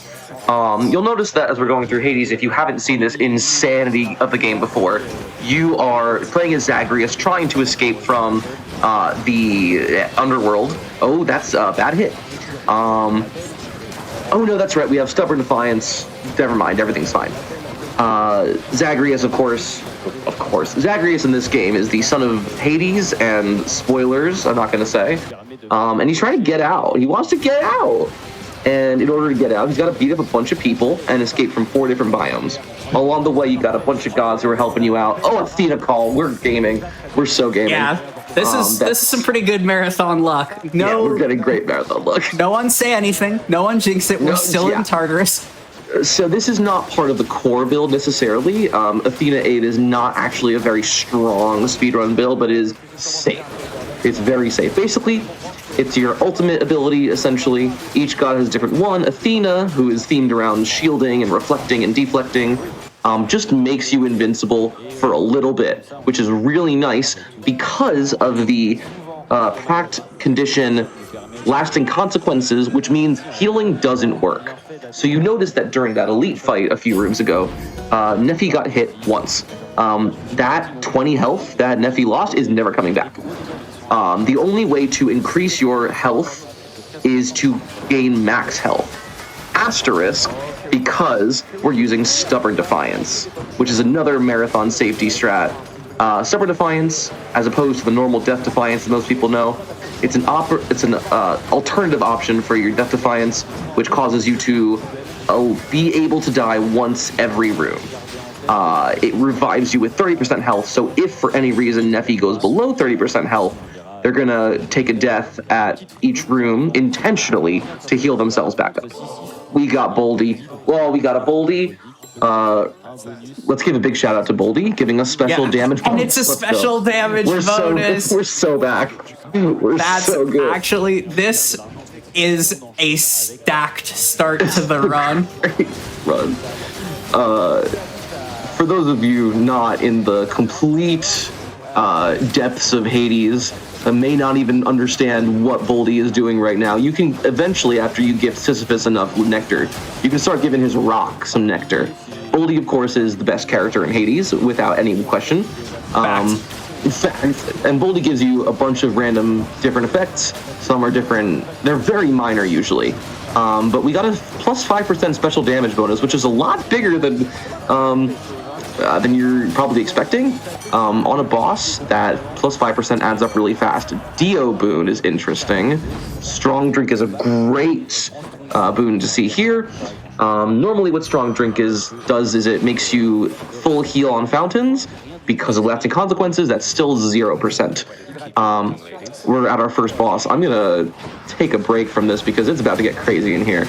Yeah, so the first boss, there is a random chance of who the leading Fury is. We have Tisiphone, which is a little bit unfortunate because they're like cutscenes mid-fight that can't be avoided as she shrinks the arena on you. But the extreme measures effect for this first boss fight is that the other Furies will call in air support, essentially.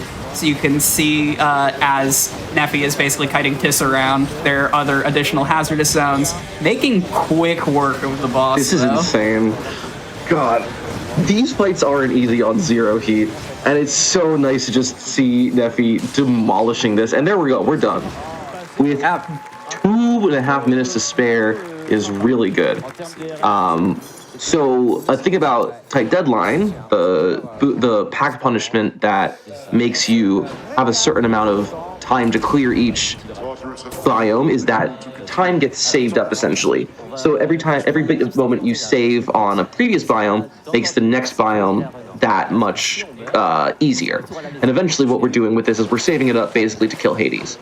Another interesting effect of the pact of punishment is that you have to purge.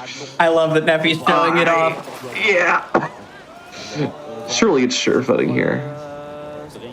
Yeah, so the Pool of Purging randomly offers you 3 boons that you can exchange for money. Typically, it's just like there are some corner cases where you really need the extra currency and you don't need the boon. However, on High Heat, it is a required sacrifice at the end of every single biome. And with that, we're into Asphodel. Right off the bat, noteworthy about Asphodel is that all of the traps in lava do 5 times their base damage, thanks to heightened security. So fancy footwork required. Making quick work of these slam dancers, watching out for those bombs, doing an incredible job just juking and diving. Noticing that every time that little bar fills up down at the bottom, that means that Neffy gets an extra use of that cat call, which he can use whenever he wants. To get a brief moment of invulnerability. Got our first Daedalus hammer. Breaching Rush isn't bad. None of those are really what we want to see. We always want to see explosive return, but we didn't see that today. Noticed Neffy pausing there.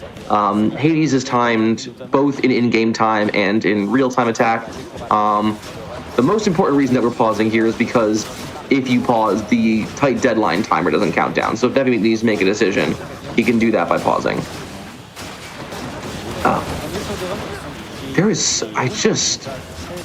My brain is melting a little bit. I don't want to jinx it, but the run's looking really sweet. Seeing Athena in the first biome is pretty huge. You may have noticed Neffy swapped to the Athena keepsake, or at least hovered over it, in order to guarantee a boon from Athena.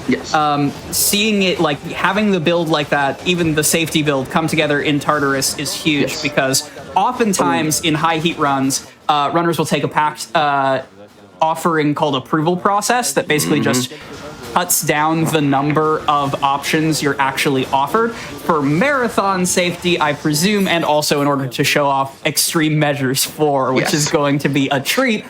We have no approval process set, so there is a little bit more flexibility, a little bit more safety in putting a build together. Nice. Jolted, let's go. That's great. That's huge. That's absolutely massive. So that little sack you see in the shop there gives us a random god. We happened to roll the god we wanted, Zeus, and got us the Jolted status effect to add on top of our special attack. So not only is our special dropping down 1 bajillion every lightning bolts a second, also it is giving us the Jolted status effect, which causes enemies to take damage every time they attack, which is a lot of damage. Also noticing that we use our Meg keepsake. Meg is typically not the keepsake I think we use. I believe it used to be... Why am I losing my mind here? Oh, Divine Dash. We're so good. We're so good. Nice. Builds coming together. Also, Barge. Barge of Death is scary. Just the tight quarters and the Dire Voidstone on high heat. Something we haven't talked about is that on high heat, all of the mini boss fights, like the Barge of Death as an example, have additional complications and things. So the Barge typically multiple smaller waves. On high heat, it is 1 massive wave. Barge is scary. Just so you can get an idea, Eurydice 2, we're getting a great run. The many packed conditions we have are every enemy deals double damage, you can't heal, prices are 80% higher, there are 40% more enemies everywhere, we obviously got the more max.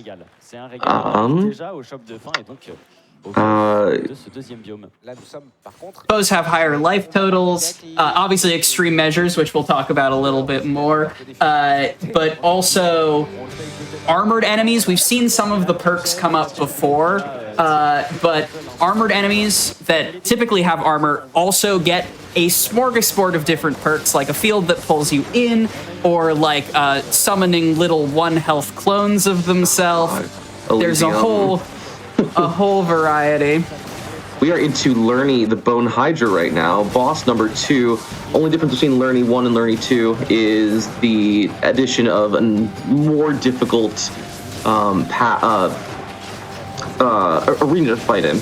However, even on no heat runs, this is actually the arena we use. We actually always put on Extreme Measures 2 because this arena, despite being harder, is significantly faster because of the position of all the enemies. So runners being very used to seeing this arena and getting past it easily. Yeah, EM1 and Not really scary. EM2. Yeah, EM1 and EM2 in the wheelhouse of any Hades speedrunner, more or less, because once you get comfortable enough with the mechanics of the game to want to go fast, this is the arena I think most people are used to.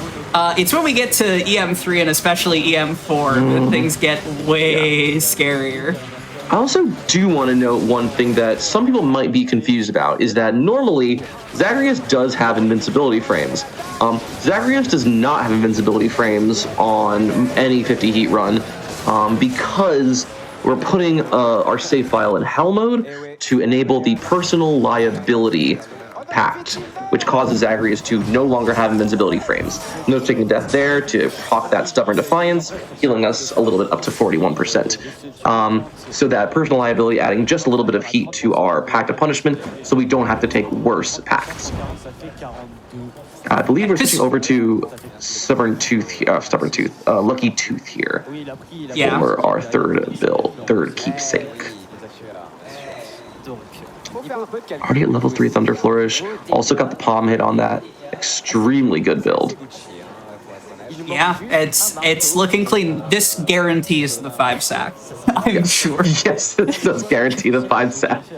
We'll talk about that a little bit more in Styx. Elysium's main gimmick, I suppose, is enemies drop their souls when they die, and if you allow the soul to exist on screen for long enough, the enemy revives. So even more than in previous biomes, quick and efficient kills on everything, twice even, is the name of the game. There's also a perk for armored enemies in Elysium that when they drop their soul, they drop a ton of like fake exploding souls that if you get caught out of position with a popper, it's so bad.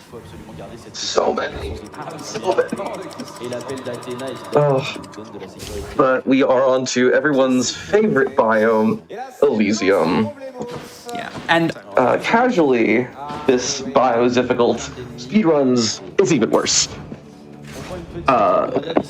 So we're hoping to basically see as few of those terrifying big spooky popper enemies as possible, and just hoping for a good, clean run. We do have that skelly tooth, as you're gonna notice. That's gonna give us 1 extra death defy. There's the popping after enemies. the stubborn defiance. Yeah. Yep. I should not have spoken. It's it's so unfortunate about high heat that I'm like relieved to see flame wheels here. Oh, that's unfortunate. Yes. Like that's flame wheels are one of the nastiest parts of the casual experience. That's those little fiery chariots. So much so that there is an item you can get from Wells that just turns them off for encounters. Turns them off. But on high heat, everything else is so much scarier that like having enemies that will expire on their own is like a relief. Yeah. They just die. It's free real estate. It's free real estate. And I also do, while we're moving through Elysium, want to shout out that the French and American communities both come alive for Hades. We're pushing close to $1 million US raised for Medicine Du Monde. That is crazy. I love to see the love. And I know I'm really glad you're doing the conversion between euro and dollar, because I did not do that at all this morning and forgot that there was in fact a difference. No, it's, you know, especially for as early in the morning as it is in France, it would be very, very cool if we hit that cool mill here and then in a more reasonable hour hit the cool mill in Europe. But no, I mean, that's actually a good point. Obviously with Nefi and also Nitro, like the French Hades community, it's some of the most active, most hype runners in the game. Yep. So you're seeing, you saw Nefi just get popped in 1 hit. Again, that personal liability coming in there. So these splitters are absolutely obnoxious in a casual playthrough, let alone on a personal liability playthrough, because all of their attacks hit you. So not only does the, oh god, butterflies. This is a scary room. This is scary. Really glad to have the Athena call here. It's really, really good to get. Really good that we have the Athena dash. Looks like we're gonna make it through just fine. Yep, still have some call left in the tank. Yep. The unfortunate thing with Stubborn Defiance is because it refreshes at room, never any doubt, because it refreshes every room, which is good, but ideally, you want to be starting your encounters at slightly more than 4 HP. Yeah, so you know, normally in a casual playthrough, you're never going to skip a hammer like that. We absolutely skip them for a shop. Shops just skip an encounter, they increase the room count, they're a lot faster than fighting. Okay, so this is a good thing and a bad thing. Finding Asterius here is great. This is going to make the future fight with the eventual final boss of Elysium a little bit shorter. You're also noticing, if you haven't seen Extreme Measures 3 before, this is what Asterius looks like. He's got an absolute decked little bit of armor, which is really, really cool. Yeah. The other little bit of thing I never mentioned about the special from Zeus is normally when you throw your shield out, you can't, that's our first Death Defy, should be fine. Normally when you throw your shield out, you can't actually block. The difference between the Zeus shield is that you can still block with your special out, which is the other reason it's the only one you can beat high heat with. It's extraordinarily safe. Got the greater call. That's good. So when you activate a call at maximum bar, its effect gets even further amplified. So with Athena, it gives you almost 10 seconds of invuln. Very clean end to that Asterius fight. Super good. I think just burning the Death Defy, or the Stubborn Defiance, means we're at full health for next encounter. Ooh. Why did it have to replace the special? The sacrifice boons are interesting. They get rid of one of your current boons and offer you a vastly upgraded one of a different god. Unfortunately, we really cannot do this without Zeus special. Yeah, that is our absolute core of our build. I didn't notice, did Nephi have to get rid of Divine Dash for the Pool of Purging? I think so. Must have been. That's unfortunate. A little bit of safety, we don't really need it. Yeah, Athena Call is the nicest marathon thing here, I think. Yes, without question. Noticing that God Gauge is filling up absolutely insanely quickly because of the insane health the enemies have. The way Call fills up is based both on the damage you're dealing and the damage you're taking. Just so happens that when enemies have a lot of health and you deal a lot of damage, you get a lot of Call really fast. It's a lot of Brave Swords. Yeah, thankfully unarmored. It's yes. with the like perks system, with the benefits package is the patch name for it. Having armored enemies in Elysium is just so scary. They're so threatening. Absolutely wild. Even the like relatively normal perks that you can get off of benefits package, like just moves faster, hits harder, are still like another threat level to contend with. And then there are some that just quadruple their health bar. Yeah. No, it's so aggressive. Oh, I spoke too soon. Armored chariots. Yeah, good greater call there. Fine. It's fine. It's fine. Everything's fine. Actually, this is fine. That was not the worst benefit for them to have. Yeah, no. Being able to bunch all of the enemies up there like that, very nice, given that you're invincible. Second Hermes boon is great. Not seeing exactly what we're looking for. Hypersprint's not bad. Yeah, Hypersprint very good in any heat speed runs. Here it's so-so.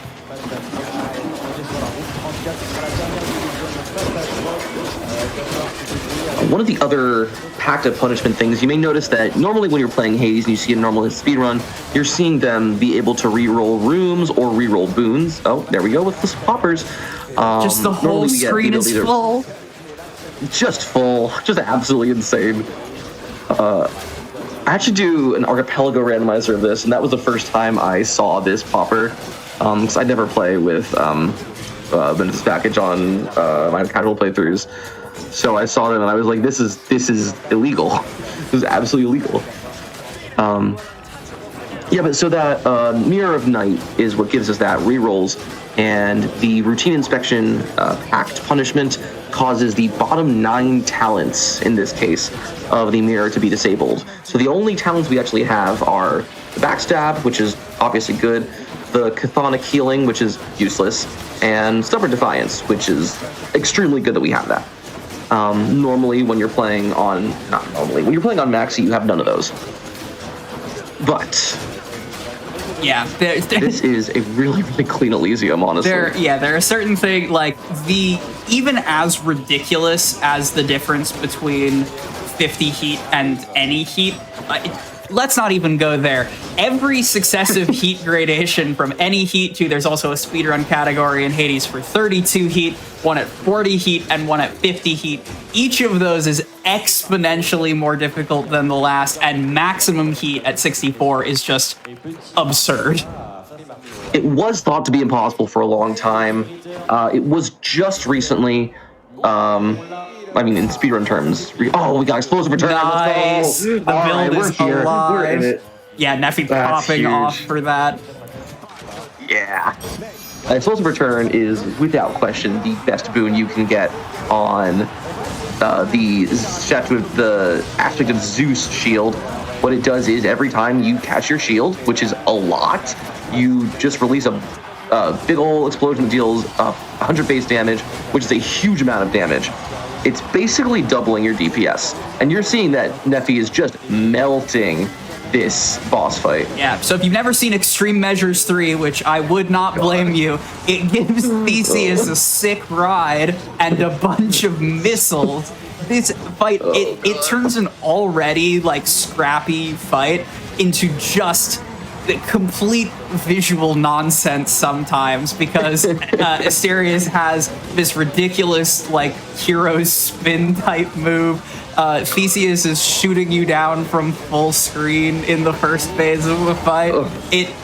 The availability of safe spots is at an absolute premium, and so that's why the marathon consideration is use the shield, take the bull rush iframes, take the ability to block the full spin attack, just stare down the Minotaur and say no thank you. All right, we're about to break the Macedonian. Yes, of course Theseus named his chariot. Who do you think he is?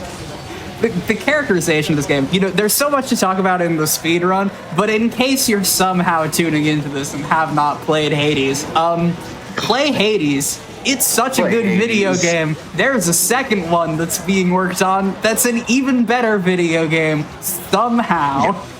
It's yes, they took everything that made the first one good there, the Macedonian's gone, and made it better. This is incredible time for this Extreme Measures 3 fight. Theseus calling on Aphrodite because he is a little wuss who can't do anything himself. Every character in this game is amazing, with the exception of Theseus. I will stand by that assertion. But we are with that. And that was an intentional. Yep, taking the Stubborn Defiance there before getting the final. That was not a Stubborn, I believe. No, we're trying to burn the Death Defy for the Lucky Tooth. And now we're at 100. Yep, and now we're into Styx. Yes. So the reason we took that death there is because the Lucky Tooth keepsake gives you 100 health back, as opposed to the Stubborn Defiance, which normally only gives you 30% of your health back. Because we're switching up a keepsake to the next biome, we want to burn that Lucky Tooth and get the use out of it. Yep. And I believe we're switching to Acorn here? Yep, our final keepsake is the Evergreen Acorn, which is going to be the make or break for Extreme Measures 4, probably. Acorn is, in the first 5 times you get hit in the boss fight of the biome, you take no damage. Since Hades, spoilers, Hades basically one-shots you by breathing on you wrong. So being able to simply say no to 5 instances of damage is going to be substantially better than a Death Defiance in that fight. I think he might be considering losing Static Discharge here for the safety. Yeah, Styx is nasty with its traps, but okay, we're losing sure footing. So we talked a long time ago about how the luck with the build so far guarantees the 5-sack. One of the most important things about this being an unmodded speedrun is, if you're familiar with the Temple of Styx, there is a major element of randomness, because the game will hide the Satyr sack that you need to proceed on to the final boss fight at the end of a chamber between chamber number 2 and 5. It is weighted to be earlier slightly, but on unmodded runs, it can be that Neffy will have to go through all 5 of these tunnels. The mod pack for speedrunning guarantees a 2-sack because it is a huge level of variance for speedruns to simply have everything go right and then get 5 sacks. Worth noting that Neffy has managed the tight deadline very well. 11 minutes is not, you know, the Hades fight will be long, so this is not a moment of total safety, but we do have some wiggle room here to take an extra chamber before it gets truly dire. But chat, now is a good time to send the runner your energy. We want to see a 2-sack. We want to see as few rats as possible. The poison mechanic in Styx is brutal. So every time you see that screen on the edge go green, the runner is taking consistent damage until they can get to one of those little fountains that you see there with the little steam coming out of it that will cure their poison. It is obnoxious. And it just feels bad, too. It just feels icky. Oh, come on. Oh, no. Come on. No. Not tiny vermin. Oh. You know, we've had it too lucky for too long. This is... Tiny vermin. This is like an abhorrent boss fight. I cannot name a single Hades runner who enjoys this stupid rat. Oh, God. And of course, spoilers, it's an Hades 2-2. Because they couldn't be satisfied with just once. Yeah. Oh, boy. But the rat is a lot less of a dream crusher. Yeah, it could be. 2-sack is more important than rat not existing. Yeah, it's... Oh, God. Yeah, colloquially referred to as Tony. This is just a miserable fight. The summons are brutal. The rat is impossible to chase down sometimes. Good use of the greater call. Impossible to see the rest of the time. Yeah, good use of the greater call with all the rats bunched up, and also while the entire screen is poison. Covered in poison. So of course you still. That's a good use of Megara there. Yep. So we haven't really explained Chthonic companions. If you haven't gotten all the way to the end of Hades yet, you may not have found the companions. You basically have 5 uses of a companion per, there we go, per game. Each use deals a extra ultimate attack, usually saving it for bosses or for extremely tanky rooms. In this case, using all the tiny vermin is a very good choice. Yeah, and as we move into the second temple, just something to note, it is conventional in Hades speedrunning. You always want to take the elite pathway first, the arm of the temple marked with a skull, because it leads to fewer rooms just in the generation. So that is a note for speed. It also puts the scariest part of the Styx run at the front. Styx is kind of ironic in that it's the most terrifying part of the run, just at the very end, because of the sacks. And also, sometimes you get a little bit nice early. Next room should be make or break here. Yeah. If the music stops, we're happy. If it's not, we're going to cry a little bit, and then we'll just move right along. Show me a fountain. Show me a fountain. Let's make Cerberus happy today. Let's go. Let's go! All right, this run looking way better than it did 5 seconds ago. Popping off. Whoa. Oh. Yeah. So, if that had not been a fountain, we could have had to do another room, another entire arm of the chamber, a third or a fourth arm of the chamber. I did think the first time I found this that we were going to have to fight Cerberus, and it was terrifying. Oh my god, donate for that figurine chibi of Cerberus. That's so good. That's amazing. Oh, it's time. It's time for the hardest fight of basically any roguelike, I think. Yeah, this extreme measures 4, also known as extremer measures. First of all, Hades hates you. Hades just hates you. His summons are so much worse. In the second phase, he starts using some of your buttons against you. You'll know Hades' call when you see it. And it adds a full extra third phase of the fight with some of the sickest music in all of video games. But this is an endurance challenge as much as it is a test of skill, because the health bar is just so large. When Hades summons... No, not a Doomstone. Are you kidding me? When Hades summons enemies, in this, he summons mini-bosses, and the mini-bosses get buffed by your other Pact of Punishment things. Doomstone is brutal to run into here.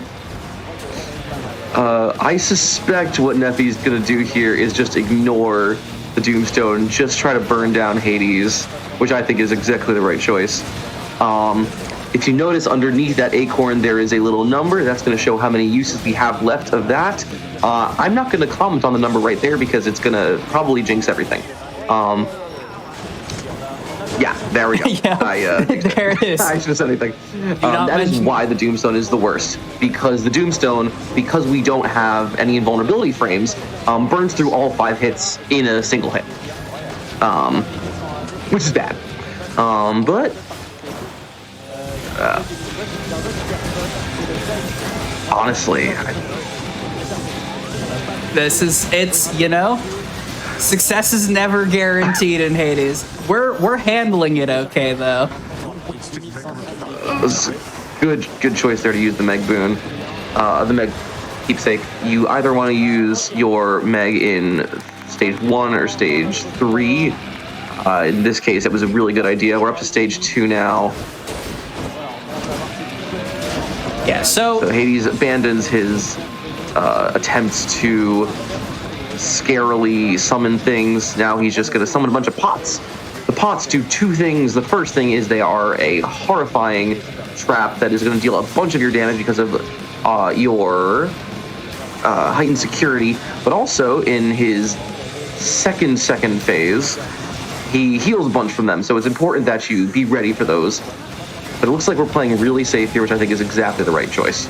Yeah, and that laser attack, dealing with the laser casually is a nightmare. Dealing with the laser in any heat speed runs opens itself up to a very, very cool speed strat where you hug your father. In high heat, however, we're not trying to die. So taking advantage of the blocking ability on the shield there and just being able to sit and wait out the laser, because we want this run to finish. This run has been absolutely sick, and it would be a shame if trying to hug our dad got us killed. And this is exactly the reason that you want to save up those tight deadline seconds, because the less time you have here, the more risk you have to play to actually get your dad dead. Or rather, you know, re-dead, I guess? Yeah. Coming up on part 2 of phase 2. He's about to start healing himself. Good job. Nice. Yes, excellent. So if you break... There he is. That's what we saved that call for. Everyone's favorite. Say hi to Cerberus. Beautiful boy. Oh. That I have not beaten extreme measures for myself. When I first saw the Cerberus call in watching high heat runs for the first time, yeah, I popped all the way off. All right. Oh, no. Okay. It's all... Normally Hades does 40 damage per hit. You may notice that because of hard labor, Hades is dealing 80 damage per hit, meaning we have 1 hit left. Yup, it is all on Neffy here.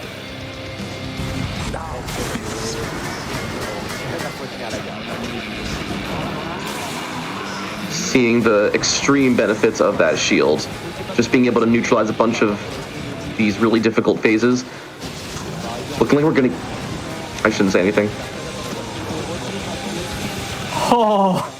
I really thought he was gonna go for Hug Your Dad there. I literally could not breathe for a second. All right, phase 3. Normally this is the end of the fight, but Hades is really mad this time. Fight me for real. Fight me in the sky. Oh, yeah. Music. Yep, jamming emotes if you got them. This is brutal. There's simply no ifs, ands, or buts about it. Hades, it hits like a truck, obviously, will kill in 1 hit here. Leaps at you from full screen, cloaks the area in semi-darkness. It's just scary. there is an entire document of just specifically dedicated to being able to beat this fight without dying, specifically for this fight, because it is that brutal. Making, I think, the wise choice and just trying to damage Hades through his healing instead of trying to block the healing. It's just too risky with all the darkness around. Still has the Greater Call, which he's saving for a very specific reason that will happen later in the phase. Oh, God. Oh, that dodge. Oh, it was so sick. I've only ever been Extreme Measures 4 on like the minimum possible heat. I believe it was a 10 heat run specifically because I couldn't even conceive of doing it on harder than that. Other than that, never turn it on.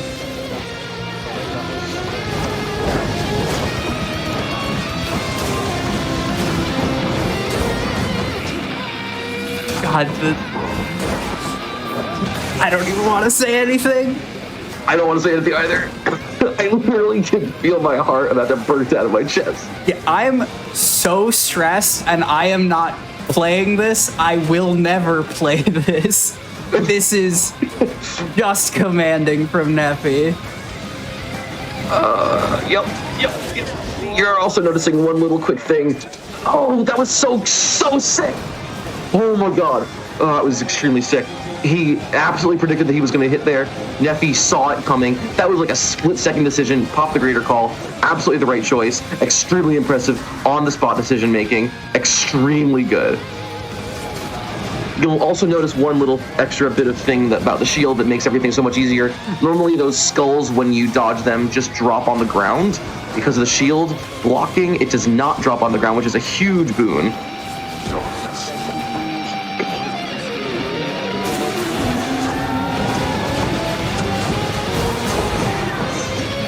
And only 1 minute left on the tight deadline clock, but we should be good. No more heals from Dad. Yes! That's time. Oh, that's his time. Unreal. Oh, that was incredible. I think he might have been sandbagging there. You almost think that he might have taken that hit just to show off. There is no one who does it quite like Neffy. Truly, like, if you had asked me before seeing this on the Speedone schedule, do you think this would make for a good marathon run? I would say no. Absolutely not. Absolutely not. Massive shout outs to Neffy and the entire French Hades speedrunning community. What a run. I'm lightheaded. What was that time? Was that a 26-minute in-game time? That's crazy. Yeah, 26:51. That's good for a. Oh man, That's good for a normal 50 heat run. That's really good for an Extreme Measures 4 50 heat run. It's absolutely incredible. So glad I got to commentate it with you, Comet. Me too, Quack. Yeah, and thank you so much to GDQ for letting us do the English Restream commentary. If you're not checking out the main event on Mr. MV's channel, if you're not getting those donations in for Medicine du Monde, it's been a full event already, and there's still so much more of exactly this level of hype. You don't want to miss it. Extremely true. They're also approaching, catch my breath for a second, also approaching that €1 million mark there. Probably, did we already talk about this? That run was so well. I don't remember anything that's happened in the past 2 minutes. Yeah, just about 20K in US dollars. So we're close to $1 million. But yeah, that's gonna do it for us. There will be Crow Country after the break, but thank you so much for hanging out with us. And play Hades. Play Hades! Bravo pour cette run de Hades, Neffy, c'était incroyable. Si vous nous rejoignez maintenant sur Speedon, on est toujours là jusqu'à ce soir, minuit. Bonjour Yamato. Bonjour Goma, comment ça va? Ça va super et toi? Il fait chaud. Il fait chaud. Il fait chaud. Il fait chaud. Freddie Mercury fait monter la température. Est-ce que le public ça va? Ils sont toujours là. Il y a tout le monde dans la salle. Ouais, il y a toujours du monde. En même temps, demain c'est dimanche, du coup. Là sur le stream, ils sont plongés dans l'obscurité, mais ils sont toujours là. Il y a toujours... On les voit, on vous voit. On vient d'avoir une petite run d'Hades où on a eu énormément de dons pendant la run qu'on lira juste après.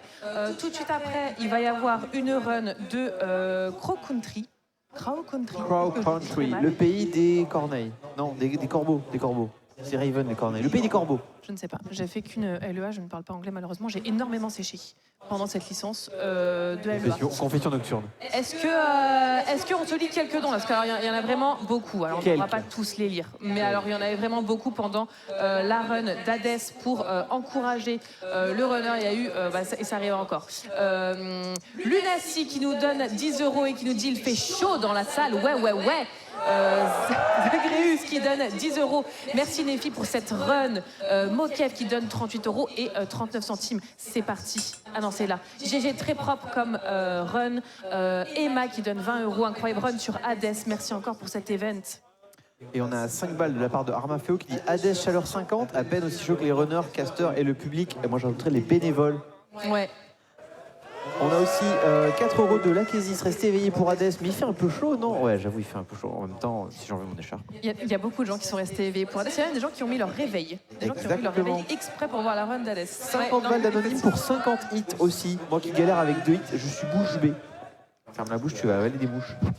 Cerberus, j'aurais jamais cru avoir une déduction d'impôt en mettant Béboule comme nom de mascotte, bourrer les dents. Alors moi j'ai raté quelque chose. Ah oui, non mais oui, moi aussi. Alors, mais nous avons un défi. Ouais. Ouais, un défi. Pour le nom de la mascotte qui est ici, qui est partout dans la DA de l'event. Et donc c'est pour lui donner un nom. Ce qu'il y a en tête actuellement, qu'est-ce que c'est? Don Homme. Don Homme. Mais qu'est-ce que c'est que cette merde? On n'a jamais... Ah, c'est la faute à Zerator. C'est la faute à... Non mais Tu dis Adrien... en Belgique, c'est la faute de Zerator. Mais on n'a jamais parlé de Don Homme. Adrien, t'es... On a parlé de Béboule, on a parlé de Coucouille. Peut-être que ça passe un petit peu moins. Mais qu'est-ce que c'est que Don Homme? Bref, en tout cas, sachez que quand vous faites un don à l'événement, vous pouvez participer à une incentive qui fait que on pourrait renommer... Non, arrête de spammer. T'es bourré. Genre, va dormir maintenant. On pourrait changer ce nom, parce qu'en tout cas, pour l'instant, Don Homme est à la majorité. Hein, voilà, sachez-le.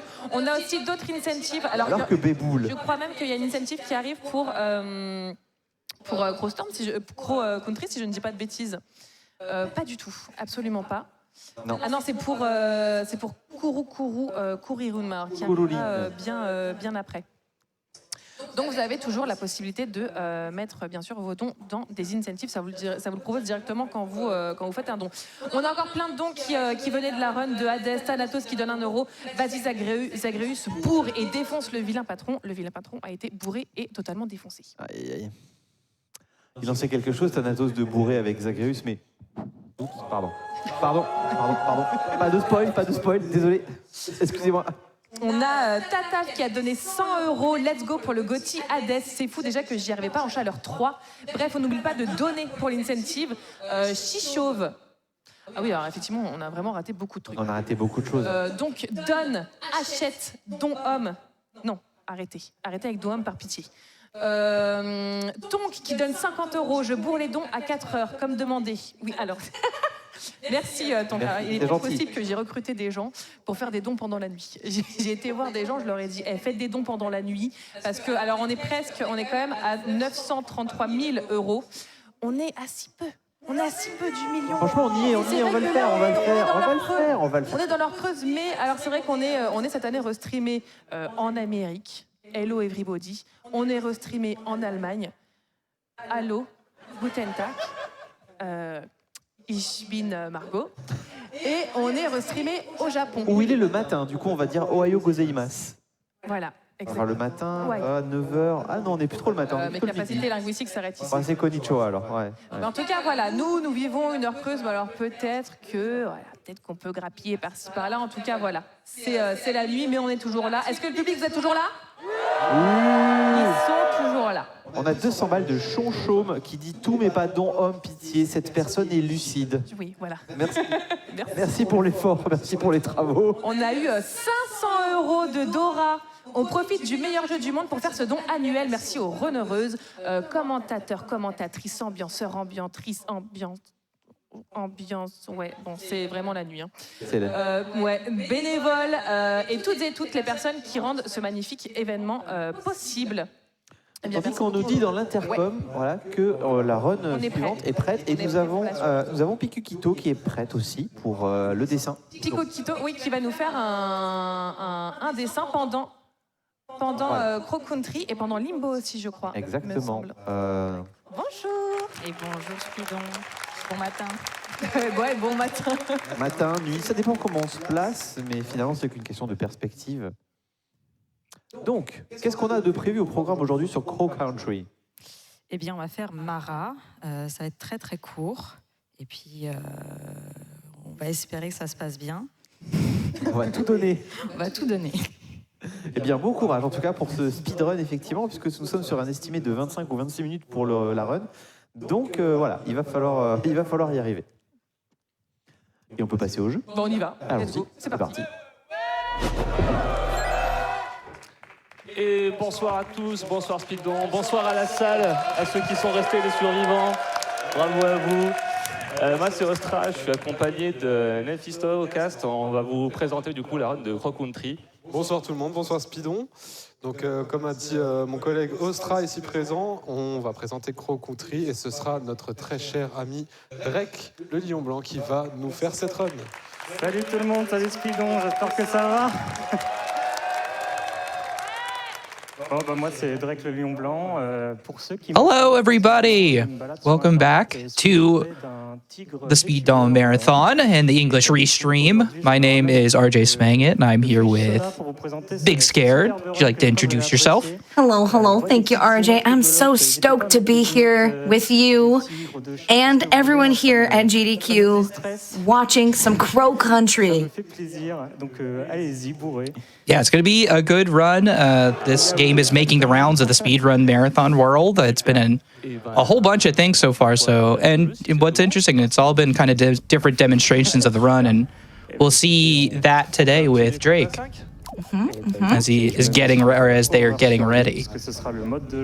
Yeah, as you mentioned, there are a bunch of different categories for this game. Drake the Lion Bronc is going to be running any % restricted, and here we go. Everyone get hyped, the run is starting. Let's go. Good luck, Drake. He can't hear us, but I know he could feel it. Yeah, I know they're gonna absolutely knock this out of the park.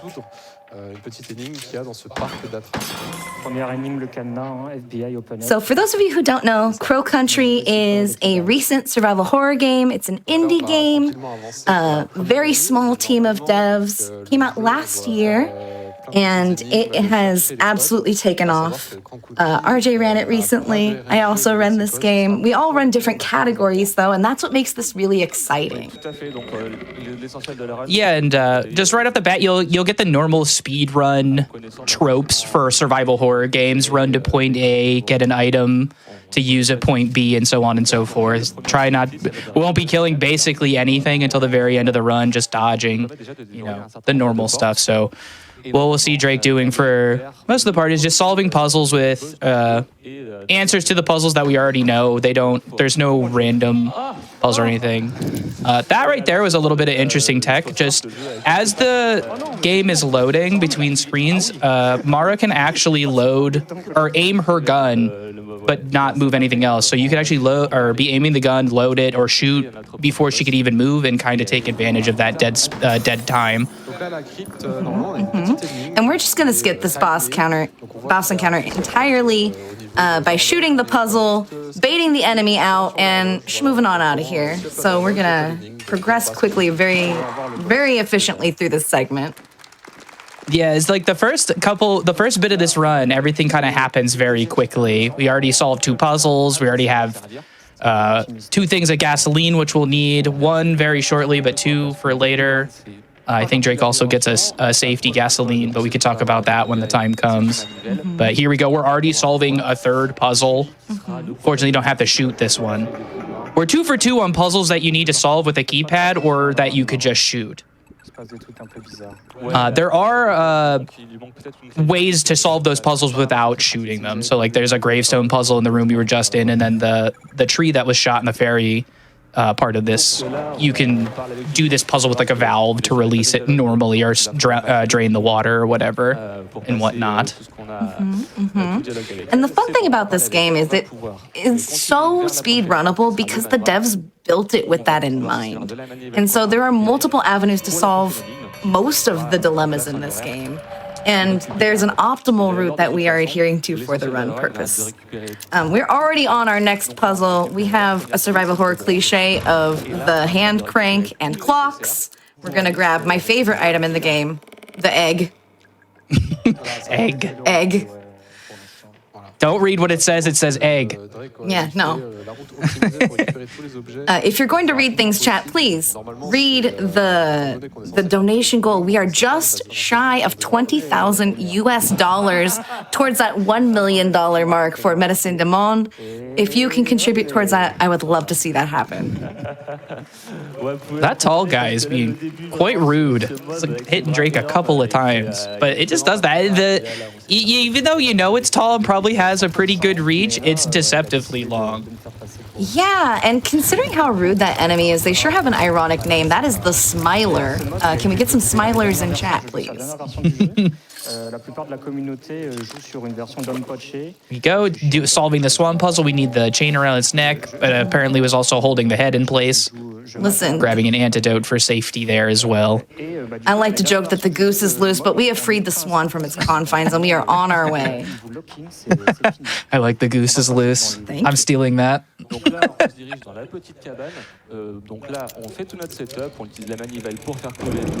Here we go, using our hand crank again. This puzzle uses 2 key items that we got: the chain from the swan on this part, and then one of the canisters of gasoline that was picked up earlier we'll use here to burn the resin that is surrounding this mask that is in this hole for whatever reason, so we can take it. Listen, if it was not in this hole encased in wax or whatever that substance is, I don't want to assume, we would not get to experience so many survival horror pastiches in one place synchronously. We've got the hand crank, we've got the hand wheel, we've got a chain, we've got a hole with a mysterious object in it, and we have a flamethrower. That is perhaps the most powerful room in the game. That really is just every survival or speedrun thing in one place. It really is. Shout out to Mr. Bones for being really nice to us there. That skeleton enemy, they have such long reach. In fact, that's true for a lot of the enemies in this game, even the very small little crawling creatures that will poison you. The hitboxes are deceptively large. And here, go ahead.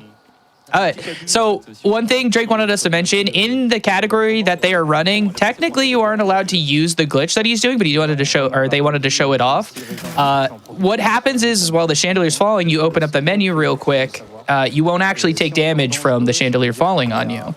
It's an interesting glitch that could be very useful in the run, or the unrestricted run, as well as this one, because, you know, the good thing about speedrunning is, yeah, there's categories and rules and everything, but, you know, you should just run games how you want to run them and show them off how you want to show them off, and that's a good thing about this game. There's plenty of ways to run it and very easy ways to get into running it. Yes. And some of the things that really get me excited about this game are like the optional things that we are not showcasing here. But for those who are curious, there is like an infinite ammo item. There's a teleportation item. There's speed boots that make you run faster. There are so many different ways to play and run this game that it is wildly approachable. And it's a very good first speed run for folks that are looking to branch into survival horror.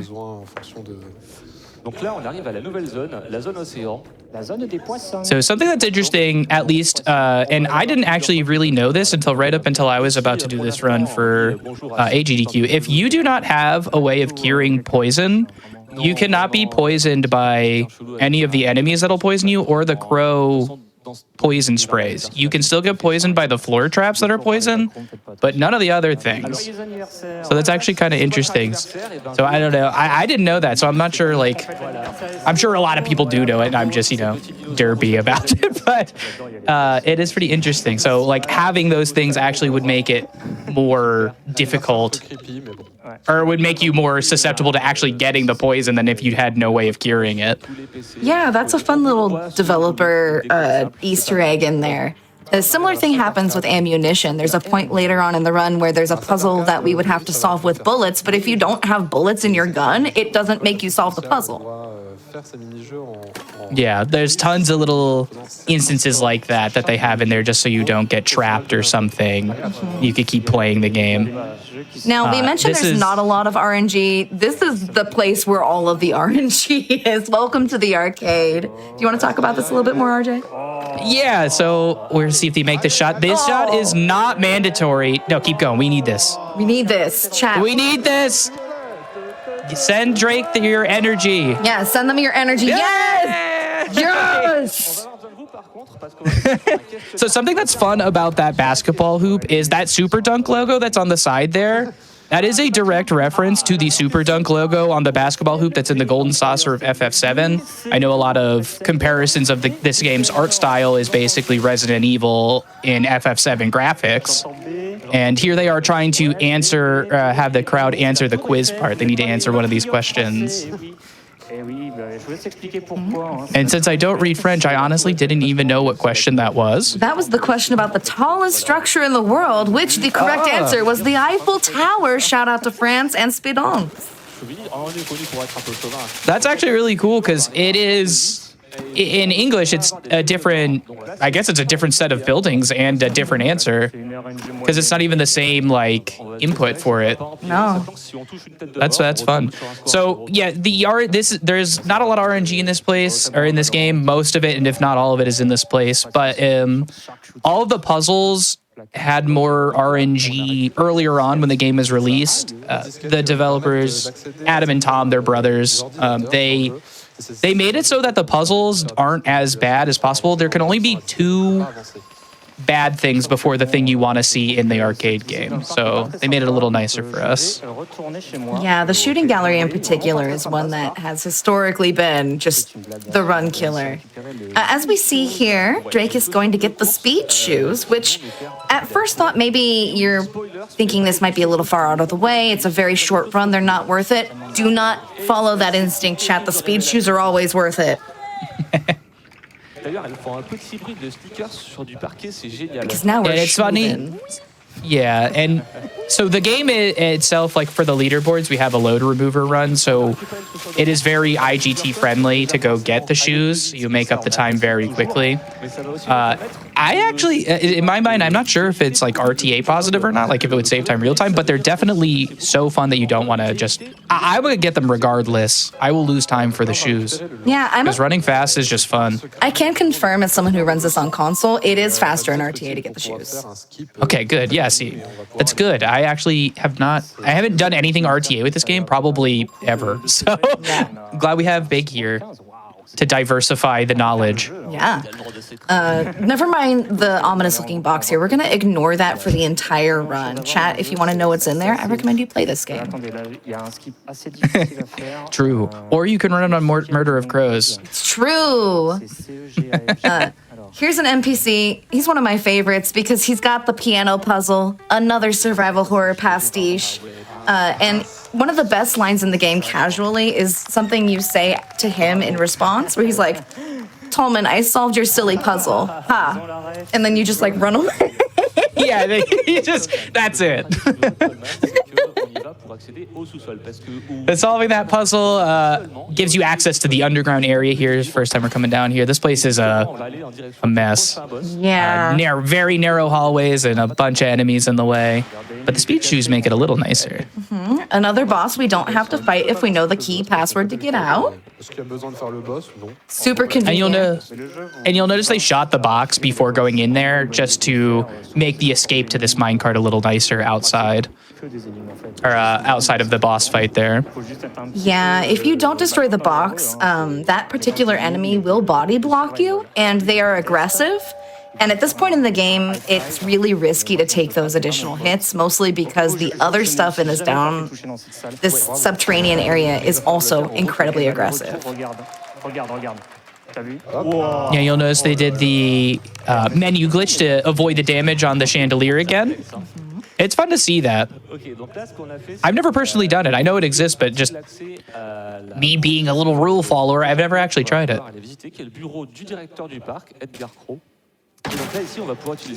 Here we go. This is probably the most interesting puzzle, at least by solving in the game, because there is a way, a more intended way from the developers to go and get a vial of acid that you put into this sprinkler system that you turn on, and you have it drip on the head to free the key. But if you notice, it has the same kind of resiny orange thing around it that the mask did, and something that another cool, all the alternative ways to solve puzzles in this game, you can actually burn that one too. So it is a lot faster to do that instead of backtracking for the acid. I will also say that that is one of the tricks that have been made easier with patches over time. It used to be that you would have to, at least on the PC port, point your camera in a particular direction and do that without being able to see what you're doing at all. And so more recent patches have made that a more approachable interaction. Also, hi and bye to that boss. What boss? Yeah, no, we just ran away from them. We're schmoovin'. We don't got time to fight anybody. Yeah, just more on the flamethrower and burning that head. It used to be tied to the FPS that you could get. So the higher the FPS, the less gas you would need, or gas. And they made it so it was based on how long you were hitting it with fire. So it was able to be done no matter what platform you were running the game on. Yeah, it makes it much more reliable. It still spooks me out every time. Yeah, it's very stressful. I still sometimes rotate the camera for safety. It's become a superstition now. You know it doesn't actually do anything, but like it makes you feel good. Yes. Well, an embarrassing moment for me. So like rotating the camera, I didn't know that if you play on the controller, they actually have another button bound for run that isn't B. So I didn't know you could like do that and move. So I never moved the camera. I run the whole game without moving the camera in any room at this point. And I'm like, I'm not going to change. I'm stuck in my ways, but it's a little funny. I said on GDQ that you can't that I can't rotate the camera because of the button scheme. And then the developer Tom sent a message in the Discord to everybody like, you can hold this button. And I'm like, oh God. Oh, we love the developer. They're so nice. Adam and Tom have been nothing but the best to us in the speedrun community. Always working with us to fix the load remover and, making patches for us to make the run a little more consistent in their own interesting ways too. Not just like remove all the RNG and make it easy. They've done some things that are just, positive, but still keep the spirit of the game and the thing that they were trying to create. Absolutely. Shout out to Julie there, one of the recurring NPCs. We helped her earlier on. Now she's going to help us out. I want to point out her beautiful hat. Yeah, you can just see it off screen. She is the captain now. She is our captain now. That's right. Don't worry, we'll see her again later on. But in the meantime, we have to get the most absurd of puzzle solutions, a car battery out of a mermaid that is underwater. I don't know why all 4 mermaids don't have batteries, but we do have to get it from the 3rd one, and I'm really glad this puzzle has no RNG in it. Oh, that would be horrible. I never even thought about that. Oh gosh, yeah, it's always in that mermaid, so. Man, that was a lot of stress I didn't think I was going to get from this, thinking about that. Can you imagine having to check every mermaid every time? I'm so glad we don't have to do that. Here we go. So after getting the battery, some of the rooms get flipped around and add enemies in. That's kind of a way the game works, is like as you pass through them and return to them, there's different enemy setups or traps new to the area. But normally, as long as you're following the route that is always done, you'll run to the same traps, same enemies every time, so you won't really be caught off guard by anything like that. Yeah, and but playing casually, I think I was hit by about 400 traps. Yeah, and while enemy behavior is a little bit up in the air, their starting position is very consistent. And so if you know where they're going to be, you can have some pretty reliable lines to move through. Here we go. Now that we have that battery, we have to charge it down here. An interesting thing about charging this battery is once it's done, you don't actually have to pick it up. You can just leave, and it'll go back into your inventory. I didn't know that. That's so cool. There we go. Drake using the electricity to give the long man a little taste of its own medicine. Yeah, so satisfying when Mr. Bones just goes on a wild ride. I also love the survival horror. Everybody has nicknames for every enemy, and they're like all different, and they're all funny. Here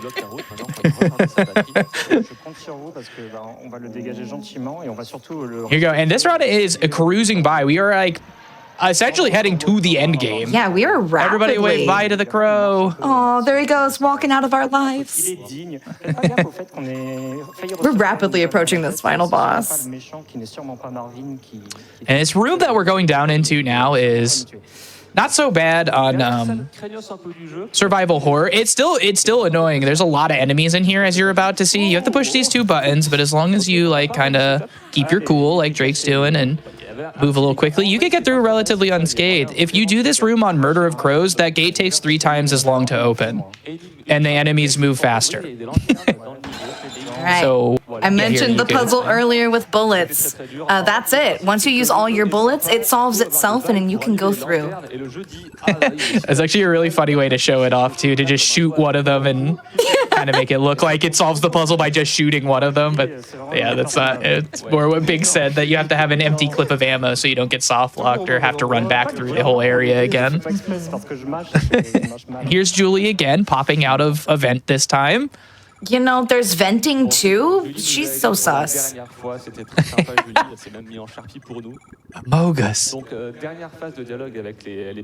I do love Julie, though. I love the way her character's written and how she just kind of pops up in random places like this the entire game. Yeah, she's a very welcome breath of comic relief if you're playing this casually, because it can be very tense as you progress.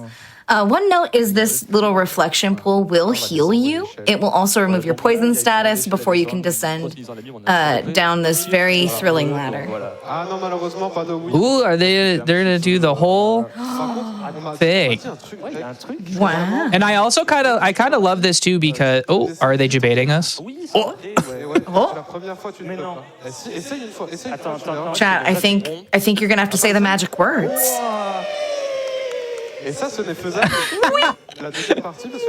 I love that.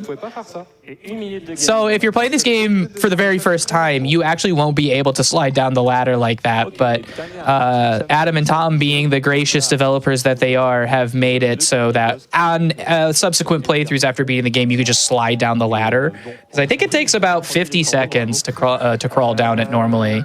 Yeah, it's a substantial ladder. It is aggressively slow.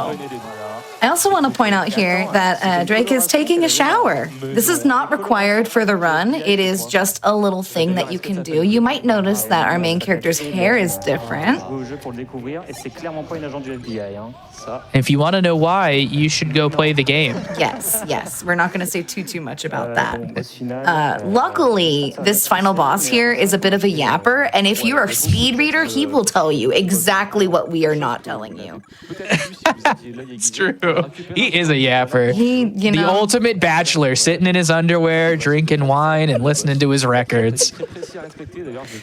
I do want to point out that Drake is not using a macro here. For PC players, there is a macro that will let you get through this Yap Fest very quickly, but they are out here smashing that button. They're out there doing it on their own, and I am so proud of them because my hands hurt. My hands hurt watching this.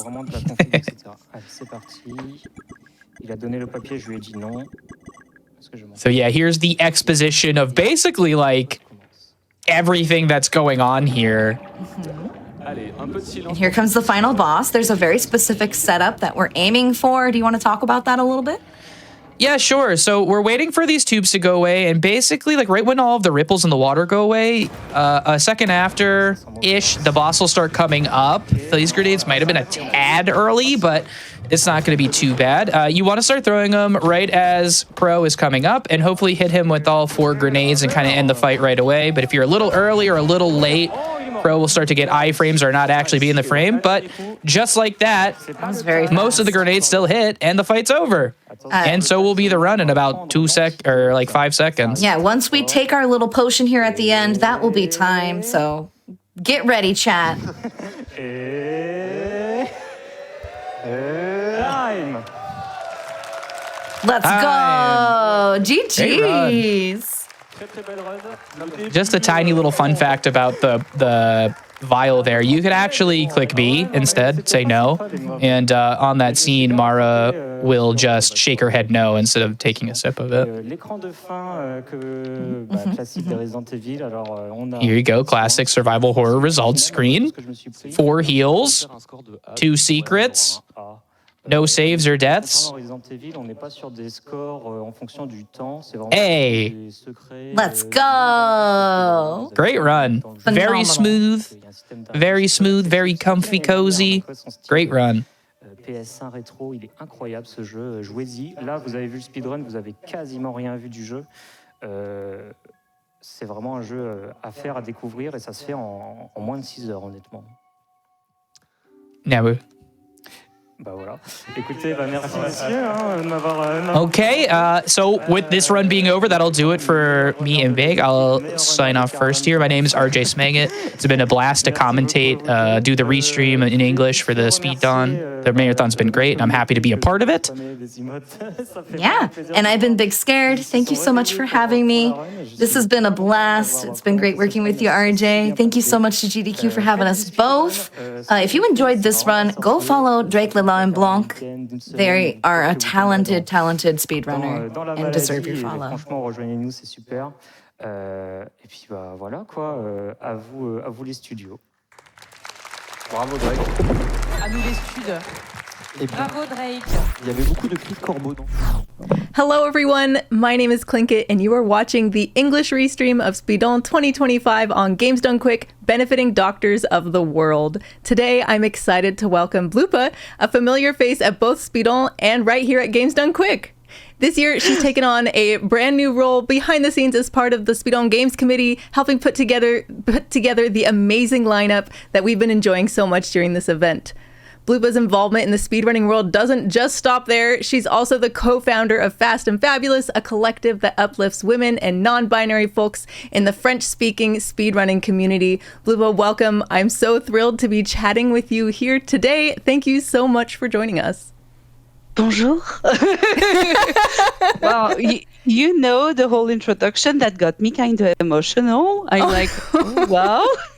Well, you're amazing, and I'm so happy to be chatting with you today. No, you are amazing. Oh, no, you. But to start, how did you first get involved with Speedone, and what keeps you coming back from year after year? So I'm trying to make this short. So basically, we are having the 5th edition of Speedone this year, and I was a runner on the very first one. Wow. And so I got involved in all the Speedone editions, except the second one, where I wasn't either a runner or a commentator. And as you mentioned, this year is special. I'm not running, but I did so much more than that. Yep. And about why I do come back each and every time is, well, that might sound silly, but it's also and mostly for the atmosphere of the event and being able to see these friends that you tend to see once to twice a year. It's like our celebration, basically. Yeah. So you have this on one side. You have obviously the helping the charity on the other side, being able to transform what may sound just like a funny, funny hobby of some sort. You mentioned your work with Fast and Fabulous, so which is a group that uplifts women and non-binary folks in speedrunning. Can you tell us a little bit more about what that group does? Yeah, so basically, we are as you said, a group of of women and non-binary, and today we are 9 people on staff. Sorry, not on stage. But some of the people who are in the staff will be on stage as Speedone. Maybe you already see them, or maybe you will see them later. I'm not exactly sure. But we are trying to bring,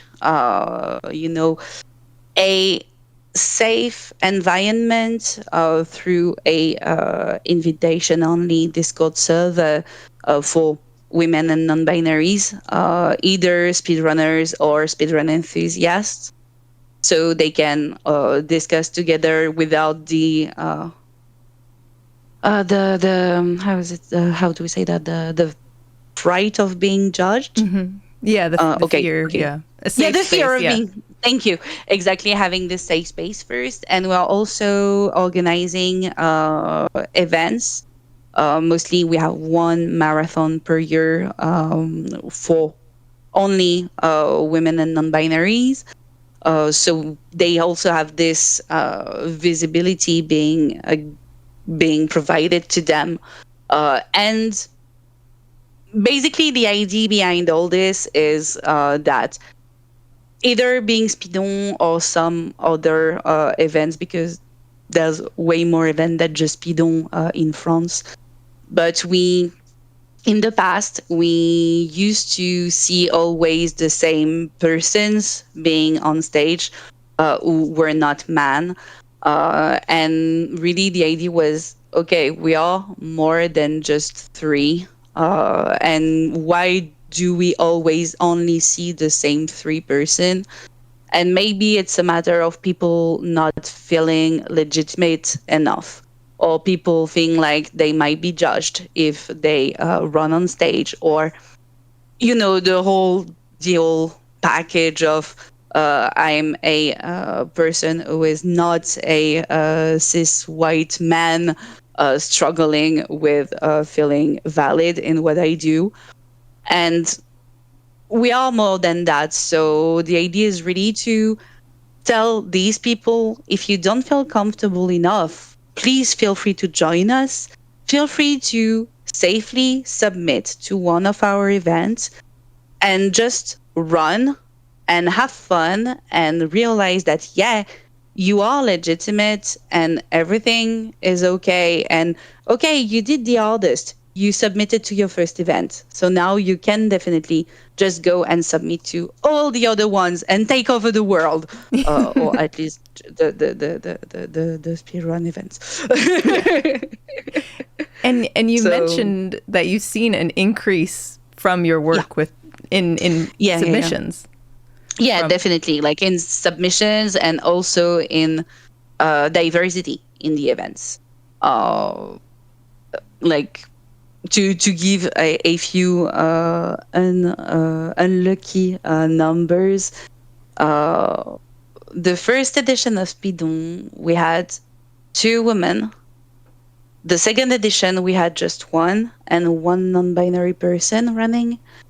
And basically, it's around this time that really the idea of Fast and Fabulous became bigger and bigger, just because we were like, that's not enough. And since then, yeah, we really saw an increase in representation, to the point where, as you can see in this Speedone's edition, we have, if I'm not mistaken, we have 20 runs. I think we have 20. All right, hello everyone. Welcome back to the English Restream for SpeeDons 2025. Very sorry for cutting the interview short. We thought we would have more time, but those will be uploaded all to YouTube at a later date. The first day is already up on YouTube, so this day is going to be up soon. But with that being said, my name is Osborne. And you might have remembered, Rebecca. You might remember me from the 2 runs that I did earlier this morning or later last night, depending on how you look at it. But now I'm back with Limbo. This is an amazing game. And we also have Rebecca here if you want to do your introductions. Yeah, I've been running Limbo for probably about 6 or so years now. Started doing quite a bit, then took a long break, and then came back last year doing more into it. But always been a part of this community for a good while now. But I think all of our runners here, except for One of them has been running this game a lot longer than I have, and it's real cool to see them all here, especially on this main stage. It's great to see Limbo here, especially at race. It looks like we're starting up right then and there. I also want to shout out, before we really get into the run, Gelly, who was supposed to be here with Rekka, but unfortunately could not be here due to the conflict that happened at the last minute. So shout outs to Gelly, and I'm hoping that I do you justice with being in your place. Also, shout out to Zet, who's doing the German restream. He is another key member of the community that does a lot of knows a lot about the run as well, and he's going to be doing good work over there. Yes. But yeah, Rekka, what is Limbo? You know, you have much more expertise in this game than I do. What exactly is Limbo is the first game from Playdead, who have this and Inside. It's a puzzle platformer, a very physics-based puzzle platformer. And because it is a very physics-based game, a lot of this run is going to be movement-focused. You're not going to see a lot of big, huge technical tricks and skips and like that. There are those in this run for sure, but this is primarily about movement and getting one of the main things that we're going to be seeing here is everyone, as they're running across, is jumping, kind of skipping, if you want to call it that. And it's not just a constant, just hammering the A buttons, constantly jumping. You do want to have a rhythm to it because over the course of this 40-ish minute run, that does really add up to several minutes of time being saved. And a lot of the other small things that we're going to be seeing with the very physics-based nature of this game is the way, like Limbo, as we call him, climbs ledges, and like it's always faster to try to get onto a ledge as high as possible at a high angle as possible because it does make a difference in time saves to be able to not have to do a big slow climb. Instead, you want to be able to just kind of nudge your way up there. And a lot of the skips that do exist are going to be more physics focused. Yeah, but as you can see, there's already some small optimizations that this game has been having, such as mentioned before, you know, being able to just jump as you are moving, which is just faster than normal movement, which is a common theme in like both of Playdead's games, where the character gets a little bit more speed every time that they jump, so that's something you're going to see throughout the entire run. We are doing normal route right now, it seems. I'm not sure if the incentive for hard route got met. I do believe the incentive for hard route was met. I don't know if that's just an error on the stream or not, but... Well, we will see when it happens. It's not something we won't see until about a half hour into the run, so we will find out then. Yes. And a little bit more information on our runners. We have the Full Metal, Darth Colette, and Obi Kiaz. These are all top runners, with Obi Kiaz having a 41 even on the leaderboard in around 15th place, I believe. But right now we're doing our first skip, which is tree skip. Yes. It looks like everyone is... Sorry. It looks like everyone is attempting to go for tree skip. Obi Kiaz only goes for it twice. Yeah, that's honestly okay. He did do a rope-a-dope there, which is a backup. It's like doing the tree skip motion off the box onto that rope there. The basics of tree skip, which is the biggest, flashiest skip in the game, it's the one all new players want to learn and try to do. You're basically just slingshotting off that box across that little body of water there.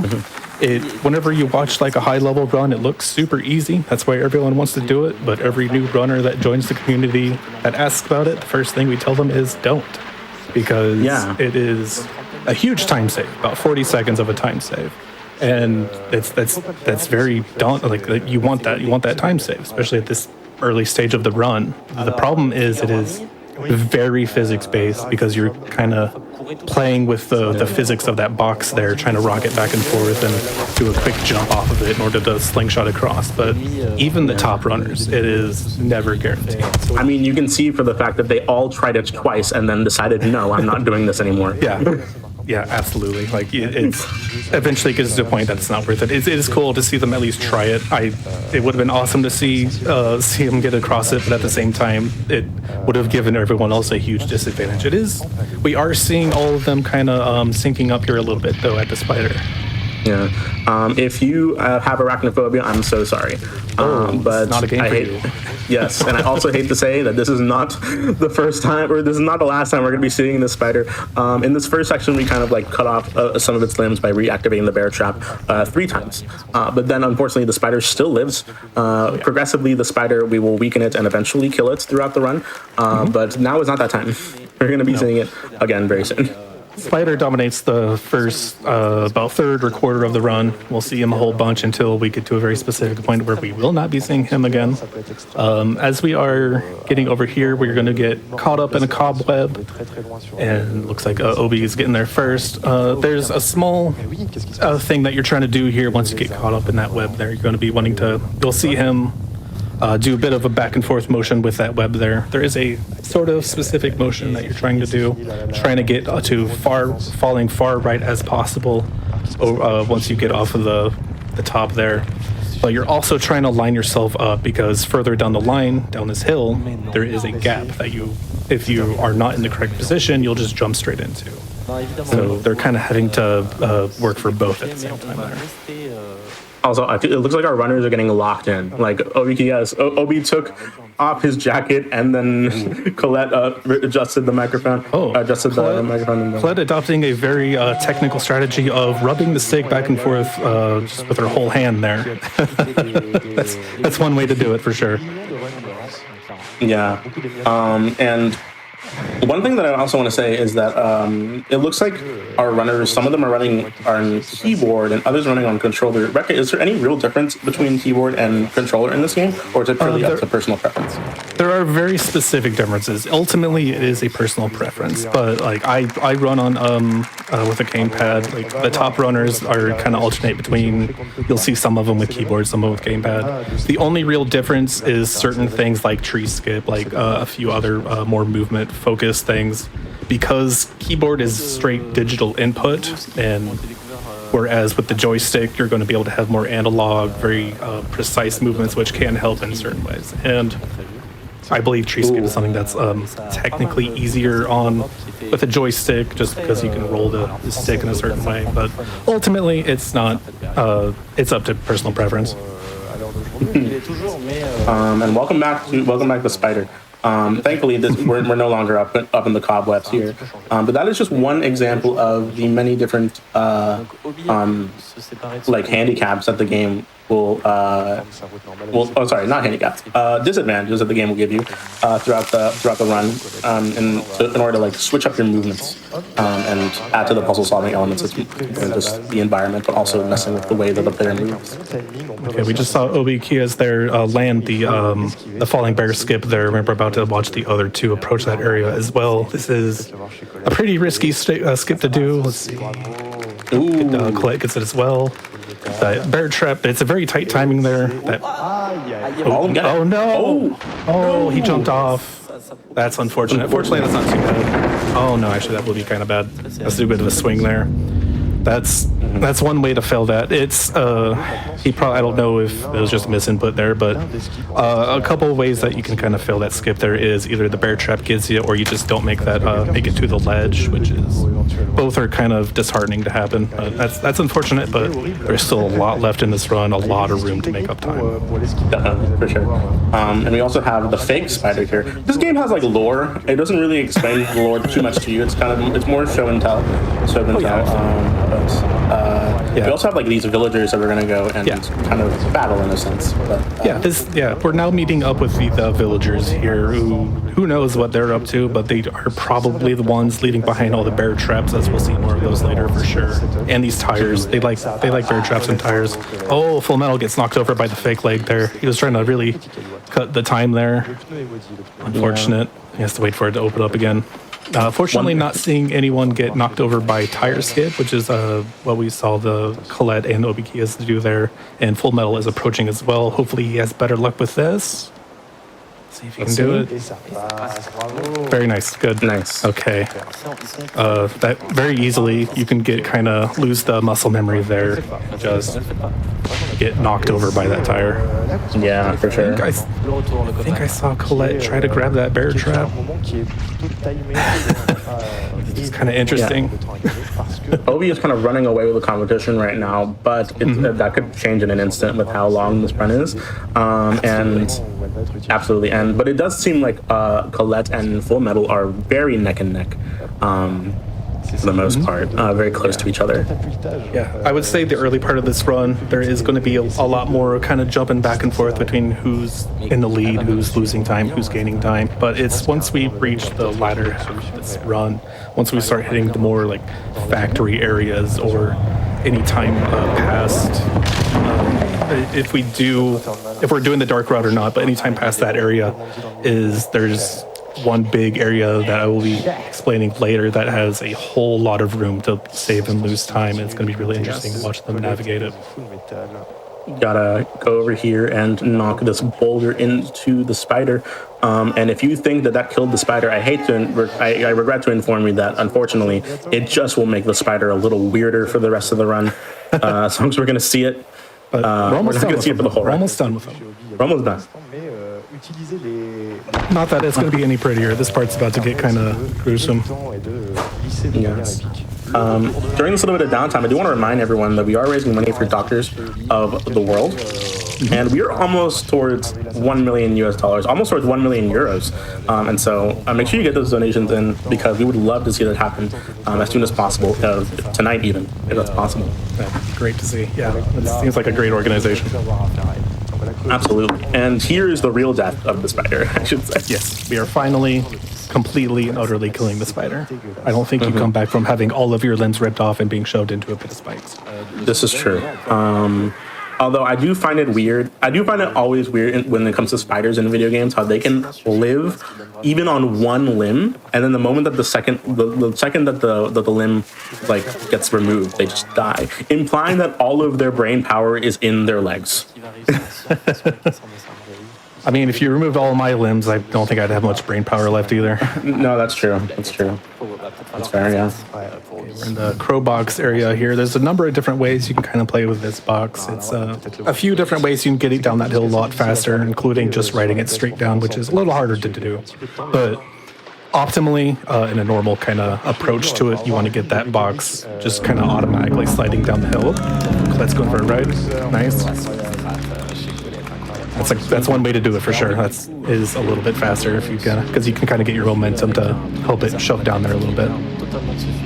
And now we have this next section, which we actually have to deal with a lot of these dead villagers that we're going to be seeing here. And unfortunately, we are also going to have to kill some villagers to progress. You may be noticing a theme with this game. Yeah, if you're not familiar with it. Yeah, it's very death heavy, I fear. But as a matter of fact, there's a way to turn off these particular more gory sections. I should say. But actually, explain to us why the community has decided not to go for that, even though it's technically faster. And I believe it was the Xbox 360 version what this originally launched on, and I think maybe a few other versions as well. There was what's called the gore filter, which did a lot of minor things, like whenever Limbo dies, it would just cut to black instead of showing like the horrible way that he actually died, and a few other small changes here and there. But one of the biggest changes, and the one that affected the run the most, was that little section we just passed there, which is the bodies going into the water. If you have that filter turned on, that guy that you see walk into the water doesn't appear at all. Instead, all the bodies are just replaced with logs. And so there was kind of a back and forth about, well, technically it's faster if you have the filter turned on, but then it's not really the spirit of what the game is. And eventually we just, especially with the PC version not having the filter at all, it was just settled like, just no, we're just leaving it off. It's a very understandable debate. I mean, I'm familiar with so many communities' debates as to whether or not something is within the spirit of the run, but it's ultimately, whatever the community agrees upon. And so one thing that's very nice about this game is, I would argue, that how accessible it is and how simple the speedrun can be in certain senses. Mainly because there's not an egregious amount of glitches in this game. A lot of what you're seeing here is movement based or physics based stuff, as we've said, and a lot of what we're going to be continued seeing is, I don't want to say the normal route, but fast but it doesn't differ too far from like my interrupt. typical OBK has gameplay. just got Colette skip there. A Colette skip named after Colette, the runner you're seeing on the screen right now. And she has said that she is going to be donating extra for each person who lands that skip because it is a very difficult to pull off skip. It requires a lot of very precise like movement to get like Limbo to jump as high as possible, to get those birds to grab that worm off of his head. It's one of those things that's better the more you do it and you kind of get a feel for it. Let's see. Oh, unfortunate. That's unfortunate. But yeah, that's kind of the nature of it. It's like you can read up and we can explain to you like exactly how to do it, all the inputs and where to land and all that. But ultimately, Metal doesn't get it either, unfortunately. Oh, that's going to get Obi a big lead, or a 10-second lead at least. Still plenty of room. Which is wild because like they were catching up. Like Metal and Colette were catching up. I could tell. Like they're not that far behind. Oh yeah, and like even now they're not that far behind with like how much of the run is left, how much there's, all the different things that there's still left to do. There's plenty of time to catch up. For sure. And I know that Colette is kicking herself for not getting a skip that's named after her. So shout outs to Colette. They're doing great. Yeah. In their defense, they were the one who discovered it, or at least was first one to like visually document it. It was only really recently that Colette actually came back to the run and started really practicing it more and was able to land it more consistently. So it's one of those. It is one of the harder skips in the run. So no fault at all for not getting it. I do also want to say I absolutely love the prizes that we're seeing in the top right corner, like underneath the run information, because I'm seeing a lot of Limbo specific like art that we're seeing from amazing artists, and I absolutely love the different prizes that people put in for this. But yeah. With that being said, what is this next section that we're getting into right now, Rebecca? Right now, this is kind of the flooded area. This is one of the one or two areas of the game that you could technically call an auto-scroller. We're just kind of going with the flow here, literally, as we're kind of watching the water raise up and kind of just maneuvering things. There is a few optimizations here and there that you can kind of cut corners and just kind of smooth the run out a bit, but ultimately, kind of just going with the water here. Yeah. And so, I mean, this is the bane, I would say, of most speedrunners' existence. Auto-scrollers at large, just being, but at least it's like actual downtime. Like it's like a lot of people, I do a lot of runs where it's like, it's downtime in the sense that like you're not constantly putting in inputs or doing movements or precise tricks or anything like that, but you're still like moving from one place to another, like your mind can't fully turn off. But being able to do sometimes an auto scroller is like a blessing in disguise, you know what I mean? Because you can just turn your brain off for like a few seconds. Oh, absolutely. In this game especially, like I said, it's not a hugely technical run, but it is a decently length one at around 40 minutes, depending on how much you've been playing it. And so it is kind of nice to just have these moments of the kind of the droning music in the background, the kind of the muted color palette, just kind of vibe with the game for a while. Yeah, for sure. And look, Metal and Colette are very close together, might I just say. Like, yeah, it looks like Colette's really slightly in the lead here. Yeah, it looks like everyone went for the kind of show-off climbing back. Oh, Full Metal, no. No! Is that our first death of the run? He didn't die earlier, did he? No. I don't think so. Oh, yeah, that is... Yeah, that's so unfortunate. Looks like he's going for some more of the flashy stuff, just kind of having fun with the run, which, hey, I'm all for it. Yeah, that's for sure. But that's also just gives us more time with our runners, which is great. More time with Limbo. So, why don't we? We're not there yet, but like, why don't we explain to the chat like what exactly is the difference between like the regular route and the hard route? In this game, whenever you're playing it normally, there's a collectible you can find throughout the run. There's 9 of them called eggs, or not called eggs, they are eggs, that you can find, and as you crush them, you unlock achievements, and you're kind of just building up towards unlocking... Did he die again? Full Metal. He's had a lot of trouble, unfortunately. But you can collect these eggs, and once you get all the ones on the main overworld, you unlock this area below this section later that I will point out that opens up an alternate route that you can go through, and we call it the dark route because it is in fact dark. You can kind of see how normally Limbo is a lot of like the stuff you interact with is black, the background is kind of white and light gray. Once you get into that area, it's almost entirely black. You have just Limbo's eyes to go with, and fortunately the incredible sound design in this game is also what you're working with. And there is an unfortunate but very rare bug that can happen when you're in the dark route where Limbo's eyes will close and stay closed. Fortunately, we probably won't be seeing it. It is extremely rare, but is an unfortunate thing that can happen and basically make it, unless you know exactly where you are, make it almost impossible to go through. But we shouldn't hopefully be seeing that. Forgive me, I have the memory of a goldfish. Did we explain the mechanic that's happening right now with the worm? How that works? Oh, I don't think we did. So in about 3 or 4 places throughout the game, this worm will drop into the boy's head, and he will be locked into moving whichever direction that you are going. And you have to walk into certain beams of light to be able to have it kind of agitate the worm and have it turn you around. And then you have to find these weird bird things, I don't know what they actually are, in the ceiling that will chop them off there for you. And that's kind of what Colette's skip was you being able to get that early. These things right now on Colette's screen. Yeah, whatever they are. And you don't have like complete lack of control. You are able to speed up or slow down the boy when it comes to whatever direction that he's going in. Just hold the opposite direction and he will move slower. And that is necessary for some puzzle solving in this game. The game does make use of that fact. But the one thing that you just can't do is you just can't turn around. The only way you can turn around is by going into a beam of light. Yeah, and that slowing down is something that hasn't been super important yet, but there's a few sections later, once you get the worm again, that it's super important to slow down. Yeah, exactly. It's pretty much just this parasite that infects your brain and just doesn't like light. The moment it sees light, it's like, I want to go the other way.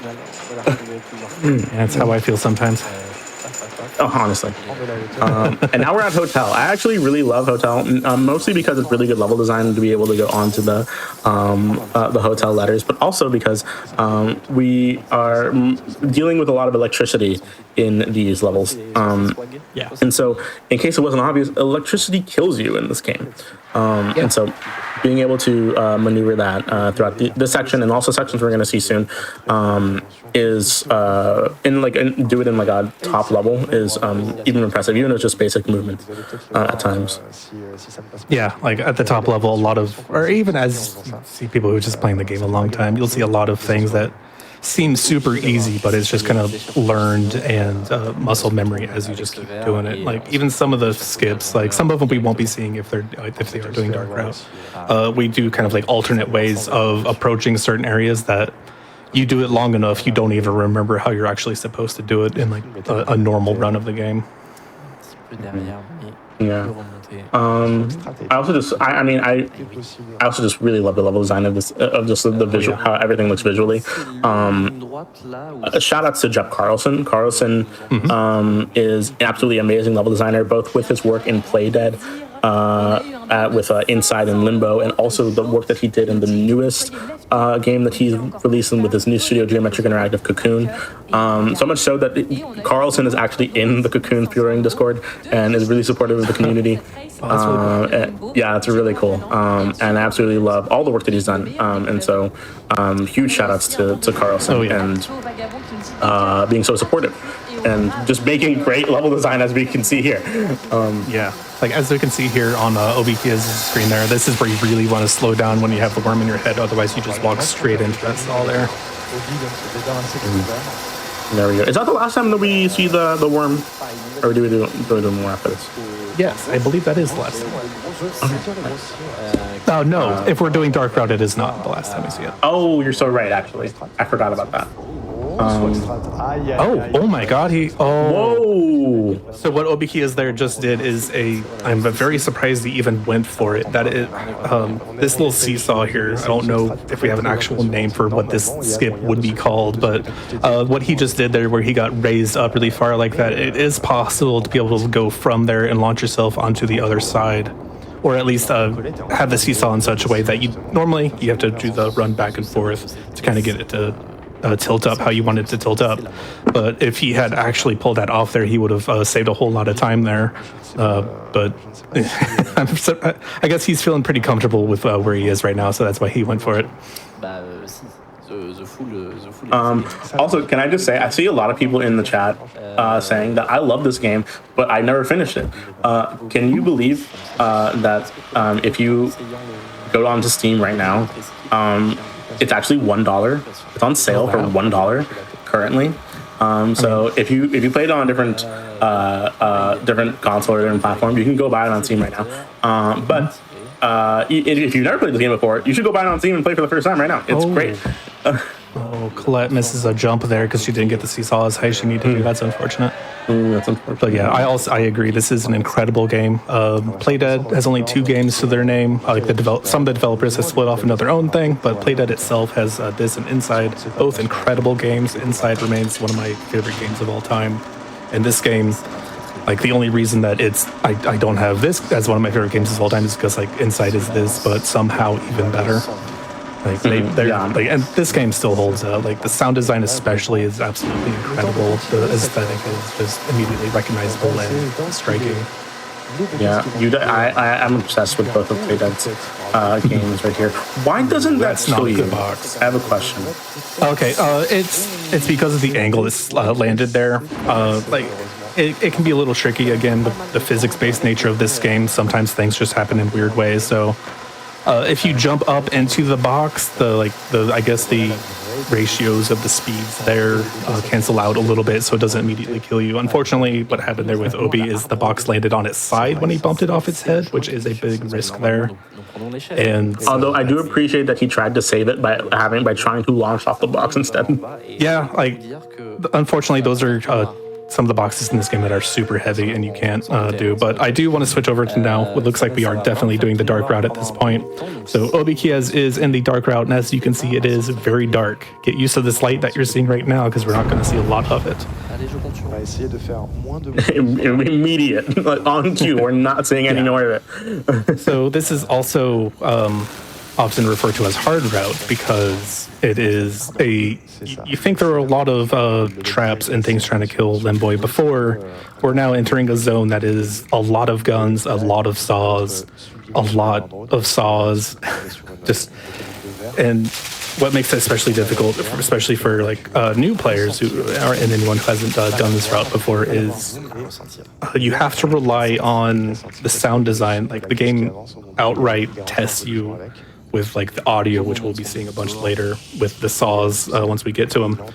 And there is a little bit of trial and error in it as well as trying to figure out where certain boxes are. Like there's a box that Obi had to push there in order to get that worm off his head, and making sure he doesn't have to push it all the way, wants to cut off a little bit of time there, so he kind of has to remember where that position is. But a lot of guns. There are so many guns. Yeah. Have you ever thought I want to take all the hard parts in this game and then turn off the lights? Well, yeah, that's what this route is currently. If it's like the game just decided that, hey, you're doing a blindfold run now.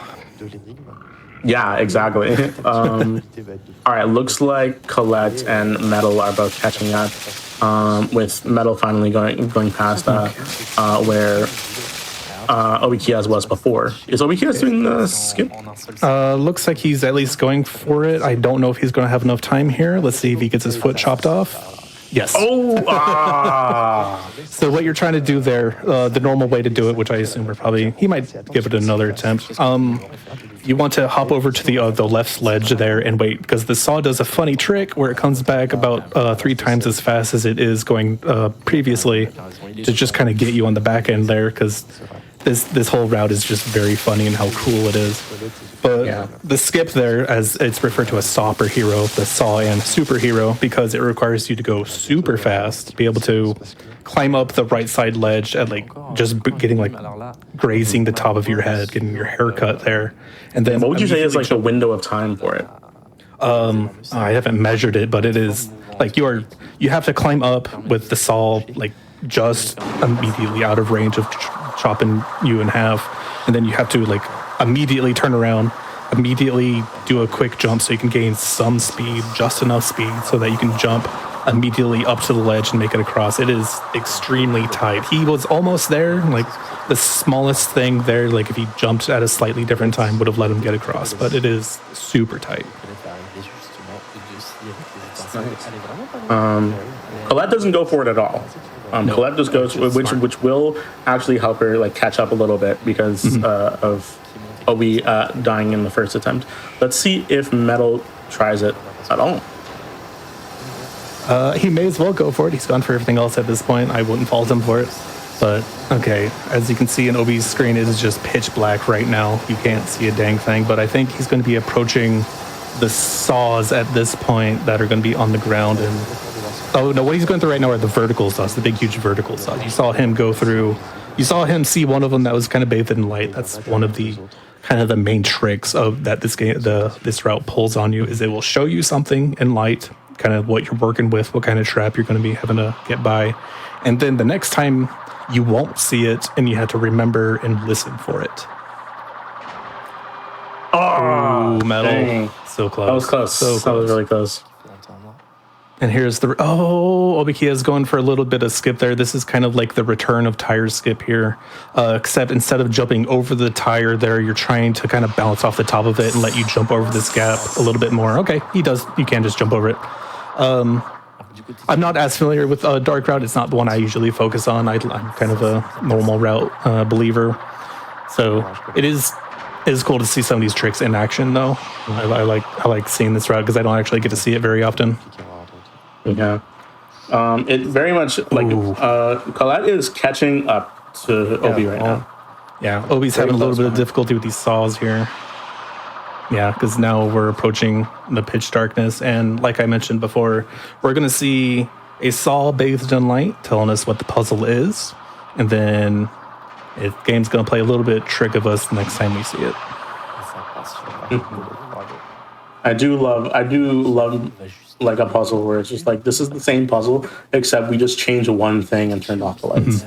Like as you saw there, the light just goes out as you saw the saw leave you. So now you're panicking and like having to remember. And fortunately, this and Inside after this as well have wonderful sound design, incredible use of audio that really makes it part of the game in a way that is really cool.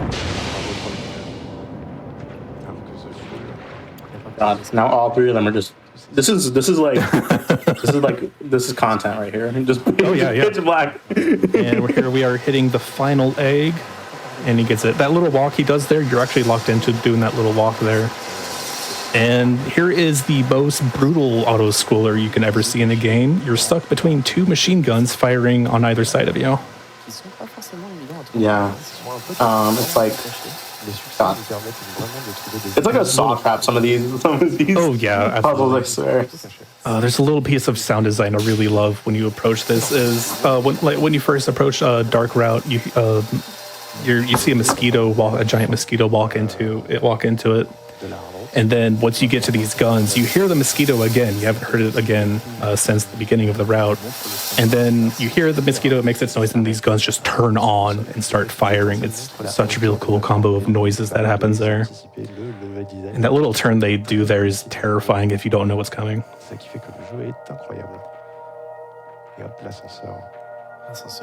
I love the music in this section. Oh yeah. Yeah, this song in particular pops up a few times. It's really beautiful. Very ethereal. We're moving over to Colette's audio right now with these machine guns here.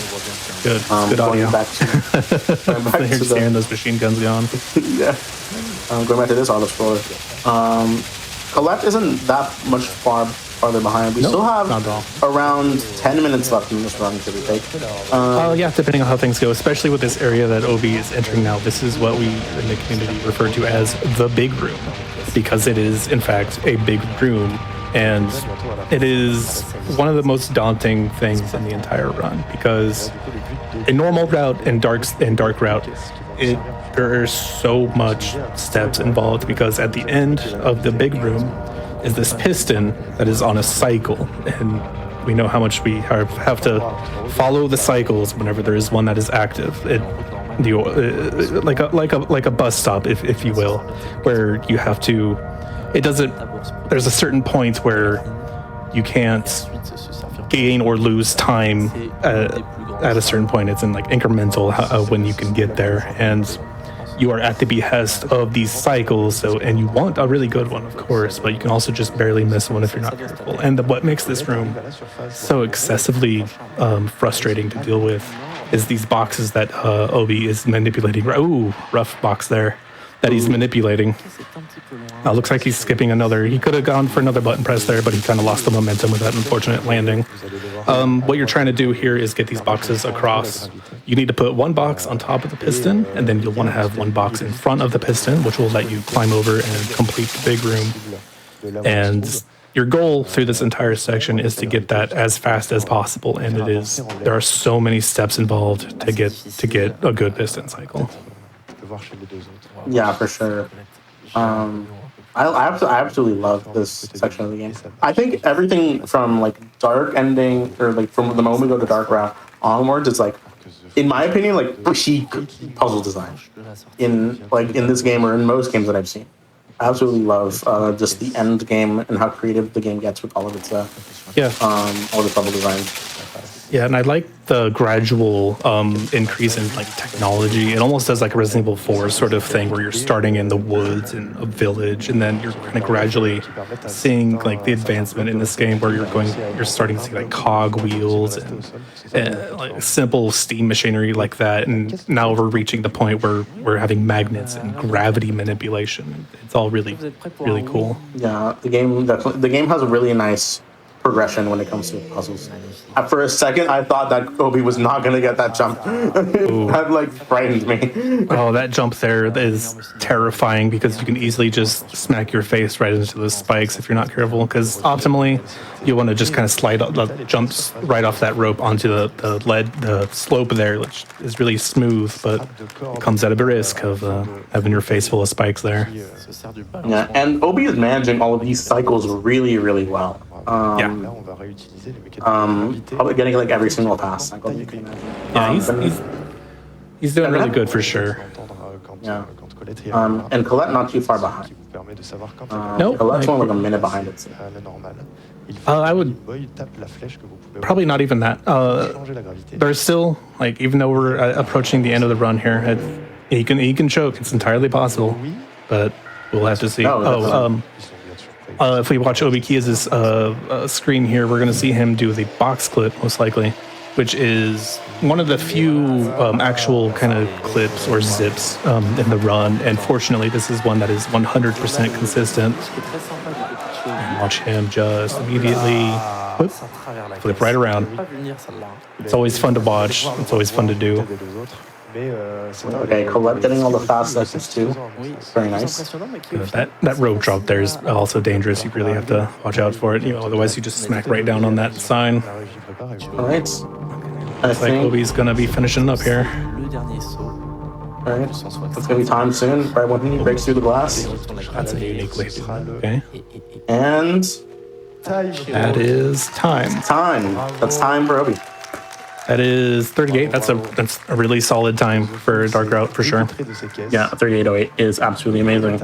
Especially with some of the mistakes he made there. That's a really good time. And Colette is not too far behind.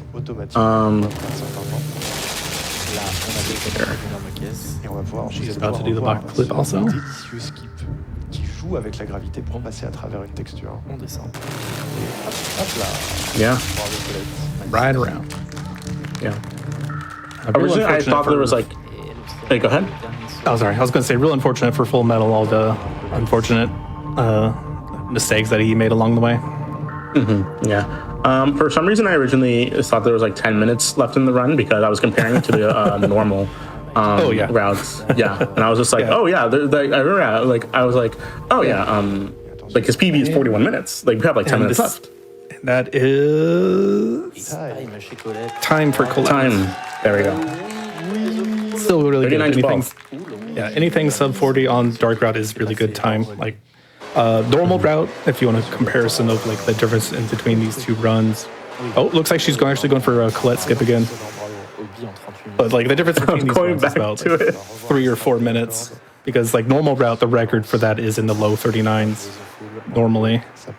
Yeah. Yeah, I didn't realize how much time that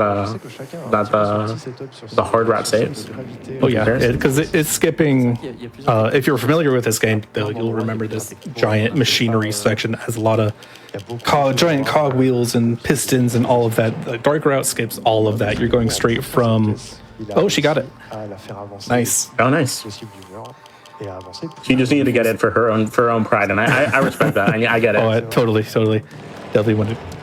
It's a really cool, really tough skip to get, but yeah. Oh, and look at that! There's lore in this game. I forgot about that. Oh right, yeah. There's this sister or somebody. Yeah, I think so. The game never really explains it. It doesn't need to. I like the visual storytelling they're doing, even if it is abstract. Yeah, sure. But we're getting close to the end of this run for Full Metal here as well. Yes. Nearing very closely. I think is this it? Here? Yes, it is. I think. Yeah. Time is coming up for Full Metal. That's a good launch. And time. 40-58. That's really good too. Yeah, they're all within a couple of minutes, or about 3 minutes of each other. That's, I mean, unfortunate that Full Metal had the run that he did, and OBKS was just playing really well. So unfortunately, it works out that sometimes, but I still think this is just a really good run to watch. Oh, 100%. Please check out all these runners individually. They did absolutely amazing. Shout out to the commentators as well. But yeah. If you want to buy this game, it's $1 on Steam, and the Speedone community is great behind it, because I do keep up with it occasionally, having been a really good fan of this game. Go ahead. Yeah, it's a real good community, real chill. We're always happy to see new players. We would love to see this game be a lot more active than it is. It has its ups and downs in activity, but we're always happy to see it. You can just find the link on the Discord on the speedrun.com page. Yeah. But yeah, I have been Osborne. This is not going to be my last run of the night. I'm going to be back in 2 runs for Kudo with Limey, so stay tuned for that, Rekka. And yep, I've been Rekka. This is the only run I'll be on. Sorry, I'm just going to be gone for the rest of the night. I'm going to be sleeping peacefully, unlike you.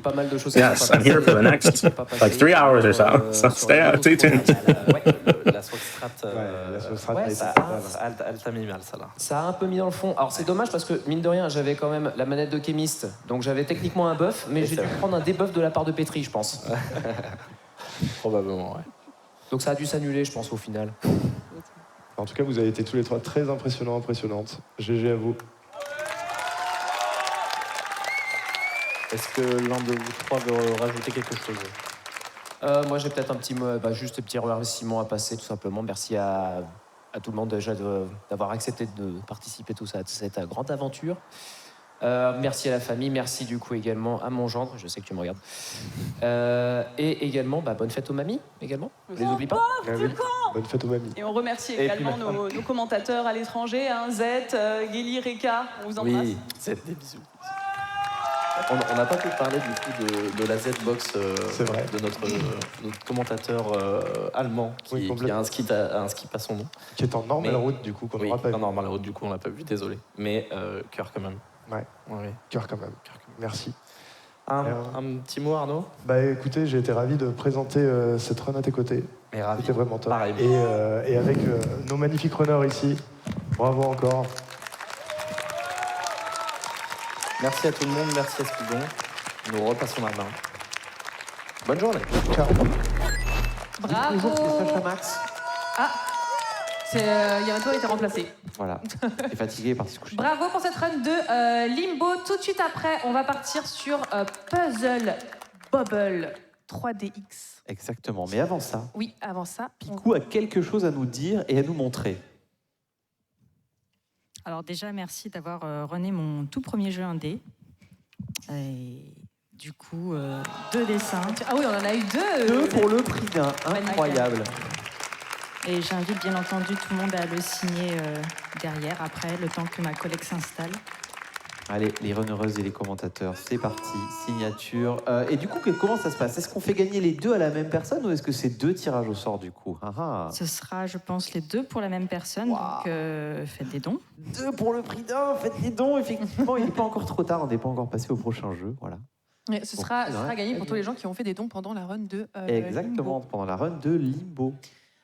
Picou, est-ce qu'on te retrouve à un autre moment pendant l'event? Et non, c'est la fin. Donc, merci. Est-ce que tu as un petit message à faire passer ou est-ce qu'on peut te retrouver quelque part Je voulais juste remercier tout le monde, remercier les runnereuses, les gens qui font les commentaires et les bénévoles. Merci à eux. Et ma collègue va venir, va faire 3 runs d'affilée, donc donnez-lui de la force. Elles sont pas faciles et vous aurez aussi 3 dessins à gagner juste après. Voilà. Ça marche. Merci tout le monde. Merci à toi. Merci beaucoup en tout cas. Et bon repos. Oui, sur la run de juste après, Puzzle Bobble. Puzzle Bobble Free. Un nom que je ne vais pas savoir dire. Koulouline. Non, c'était très bien. C'est vrai? Kulu. Et Animal Well, il me semble qu'on aura aussi quelqu'un d'autre qui viendra dessiner et qui, pareil, le même fonctionnement où pendant les runs, eh bien, vous pourrez gagner les dessins qui seront faits. On a eu pas mal de dons pendant la run de Limbo. On a eu Smice qui a donné 20 €, bourré les dons d'une part pour Médecins du Monde, mais aussi pour épargner à notre petite mascotte de devoir faire une démarche administrative pour changer de nom. Virez-moi don homme. Alors, j'ai une nouvelle à vous dire. J'ai une nouvelle. Si ça n'a pas changé depuis. J'ai quelque chose à vous dire, comme dirait Par pitié. un certain... Et j'ai quelque chose à vous dire. Oui, je crois que officiellement, en tout cas à l'heure actuelle, Béboul a repris la tête à 33%. Let's go, l'échappée en avant. L'honneur est sauf pour l'instant. Avec, bien sûr, Don Homme, 28%. Bon, casse-toi, Don Homme, là, hors de ma vue. Continuer, il faut continuer de garder Béboul en tête, par pitié. N'hésitez pas, quand vous faites des dons, à les mettre dans des incentives. Il y en a d'autres que renommer la mascotte. Il y en a bien d'autres. Nous avons quelques dons. D'ailleurs, je suis très content parce que l'incentive pour Demon Crest qui consiste à faire le boss rush à la fin et le true final boss a été validé. Nous allons avoir une très belle performance à ce niveau. Curine, il y a le nom de la save, mais bon, c'est Snamettre qui est en première position à 71% avec Mintos derrière à 16%. Alors, il y a quand même une belle différence à 1500 €. On n'est jamais à l'abri d'un snipe, cela dit, mais alors peut-être. Et ensuite, nous avons le choix de la difficulté pour Restart, qui pour l'instant c'est la difficulté super, et il y a plein d'autres défis, voilà, dont celui de lire les titres de Zot pendant le Panthéon de Hollow Knight, où c'est Shishiyu qui est en tête. Voilà. Étonnant. Très étonnant. On a eu un don de 500 € de chien de feu. Wow, 500 balles. Merci à toute l'équipe pour cet event. Et à mon bébé d'1 mois qui me rappelle de ne louper aucune run la nuit. Est-ce que c'est pas un peu le meilleur des réveils finalement? Je sais pas. Là, comme ça, tout de suite, je te dirais non. On a eu un don de 100 € de Meissner qui nous dit « Le réveil pique un peu, mais on est là pour la magnifique race de Limbo. » Et on a 5 balles de Le saviez-vous? Gomard, ça fait Margot à l'envers, mais Yamato, ça fait Hachette à l'envers. Et du coup, hop là! Le t-shirt de l'Ever. Attention, minuit ce soir, la boutique est fermée. Donc n'hésitez pas si vous avez... Si vous n'avez pas encore acheté votre t-shirt de l'édition 2025, il est dispo sur le site. Je crois pour l'exclamation boutique sur le chat aussi. Vous allez directement sur le site et vous avez toutes les tailles de dispo. Et à minuit, il n'y en aura plus. Ça peut aussi vous faire un couvre-chef, effectivement, si vous n'aimez pas porter de t-shirt, éventuellement. Et voilà. On vient d'avoir un don de 400 €. Le club coquin. Ouh, ok. 200 € pour les 2 Colette Skip réussis. 200 € pour la magnifique 2e place de Colette. Eh bien, merci à toi, le club coquin. Et je crois qu'on est prêt pour la suite. Ça tombe bien, il est tard, c'est l'heure de jouer avec des boules. Allez, jouons avec des boules. Let's go. Et oui, on va lancer des béboules à l'écran. Plein de béboules partout. Comment ça va, Strakel? Ça va et toi, Lino? Attendez. Attendez, faux départ, pardon, time. Nous avons présenté Ad qui nous rejoint effectivement à la station pour le dessin. Voilà. Bonjour Ad. Bonjour. Comment ça va en cette heure si matinale? Ça va. Je m'installe rapidement. Et puis, ouais. Oui, il faut qu'on temporise un peu, pardon, désolé. Non, mais ça va très bien. Je me suis réveillée 1 minute avant mon réveil. Tout va bien. Nickel. Impeccable.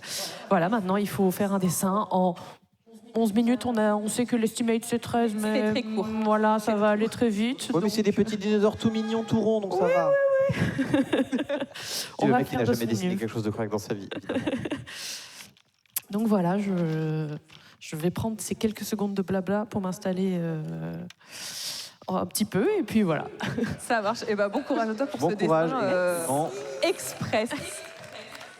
Et on peut y aller du coup pour introduire la run. Désolé. On y va. Pour ce contretemps. Ah, on est de retour pour les béboules. C'est ce qu'on disait, et oui, il n'est pas tard, il est tout. On est passé 6 heures, c'est officiellement le matin. Donc j'espère. On dit bonjour alors. On dit bonjour, bien sûr. Ok. Et je suis sûr et certain que derrière, tout le monde a dormi et tout le monde vient d'arriver dans la salle. Il y a 0 nuit blanche dans cette salle. Ah, ils ont l'air réveillés plutôt, c'est vraiment pas mal. Ils sont réveillés. Eh bien, je suis dans le même état que vous, voilà. Team, je ne dors pas. Team, je dors, mais je suis claqué du coup. Voilà, donc choisissez votre camp. Et oui, on va lancer des béboules. Donc il y en aura des béboules officielles orange et des béboules pas officielles, pas orange. Donc on compte sur vous quand on éclate 3 bulles orange pour dire béboule. Nous, on va commenter, donc on va pas forcément faire gaffe à ça. Mais ça va nous revenir quand vous allez le dire, justement. Et je crois qu'il faut qu'on meuble un petit peu. Il faut qu'on meuble un petit peu. Donc, Puzzle Bobble, une série de jeux d'arcade légendaires qui a inspiré tout un tas de jeux mobiles que vous pouvez revoir aujourd'hui. Mais là, on parle de l'original. Et c'est Zato qui veut nous run ça. Salut Zato. Hello. Toi, t'es quel team? T'es couché ou Je suis couché, mais moyennement. Ouais, couché mais éclaté, donc Team Strakel, ça marche. Et bien après ce meublage incroyable, on va pouvoir lancer la run. Est-ce que t'es prêt, Zato? Allez, Allez, tous ensemble, 5, 4... Hello everybody, I'm Mr. Arnsford Shaston. I'm commenting Puzzle Bobble 3DX along with Danny Music right here as well. Why don't you Hello, I am Danny Music. I'm also here to accompany Shasta for Zato's run, which we are getting into right now. Yeah, right away, for real. I've run Bus Move 99, which is the N64 version of this game. Zato will be running the PS1 version of it, if I recall correctly, which is called Puzzle Bobble 3DX. Either way, it's still Bus Move / Puzzle Bobble 3, so same game, really, in this case. But yeah, the first 4 levels of this run are going to act a little differently from your normal Puzzle Bobble. That's because they're all just one giant, like, vertical scrolling level. And if you get more perfects like this, you actually advance the level even faster and even further beyond.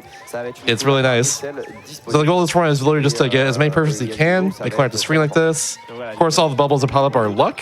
So it's a end up for a yellow there for a while. You can get it for like 10 bubbles in a row. Just how it goes sometimes. The layouts of the puzzles are consistent, but exactly what bubble appears is luck. So a lot of this run depends on skill at managing the luck element to it, as well as skill at managing aiming.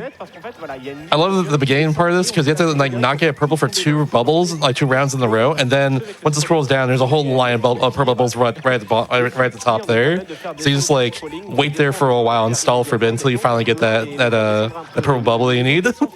At the right time. It's really good. Yep, and make sure that you don't fire them too early, or you just clear the vertical line and nothing in them, nothing else. Oh yeah, absolutely. You see his rainbow bubbles at the top of the screen as well. That is actually new to Puzzle Bobble 3 in this case. Whenever you get like a pair of 3 bubbles right at the very top of the screen, or never get a pair of 3 bubbles like on top of them, it turn those rainbow bubbles into whatever like bubble that got popped essentially. So in this case, there's a whole row of reds. So we got a bunch of red bubbles there at that point. Yeah, Zato demonstrated the best way to clear out the rainbow bubbles, which is to chain them into whatever color you would like them to be. and create chains of rainbow bubbles, which clears out multiple at a time. In general, like for once you get to a part of a level like this, you just gotta keep in as many chains as you can. And right now, of course, those top bubbles there, whenever you whatever color bubble hits them, it'll delete every single bubble of that color on the screen. So we're trying to get there as fast as we can at this point. And of course, we have to deal with the luck that we get. Can't get around good old-fashioned luck after all. But that's a lot of fun this run is dealing with that luck, in my opinion. There we go. Get rid of the yellow. Get an orange here, which orange would be. Oh, red would be perfect. There we go. Red's also good too. There we go. I guess he was waiting for the next line. That makes sense. Very cool. So yeah, next two levels, G and K, are also the vertical scrolling levels. The last two sets of levels in this run are like traditional puzzle bubble levels. Oh, it's interesting. This level is actually third. Okay. Yeah. Interesting. In Buster 99, this level is second.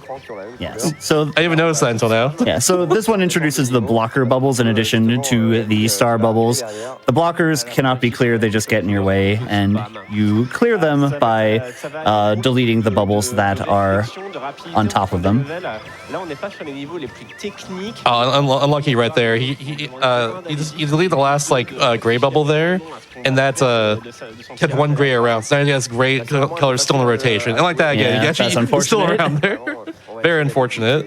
Because yeah, once you get rid of all of one color on the screen, the game will take that out of your rotation of bubbles they can get. So in that part of the level especially, you want to get rid of the grays as fast as you can. Hope you don't get another one after you clear it out like that. That's just how it goes sometimes. Yeah, this run's all about just dealing with the luck that you get in very good precision and your aiming especially. And sometimes you mess up a little bit and have to recover from that pretty quickly. But that's part of the fun, baby. Let's go.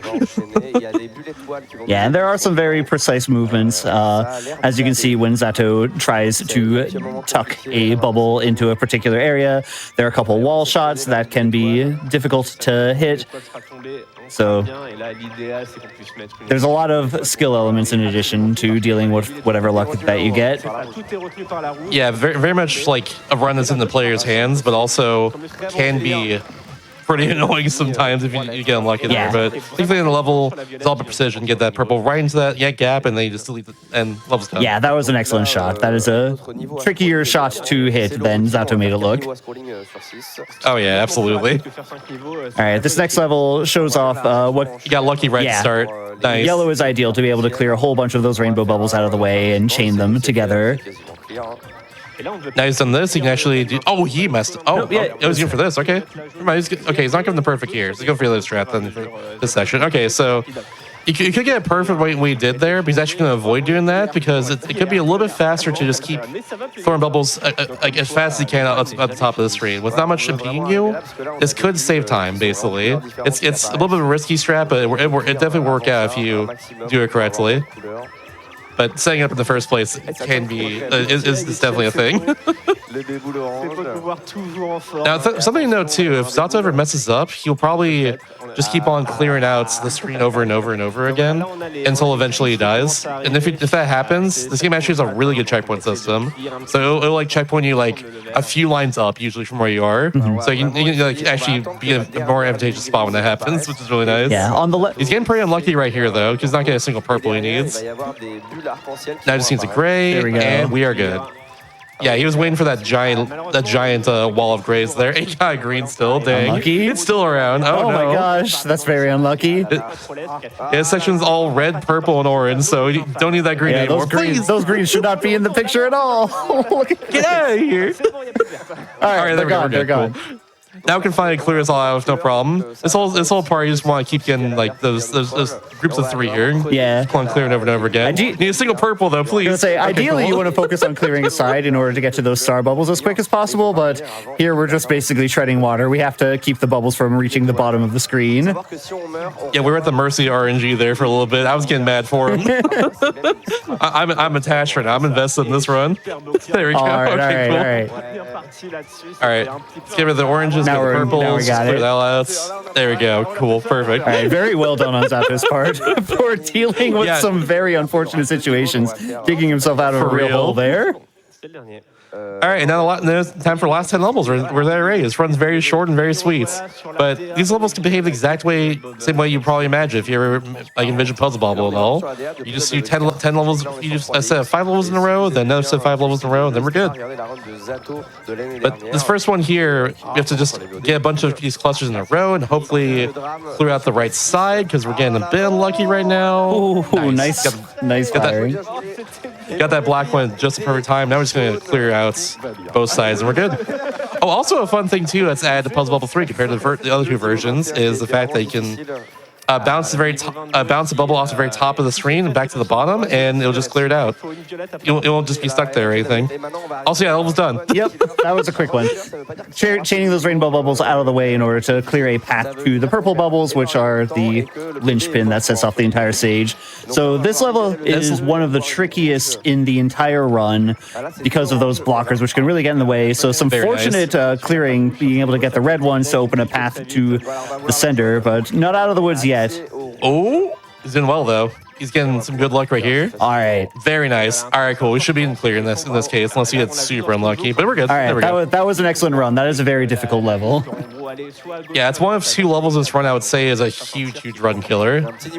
And we got it first try, so we take those. The other one we got for is 29 when we get there. Yep. But for now, yeah, level's done. And then we get these bowling balls right here. Yeah, so that one introduces the bowling ball. The bowling ball, unlike other bubbles, does not get stuck. Instead, it just clears through a chain of bubbles right in the way. And Zato was able to set up a not quite pixel perfect shot that was able to clear 5 of them in just one single hit. And just like that, we're on the last set of levels. So this first one here, gonna avoid the blockers in order to make it to the very end. Doing very well right now. Just need one more blue and then we're good. Perfect. Alright, this is another annoying level, honestly. So any sort of bubbles you don't need, you're gonna just put on the right side. So like right now, it needs a red for sure. You got the yellow shot. That was actually a really nice, precise shot. That's good. Yeah, now we got no more oranges. That's good as well. Gonna do a little bit of adjustment, get the reds here, and then get the yellows. That was textbook. Yeah, that was really nice. well done. That's tricky because you have to rely on those wall shots there. All right, let's get that nice bounce. Wow, that was also very impressive. Just need one more red and we're good. Excellent. All right, two more levels. We're almost done already, y'all. All right. However, this level is a huge hurdle though, so hopefully this goes well. The other difficult one because of these rainbow bubbles. They're all horizontal, which makes them difficult to chain, but ideally you want to clear multiple rainbow bubbles at the same time to make it easier to clear the next set of rainbow bubbles, which is what Zato is doing here. It's also hard because of the layout of the level too, because it's all just like, notice how on the very top there is different colored bubbles all in a row. That's what makes this level such a slog, honestly. It make it also really hard to get past sometimes. Yeah, it's very inconsistent because you're at the mercy of RNG among 6 different colors. Yeah, it's this level especially is very much like at the mercy of luck more than anything else. However, if you get to this point where you now clear out like both the left side and the right side there, you see there's a little like hanging sides there. Now if you get a yellow bubble, we actually can clear the rest of the stage like that. Once you get to this point. Perfect. That was extremely well done. Now don't blink here. Rather. I was not getting lucky though. That's fine. So you need 2 more reds, and then the whole stage is pretty much done now. One more, and we're good. That's GG right there. Run is already done. Did you like that one? Did y'all like that? It's over already. Very nice time, though, to say the least. Huge congrats to Zato on that one. You definitely practiced a lot, to say the least. Also, a quick fun fact about this game is there are 8 characters to choose from in this case, and he chose the superior man. I forget his name, but yeah. It's not playing as Bub or Bob in this case. Yeah, most of the characters in that game are unique to Puzzle Bobble 99 or Puzzle Bobble 3. Something I noticed too, because I actually spearheaded the N64 version of this, Bust Move 99, is that once you got to the chains of like 5 levels in a row there, the loads were actually like instant, which it's not how it is on N64 at all. It's wild. Did I know that? But now I know, I guess.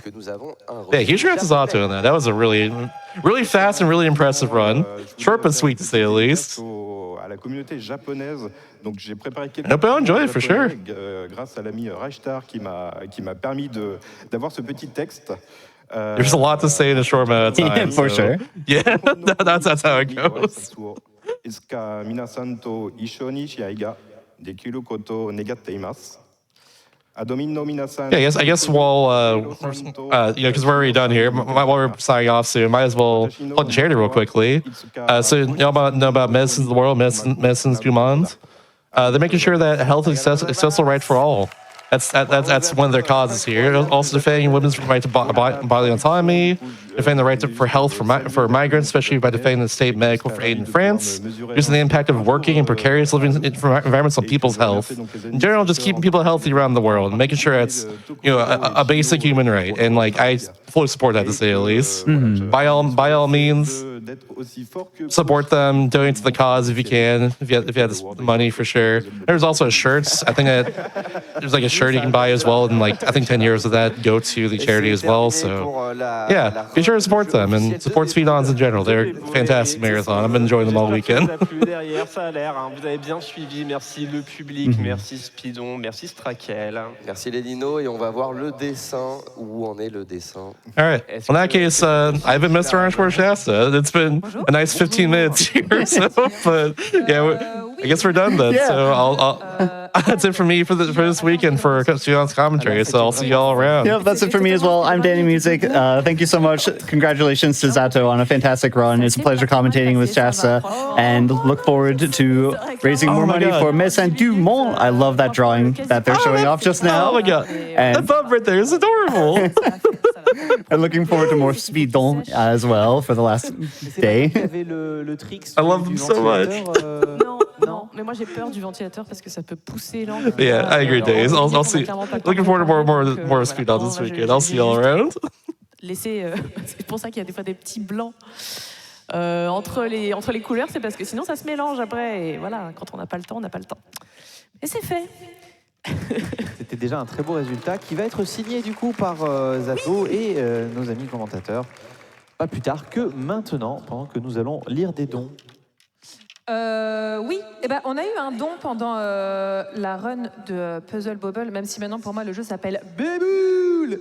On a eu un don de 50 € de Chouane qui nous dit un grand coucouragement à ma chérie Ad qui va speedrunner 3 dessins d'affilée. Des bisous à toute l'équipe Speedon ainsi qu'à toutes les cafetières. Non. Pourquoi pas. Oui, parce que Ad, du coup, tu restes avec nous pour les 2 prochaines runs qui sont pas beaucoup plus longues. Non, mais un peu plus quand même. On a eu un don de 160 € de Sombre Présage, dont Homme ne gagnera jamais. Jamais. Never in hell. Je crois que c'est bon. Hein. C'est toujours, on est toujours sauvés, il me semble. Je crois que B-Boule reste toujours en tête, 33%. Il prend, c'est bon, hein, il prend de la distance. Peut-être que Don Homme ne sera qu'un mauvais souvenir ce soir. Oui, voilà. Dars Colette a tenu parole. Du coup, on a eu deux Colette Skip. Donc, Colette a dit 25 € par Colette Skip, donc pour un don de 50 €. Merci beaucoup. Merci. Bravo le Limbos, bravo les ambiances heureuses, bravo les équipes techniques et merci au vu monsieur. Bourrez les dons plus petits que 3. Et on a eu un don de 500 € de Philippe. Merci à tous. Merci à Médecins du Monde et Achète. Achète. On a Alex Kintosh 12 qui a donné 5 balles pour dire descente de Béboule, sauf que là c'était plutôt de la remontée de Béboule. On a 100 € de Chevalier Dindon qui nous dit des bisous aux bénévoles, mais surtout à la team Aquali qui est objectivement la meilleure. PS, le Snacking Café ouvre entre 8h et 10h et des toilettes se situent de part et d'autre de ce même stand. Hein, ça fait la propagande des stands. Non mais c'est important, voilà, sachez-le, le snacking ouvre à 8h, les toilettes sont de chaque côté. Voilà, c'est des infos. Big up la team Aquali et big up à tous les bénévoles de l'événement. Et je pense qu'on peut les applaudir. Un petit applaudissement. Alors dire nocturne, pas nocturne parce qu'il est 6h30 du matin. Peut-être qu'il y en a qui se réveillent actuellement et qui se disent oula, qu'est-ce que j'ai raté. Énormément de choses. Et si d'ailleurs des choses que vous voulez rattraper, eh bien il y a une chaîne de VOD. Ah, c'est posté mais à la frame grâce à nos bénévoles VOD qui sont blazing fast. Genre ils speedrun les VOD. Tout ce que vous avez raté pendant la nuit sur la chaîne de VOD. On a encore plein de dons qui arrivent. Lani Shadok qui nous donne 15 €. J'ai mis mon réveil pour regarder Koulou Koulou Kouline. Quel plaisir de retrouver ce jeu. Merci Speedon Koulou Koulou Kouline qui arrive incessamment sous peu. On a un don de 100 € de Strawberry Pocky. Oust don homme, vive Béboule. Vive Béboule. Continuez, il ne faut pas se faire rattraper.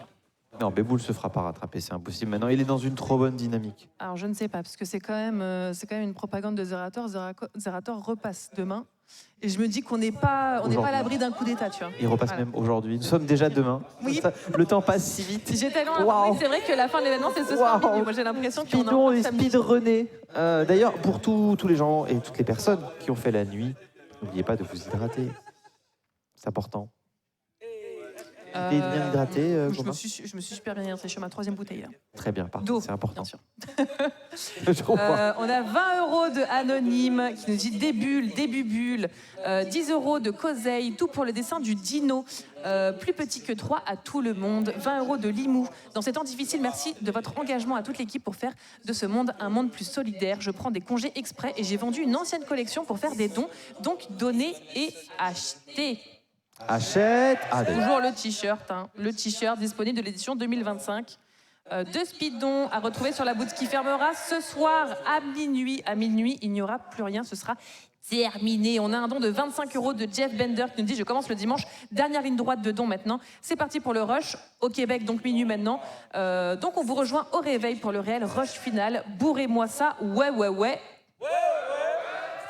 Ils sont toujours là, à 6h30 du matin. C'est incroyable. Aoko qui donne 10 €, bravo aux runners, aux commentateurs et à la team coquin. Koulou, non, je vais mal le dire. Koulou, coucou, Roukoukou qui donne 10 €. Stache, oui, les bras je connais. J'avais pas compris. J'ai lu le message après qui me dit stache. Énorme. Ah, très drôle. Eh bien. Okenrox qui donne 5 €, trop beau ce jeu et ses dessins. Vas-y, je t'en prie. Et vive les bénévoles Mentalo, donne, achète, plus petit que 3, miaou, 20 € de la part de Michien. Miaou. J'aime trop, c'est vraiment, on me dirait des artistes, des doubleurs payés. Miaou. On parle de corbeaux, ils font les corbeaux, ils parlent des...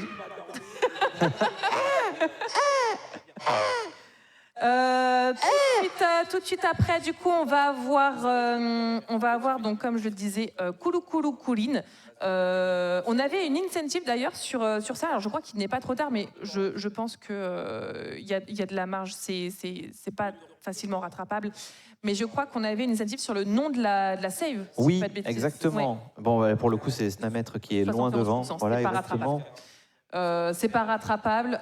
Snamettre, du coup, ce sera le nom du fichier de sauvegarde. On est prêt, la régie? J'ai pas entendu. Non, je vais devoir intervenir. Ah, intervention. Ok. Alors, on va continuer à lire les dons qui arrivent. Adrien qui nous donne 5 € et qui dit « Béboule !» Qui, je pense, maintenant, on peut le dire. Moi, ça y est, hein, c'est le nom officiel. Ça a été trop utilisé pour que ce soit plus le nom officiel. Aoko qui nous donne 10 €. Bravo aux runners et commentateurs. Et à la team coquin, Lost Floor qui donne 6 €. Bonjour à tous. Et bonjour, il est 6h34 du matin. Bonjour si vous nous rejoignez d'ailleurs sur le stream de Speedon. Oksana Bay qui donne 5 € avec plein de petits cœurs. Chloé qui donne 1 €. Merveilleux commentaring ASMR. Petit don depuis la salle. Merci, bravo à toutes et tous. Phoenix Star qui donne 20 €. Petit don avant d'aller se coucher. Merci Lorga et merci à tous. Alors c'est vrai qu'à mon avis, on est sur un train des gens qui se lèvent et des gens qui se couchent. Là, c'est la grande croisée. On a Jebron Slame qui donne 6 €. Rouges sont les roses, bleus sont les violettes. Rappelle-toi qu'à la seule vue de ce t-shirt, tu achètes. On a Spammer de Fab qui donne 1 € et qui nous dit Fab. Merci beaucoup. Merci beaucoup, Spammer de Fab. Pierre qui roule pas, qui nous donne 30 € en disant un grand bravo aux médecins du monde de France et de Navarre, dont maman fait partie et que j'embrasse. Gros béco de la team Nuit du Québec. 5 € de Meredith. On dit non à Don Homme, c'est illégal. C'est bien, mais vous vous êtes réveillé, Don Homme, et repassez derrière. 100 € de Bojack qui nous dit plus petit que Racine de Neuf. S'il Sereine qui donne 10 €, ceci n'est pas un don, c'est un prêt que je viendrai récupérer si c'est Don Homme qui passe. Eh bien, rassure-toi, S'il Sereine, tu n'auras pas à récupérer ton prêt puisque pour l'instant, on est sauvé. pour l'instant. On a Quentin Bloch qui nous donne 25 € pour Béboul. Emetera qui donne 1 €. Keldea, incroyable de ce jeu. Toujours un plaisir d'être présente à Speedon en compagnie des compères de chaussettes. Ah, les compères de chaussettes sont dans la salle. 5 € de la nuit. On n'est pas fatigué, strictement l'inverse de plus grand que le seul chiffre compris entre 2 et 4. Amy qui nous donne 9 €. J'ai trop hâte de la run Animal Well. J'ai découvert le jeu il y a 2 semaines et c'est désormais mon jeu préféré. Pourtant, normalement, je n'aime pas les Metroidvania. Animal Well qui arrive vraiment juste après la run de Coucouline. Il y a un moment, je réussirai à bien le dire, qui arrive bien sûr juste après. Ewilian qui donne 20 € en disant Sauver Béboul. L'armée des 1 qui donne 1 €. Tequiloutre. Que de souvenirs sur Limbo qui était tout à l'heure. Eh bien, merci beaucoup. Dilvem qui donne 6 €, magnifique jeu. Merci à toutes leurs gars, les runnereuses, ambianceurs et chaque personne qui donne pour une humanité unie dans l'entraide. Anonyme qui donne 10 €, un don depuis l'Alberta, où il n'est pas si tôt. Bravo à toutes et tous pour l'événement incroyable. Force à vous. Et cette dernière ligne droite pour le million. On est à 939 000 € sur la cagnotte. Peut-être le million en matinée. Je pense. Je pense le million en matinée. Pedro qui donne 25 €. Bisous depuis le Japon, où c'est déjà l'heure de l'apéro. Il est 14h30. Ah oui, alors c'est vrai qu'on est restreamé en Amérique, en Allemagne, au Japon.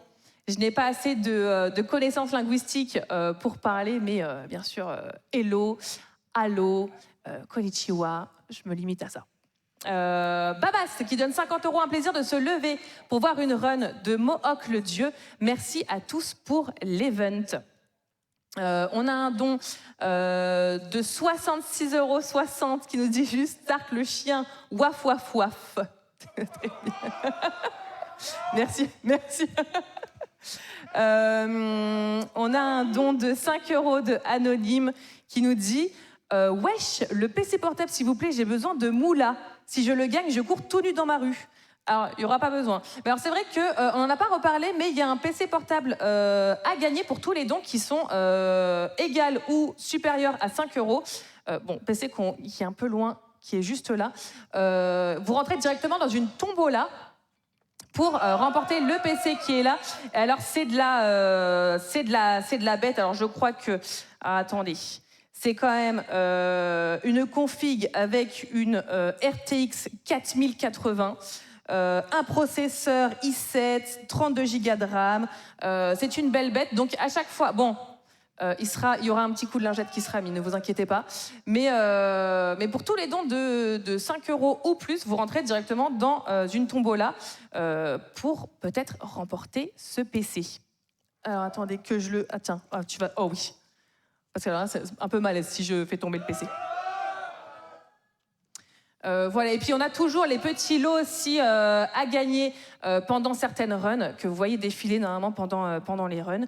Et puis voilà. Re Yamato. C'était un meublage de l'enfer. Bravo, félicitations.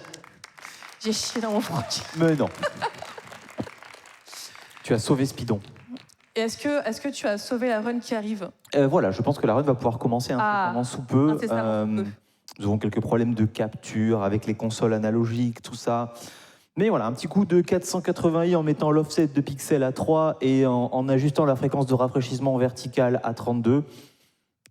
C'est bon. Ok, eh ben nickel. J'ai dit de la merde. J'ai rien compris de ça. C'est normal. Et on nous dit la régie que c'est bon. On est bon. Bah, c'est parfait, en plus on Allez, a... bah, c'est Tipar. Et bonjour Speedon. Bonjour Speedon. J'espère que vous êtes chaud pour voir une magnifique run qui sera très visuelle. Je suis Rudy, accompagné de CNN pour commenter Kurukururin, runné par notre champion Mohawk, qui est sur place.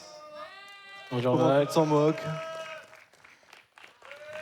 J'espère que vous allez bien.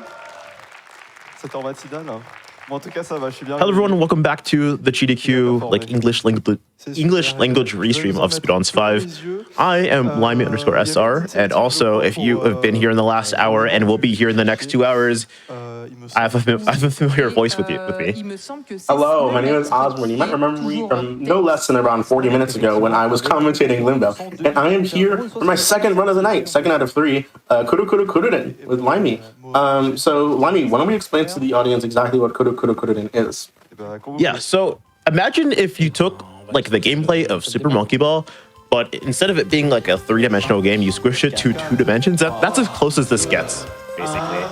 And it is really, really interesting. Instead of playing as a ball, you play as like a stick that spins. It makes a lot of sense as we get to it. Yeah, the in-game name for it is the Hellerin, but we're just going to call it the stick or the rod the whole run. This game does have lore. It's very, like, not too embedded into the gameplay, but it does have lore. We are currently doing the best ending, which means that Mohawk has to save all of the birds. We're also doing hitless, or normal hitless. The normal just means that we're using the base size of the rod. There is a smaller size you can use on easy difficulty. We're also doing hitless, which means that if your rod hits any of the walls, you have to start the level over.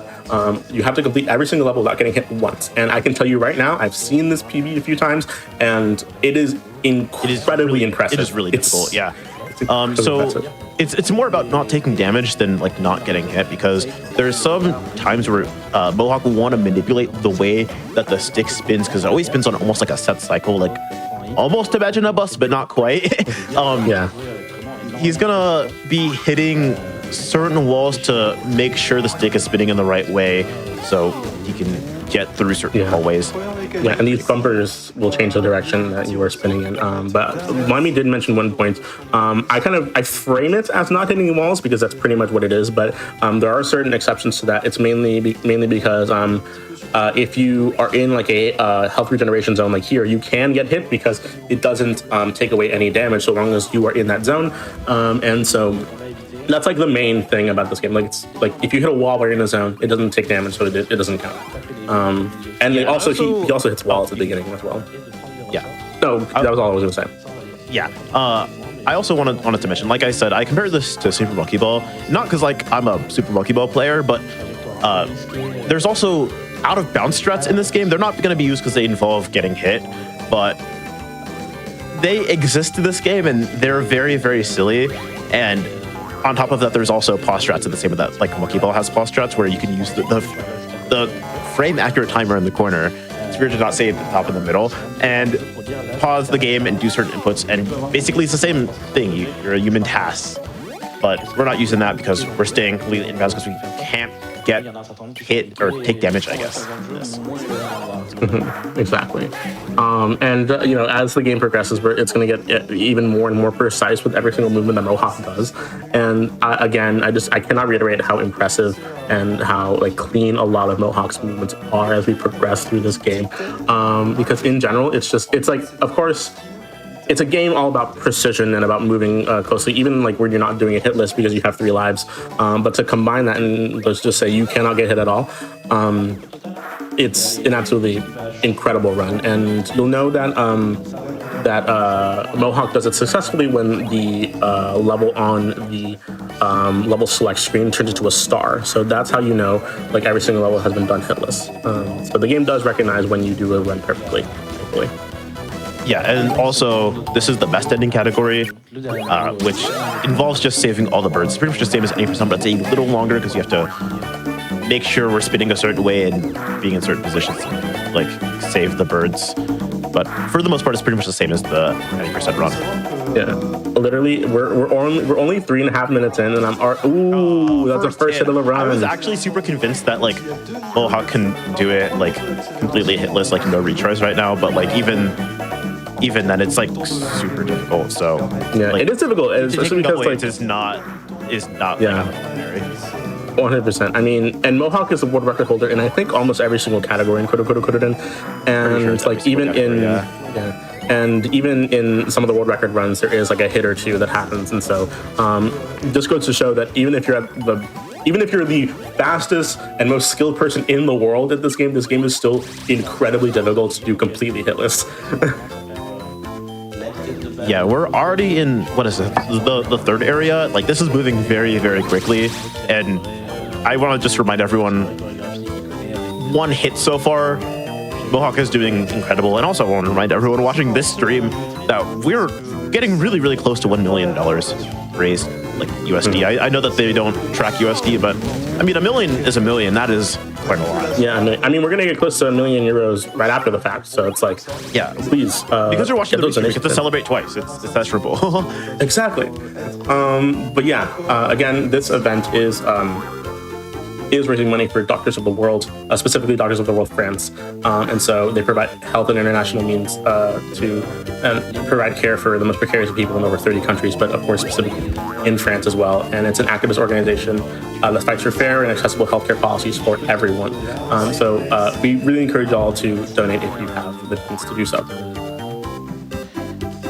Yeah, there's going to be a donations and Speedon's command chat for those of you who are feeling quite generous.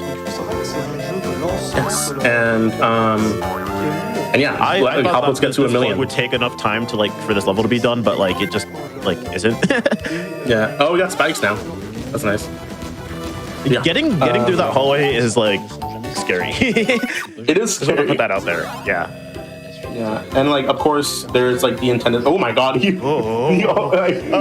gonna see. Okay. We're gonna see that a lot. With your game, Mohawk, even though I definitely was. I just wasn't familiar with specifically that. Like that's scary. Yeah, there are gonna be a lot of close cuts here that Mohawk will go for, and we're gonna be on the edge of our seats the entire time. I'm gonna tell you that right now. Yeah, like we both have seen this, and it's still like scary.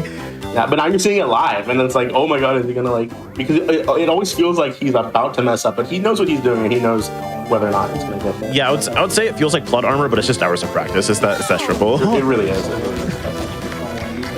Yeah. Chat's also reacting like that, so right? That's what I'm saying. Yeah, it's so impressive to see. I just realized I have played this game before. I didn't realize that in the corner on the level select, there's a little map of what the stage is going to be. I just realized this now. Yeah, and I feel so silly. I do agree with chat right now. It says this game was absolutely infuriating, and yes, whenever I see a speedrunner that does a game incredibly fast, a game that is designed to be really difficult, like coulda, I am in awe every single time. It's like when you see someone so good at something that it's almost a little frustrating. You know what I mean? It's like, what do you mean I'm bad at this game? Exactly. I was I thought I was good, but I realized that I'm actually horrible when I look. Oh no, another hit. Went a little fast there, so they're because the rod kept spinning in the same way. The very last hit was just outside of the safe zone, so ended up taking a hit there. Yeah. I will say just this game already looks difficult. I hate this section. I was watching this and I just don't like this. It makes me so uncomfortable. This is probably what people feel when they watch Super Monkey Ball, and I'm just oh no, it's fine, don't worry about it. So I think I get it. Barely missed that. It's not too much of a time loss though, since we haven't read it. So it's good at least. Yeah, I was gonna say, as we get further into the game, a lot of these levels just get even longer. You can see now they're all getting close to half a minute, some even go over half a minute, and it is just really difficult that entire time. It almost just feels like a gauntlet, and Mohawk's just crushing it. Yeah, and it's not even that the physical length of the stages get longer by any means. It's just that sometimes the precision just becomes so much more necessary and precise that it just naturally takes longer to beat the stage. So many angles. That was goodness. Okay. God. What do you mean that was 0.8 off of their ILPV? What the heck? Right? You're gonna see a lot of oohs and from me and Lani. Yeah, that's why I'm happy that I'm commentating this with you, because you understand as a runner of strange, weird puzzle games. Yeah, exactly. Oh my God! But I'm on the edge of my seat. metaphorically. I'm actually leaning back, literally. But, you know, I'm also leaning back right now, but like I'm at the edge of my seat. Like in my brain, in my mind's palace, I'm at the edge of my seat. Oh my god. Might I say, this is like Shapes and Colors the game, but like the most stressful version of Shapes and Colors the game. Oh yeah, I was gonna say I don't remember what the inputs are 100%, but I'm pretty sure it's like the same as Super Monkey Ball Junior. Is like this game where you can speed up and slow down by like holding A and B, I think. So that's what like Mohawk is doing to like speed up, going like in like straight lines. That's how that works. Yeah. I know chat is saying if y'all are losing your nerve now, look forward to what's coming next. And yeah, we're gonna get even more nervous throughout the rest of the run. I hate this. I beat this game originally on easy just so like anyone who's like doubting my credentials, like I did it kind of. And I don't think I got any of them hit lists, so like it is just hard for me to fathom playing with like the large stick here. Like this is terrifying. Yeah, I'm getting progressively more and more scared, and we're only halfway through the run, if you can believe it. Yeah. Oh my god. Yeah, I just want to mention, like, SpeeDons is, like, their games committee is very, very good about, you know, picking, like, the best French talent. And yes, Mohawk is one of them, like, 100%. Like go follow him. 100%. And I hate how I've seen this run and I'm still, like reacting the way that I am. It's just, like, so... my goodness. Yeah, we're both just the hype people here because it is... Exactly. It's just one of those games. There's multiple routes that you can take in this particular level. Thankfully, Mohawk was able to do a faster strat and skip a little bit more of the intended routes there. But here, in this next world, very ice-themed, but also just adds more. It like as the game progresses, it just becomes more and more barriers to watch out for. In terms of, that's unfortunate. Getting a little hasty. Yeah, I was gonna say, I think this is one of those games that's very easy where you like take one hit and then it like ruins your momentum. So like once you like restart the level, it's like you start to get in your own head a little bit, and like that was like a perfect example.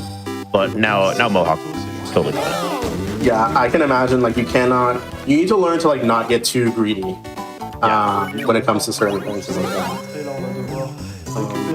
Yeah, I could never run this game. I'm the greed meister. Yeah, exactly.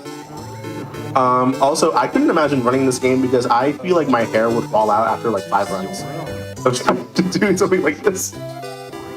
Because if I'm distressed thinking about watching my life in the shower and like all my hair's going down the drain, and I'm just gonna be upset. Exactly. Like if I'm getting this stressed just looking at a run that I've already seen the PB of, then I would be so stressed running it myself.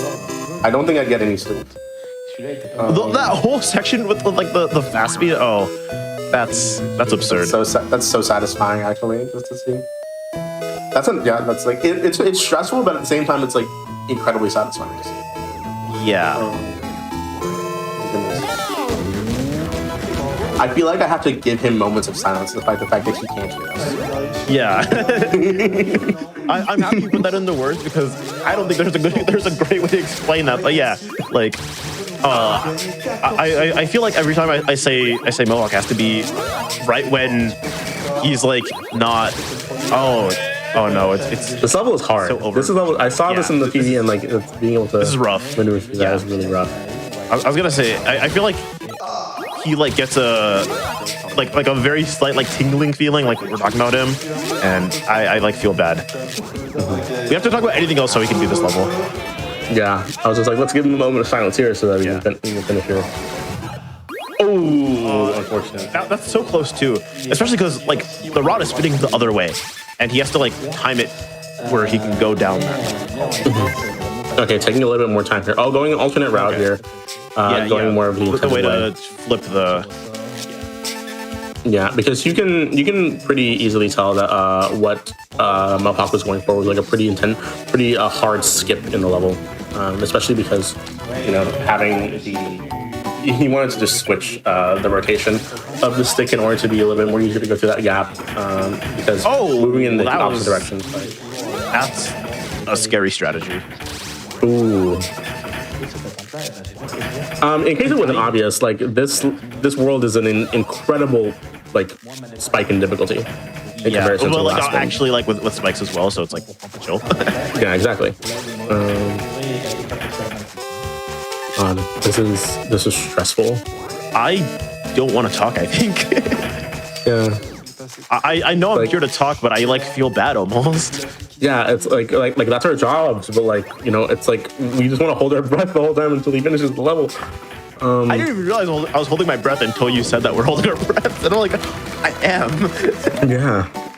And of course, this next level. I mean, these levels become harder and harder because for the most part, what we've seen is just Mohawk avoiding all of the barriers and avoiding like static objects that are not moving. But in this level, in this world, we have a huge increase in obstacles that are constantly moving. All these spike walls, all these crushers here, like those cycles worked out perfectly just to be like the Cinderella story of like this game. That terrified me, but it just like worked out perfectly. Exactly. Oh my god. Oh my god. Mohawk, please. Oh my god. Wait, he got into the zone before he got hit. Okay. He got into the health zone before he got hit. Health were hitless, but like, wow. My goodness. Okay, that was so close. He also looks like so relieved about that. Yeah. So I know we're not alone. Ghost Castle 1. New world. Let's see what Ghost Castle has to offer for Mohawk here. Yeah, other than just the same general like kuru like fundamentals, like, oh yeah, the game goes on, it gets a little harder, like yeah. I love seeing skips in this gap, game. actually. That is a really tight gap, and I actually really love seeing skips in this game because like there's no glitches, there's no like well, in this run there's no glitches. In this run there's no glitches, at least, yeah. In this run there's no glitches, and there's no like oh my god, it's gross, it's disgusting, and I love it. Oh my god. I'm so happy to see this, and I'm so happy to be here commentating it, but that makes me feel uncomfortable. Oh my god, like, yeah, get it away from me, but also don't stop it, you know? This is great gaming, but also this is terrifying gaming. Right? Oh my god. But as I was saying, this game is filled with a lot of like, it has a lot of glitches, but we're not seeing any of those, and so this run is like glitchless, and it's like pure like execution and like skill and like incredible precision from the runner. Like, and even when we're not like seeing huge glitches, it's still incredibly impressive gameplay. Yeah, and I just want to mention the record time on this level is a minute, and that is like a minute of it's just non-stop like threading the needle over and over and over again. I did not like that.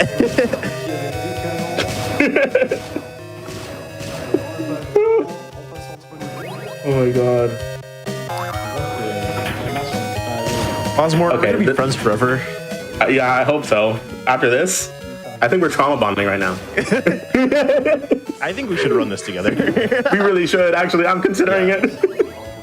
This would be fun. This would be fun. It would be fun. Yeah, actually, I just wanted to call out, Mohawk started running this, I think, like 8 years ago or something. There's like I don't remember what it's called, but there's like a French like speedrunning community thing where they pick up a bunch of games in a row, and Mohawk has participated in that. And 8 years ago, this is one of the games in it, and like he has it in his Twitch like panels, and I like saw the highlight and everything, like using Lanfair, I think, and like it was from 8 years ago. So Mohawk's come a long way, doing it for it really has. This is absolutely amazing that we're seeing right here. And I do want to say, so close. If you're interested in playing this game, it originally came out in 2001 on the Game Boy Advance, which is what Mohawk is playing on right now. However, if you have Nintendo Switch Online and you have a Nintendo Switch, you can buy this. You can play this game for free with Nintendo Switch Online directly on your Nintendo Switch console, and it's run on both in the leaderboard. That is a good shout because I did forget about that. Yes. Those are the only two official platforms that's currently on, if I recall correctly. Yeah, and then there's like sequels as well on different platforms. Yes, that's true. But this is an absolutely amazing gameplay here from. Yeah, we're getting really close to being done. Yes, we're coming up close, and that's time. Yeah. I was gonna say, yeah, like that was quite the watch. I hope everyone enjoyed that, because that, as much as I enjoyed that terrified me, and I don't want to. Yeah, it's like it's like it's stress, but it's like the good kind of stress. Like, I wanted to look away, but I couldn't stop watching. God, that was just like how I'm watching that donation count, you know, like 988K is absurd. Like, yeah, $2,000 more to 990,000, but 12,000 away from 1 million. So hopefully we can get that soon. Yeah, I wonder if they do like the countdown, like they do, like we do at GDQs, where it's like as you go close, they like count down like the thousands. But I know that they just usually yell to buy the shirt, which exactly. Well, it is also 7 a.m. over there in France, so who knows how many people are waiting to do the countdown right now. But with that being said, I have been Osmorn, and thank you everyone for watching. That was an amazing run. Shout out to Mohawk for that amazing run. I'll be back in around 30 minutes for Donkey Kong Country Tropical Freeze with Spike Vegeta. But Limey is going to be gone for the night, so Limey, do your shoutouts. Yeah. I am Limey_SR on basically everything except for Blue Sky, where I'm Limga. And this is the last run I'm doing for the SpeeDons English Restream. So, unfortunately, I won't be here anymore. But keep watching, keep supporting if you're able. And we'll be back with more English commentary real soon. Yes. Say super Animal Well. I love that game so much. Voilà, celui-là qui faisait un peu peur. Des lignes droites, des sphères et tout, c'était pas forcément évident. Mais ça va. Mais heureusement, il y a des petites mascottes mignonnes. Oui. Dont le héros. Voilà, elle avait l'air super, donc j'ai hâte de la regarder chez moi en replay. Dessin qui sera à gagner du coup pour tous les gens qui ont fait des dons pendant la run de Line. Tu restes encore avec nous pour le dessin d'après. Et oui, Animal Well. De Animal Well, c'est ça. Celui-là, il va être un petit peu spécial, en plus. Je dois avoir mes outils là que je peux vous montrer, mais ça va pas être des crayons ou des Posca ou des choses comme ça, mais des choses de type pointu. Ça a l'air un peu d'art. Donc voilà, je tente un truc, petite dédicace à mon chéri qui a fait un petit don tout à l'heure, qui m'a donné l'idée de ça un jour avant Speedon, et j'ai fait d'accord, c'est sur un truc bizarre, mais c'est pas l'idée. Pour tous les gens qui voudront gagner le dessin, et ben ce sera en faisant des dons pendant la run. Qui n'est pas très longue non plus. Bon courage. On a eu quelques dons pendant la run.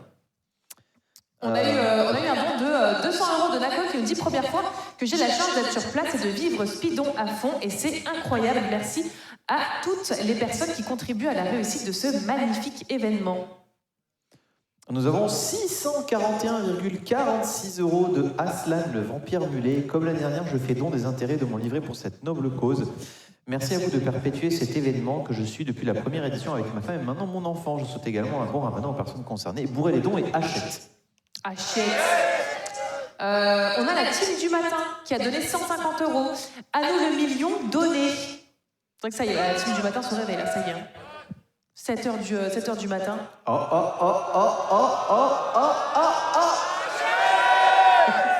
Achète, il est beau mon t-shirt, il est beau, il est beau, il est Il y en aura plus à minuit ce soir, la boutique sera fermée. Terminé. Voilà, pour la collection, pour porter, pour offrir. Pour offrir. Si vous avez déjà votre t-shirt, vous en avez déjà acheté 5. N'hésitez pas à acheter le 6e pour papa, pour maman, pour grand-maman. Et les petites sorties en famille avec le t-shirt de Speedon pour tout le monde, franchement. On est prêt pour la suite, pour la run de Animal Well. Ça part tout de suite. Speedon, comment allez-vous? Comment ça va, Sanem? Eh bien ça va, bonjour. Alors on est ici pour commenter la run d'Animal Well, qui est un petit Metroidvania qui sera donné à Axodo. Bonjour Axodo. Bonjour. Comment ça va, Speedon? C'est pour ça que j'aime bien les runs de nuit. Il n'y a presque plus personne, mais ceux qui restent, c'est vraiment. Hello, Speedone English Restream. I'm Spiders, and this is. Yes, it's me. I'm Star Annis. We are here for some Animal Well, a wonderful little run, and we're just getting right into it. Just starting.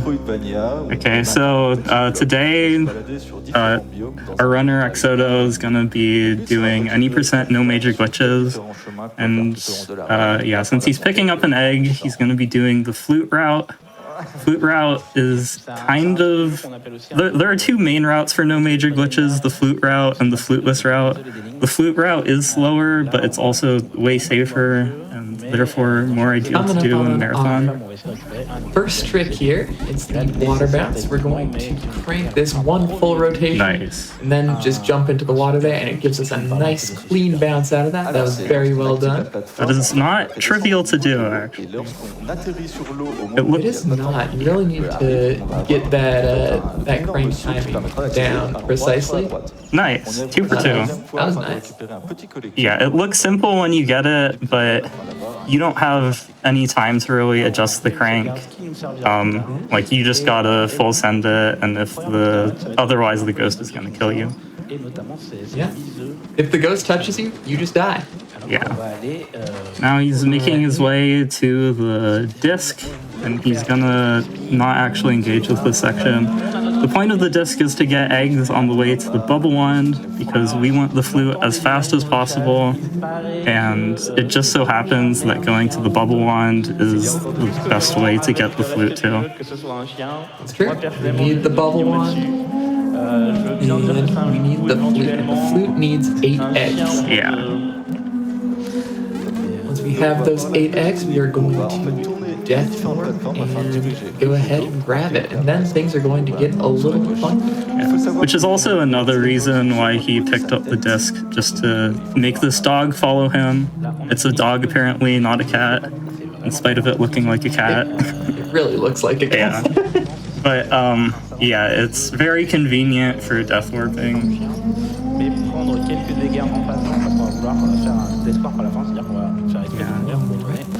This room is kind of scary. Throwing a firecracker for safety. The dog gets attracted to it. This is a really this is scary. right here. Okay, he got up. It's not over yet. Okay. There we go. Nice. There's the dazzle egg. That's probably the hardest egg to grab. Yeah, that's like the main roadblock to learning this dog chase at the beginning, I would say. Yeah, it looks like he's fine. I don't think he's gonna die at this point. Okay, short little skip right here. I didn't jinx it. Disc.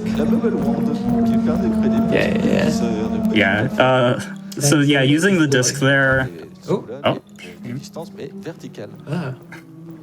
Anyway, using the disc there lets you skip like a whole seahorse encounter and saves 30 seconds. You can technically skip that same encounter just using firecrackers instead. But that is kind of subpixel precise, I think. It's really bad. I have never been able to do it. This one's a little more forgiving. Yeah. And like if you have the disc, it's faster anyway, and you will have the disc because you can't get that egg without it. Seems like stream is still down. I guess it's down on the Twitch page too. Que des résolutions de puzzle.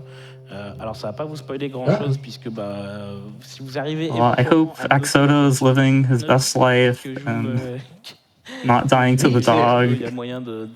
Unless I'm sure Exodo is PBing right now as we speak. That would be cool to PB in a marathon. It would. I've only done one marathon run, and that unfortunately wasn't a PB. You never know. Do enough marathon runs, and surely you'll PB one of these days. And we are back. Looks like stream's back up. Yeah. Okay, so I guess he already got the flute. Stream went doing iguana. Oh yeah. Get right here.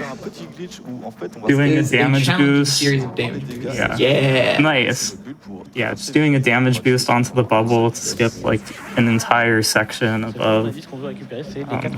Yeah. So I guess while stream was done. Yeah, while stream was down, he got the flute after getting the 8 eggs in the bubble wand.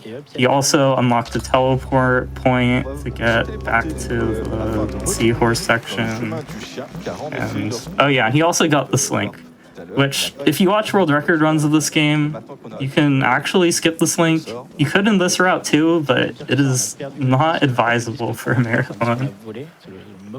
Yeah, Slinkulus is shockingly hard. Yeah, I'll point out the room when he gets there, but you just... Well, okay, it makes the entire route hard, but there's like this one trick in particular that made it impossible for a long time that's really annoying to get. Yeah. So now we're going to get the disc for real.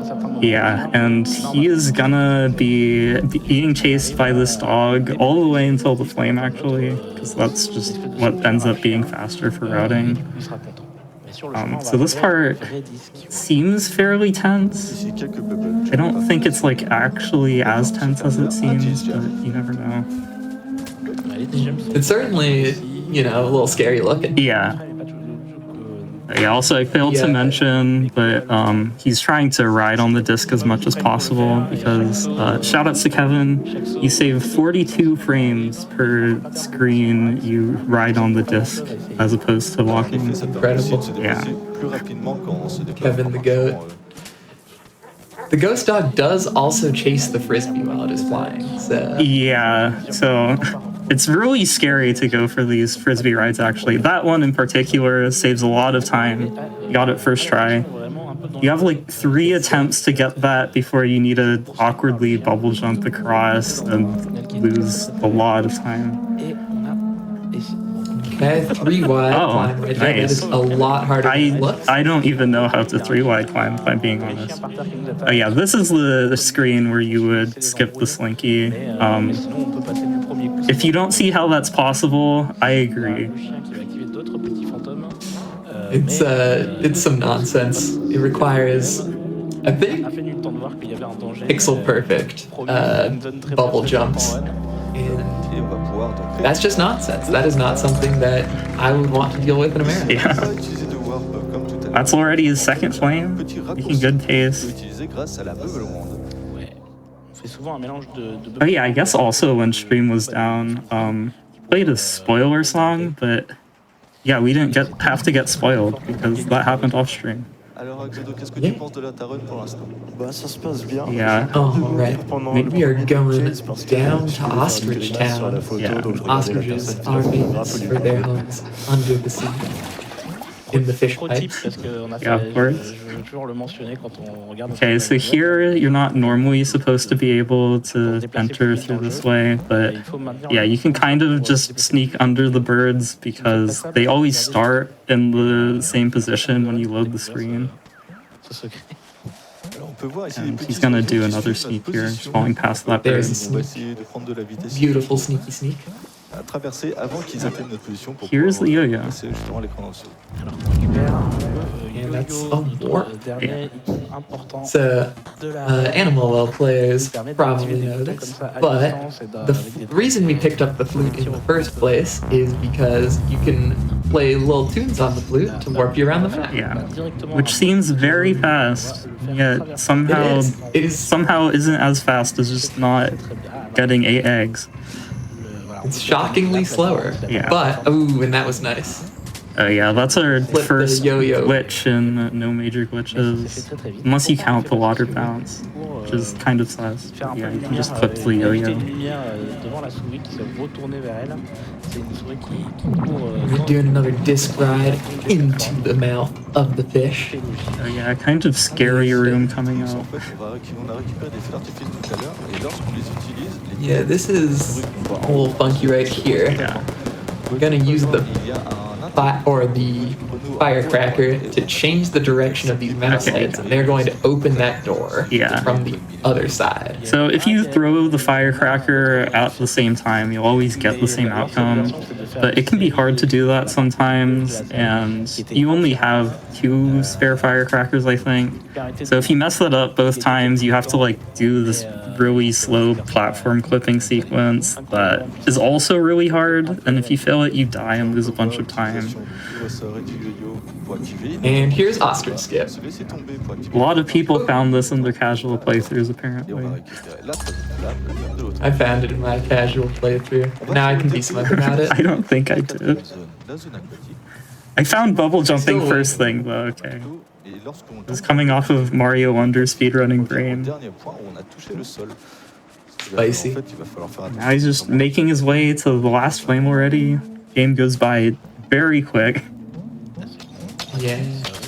Also, potentially one of the scariest flames to get. In Slinkless, or non-Slinkless, in Fluteless, you would do this at the beginning of the run, but the routing just works out to where you would want to do this at the end of the run because you have yo-yo. Okay, little puzzle skip here. You can bounce the water jet off of your little bean body. Yeah, there are some sub-pixel shenanigans going on there too. Oh yeah, this is a scary strat. You might just get eaten. Oh no. Oh no. So that's why that's scary, because that whale will just one-shot at you if he eats you, and then you have lost like a good 30 seconds or something. That's okay though. We got the flute. Yeah, no worries. Flute does make these a lot less scary because you can warp back.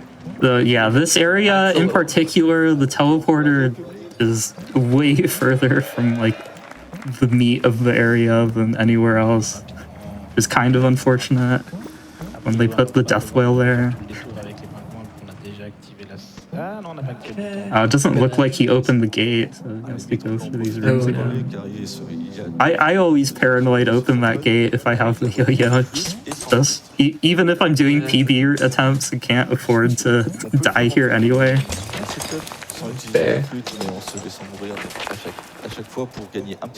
Yeah, not too bad. This should already be open. You don't have to do the water thing again either. But yeah, what he was trying to do earlier is the normal solution to the puzzle is just throwing the disc and then having like the whale's spout move the disc up and hit all the switches. You can just use the yo-yo to hit all the switches instead. But yeah, in your respawn animation, the whale can and will eat you sometimes. We're going to try to fill these as a 2-cycle. It looks like we're probably going to be seeing a 3-cycle here. Not the biggest deal. Perfectly fine. The 2-cycle is really hard. Yeah, these water rooms are some of the most technical rooms in this game. And we're nice run off there. Nice stuff. Grab the flame. And warp back. Here he's going to do a small strat where he just walks off the screen. That skips the animation of the ground opening. Good stuff. Every little time save you can in such a quick run. Yeah. Those tiny time saves add up.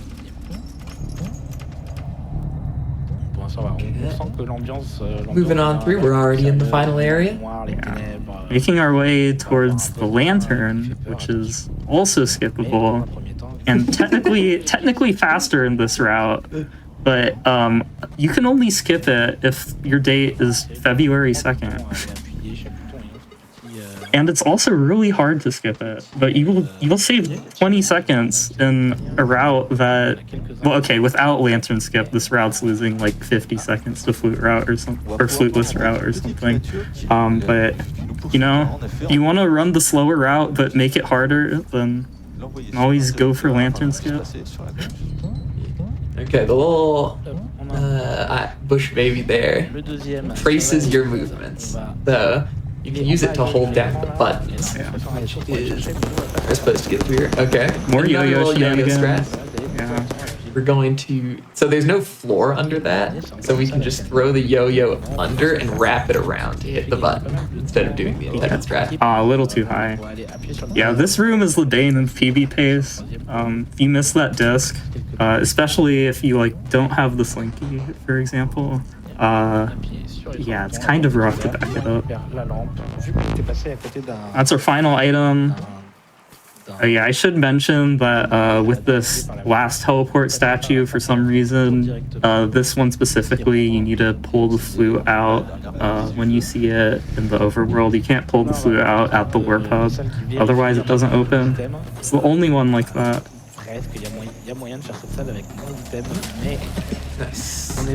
Yeah. Going through the door, you can skip the door animation by disking through it for some reason. Right. It might not look like it, but this is the final boss. Yeah. This boss is kind of terrifying. Extreme. When I got here in my first playthrough and I heard this music, I was scared. I was screaming things. But not our run here. In the speedrun. Cool. Yeah. So to keeping it cool, throwing a bunch of firecrackers where he won't, the Manticore won't bother him. Already coming up to the end. Great slinky there.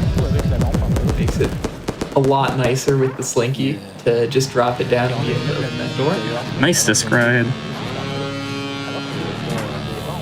Dang, off the chain. Alright, and we are... Oh, missed the runoff disc. Yeah, that's time. Yeah, at the very end, he was trying to run off disc onto the little switch plunger thingy, whatever it's called, because that makes it lower instantly for some reason.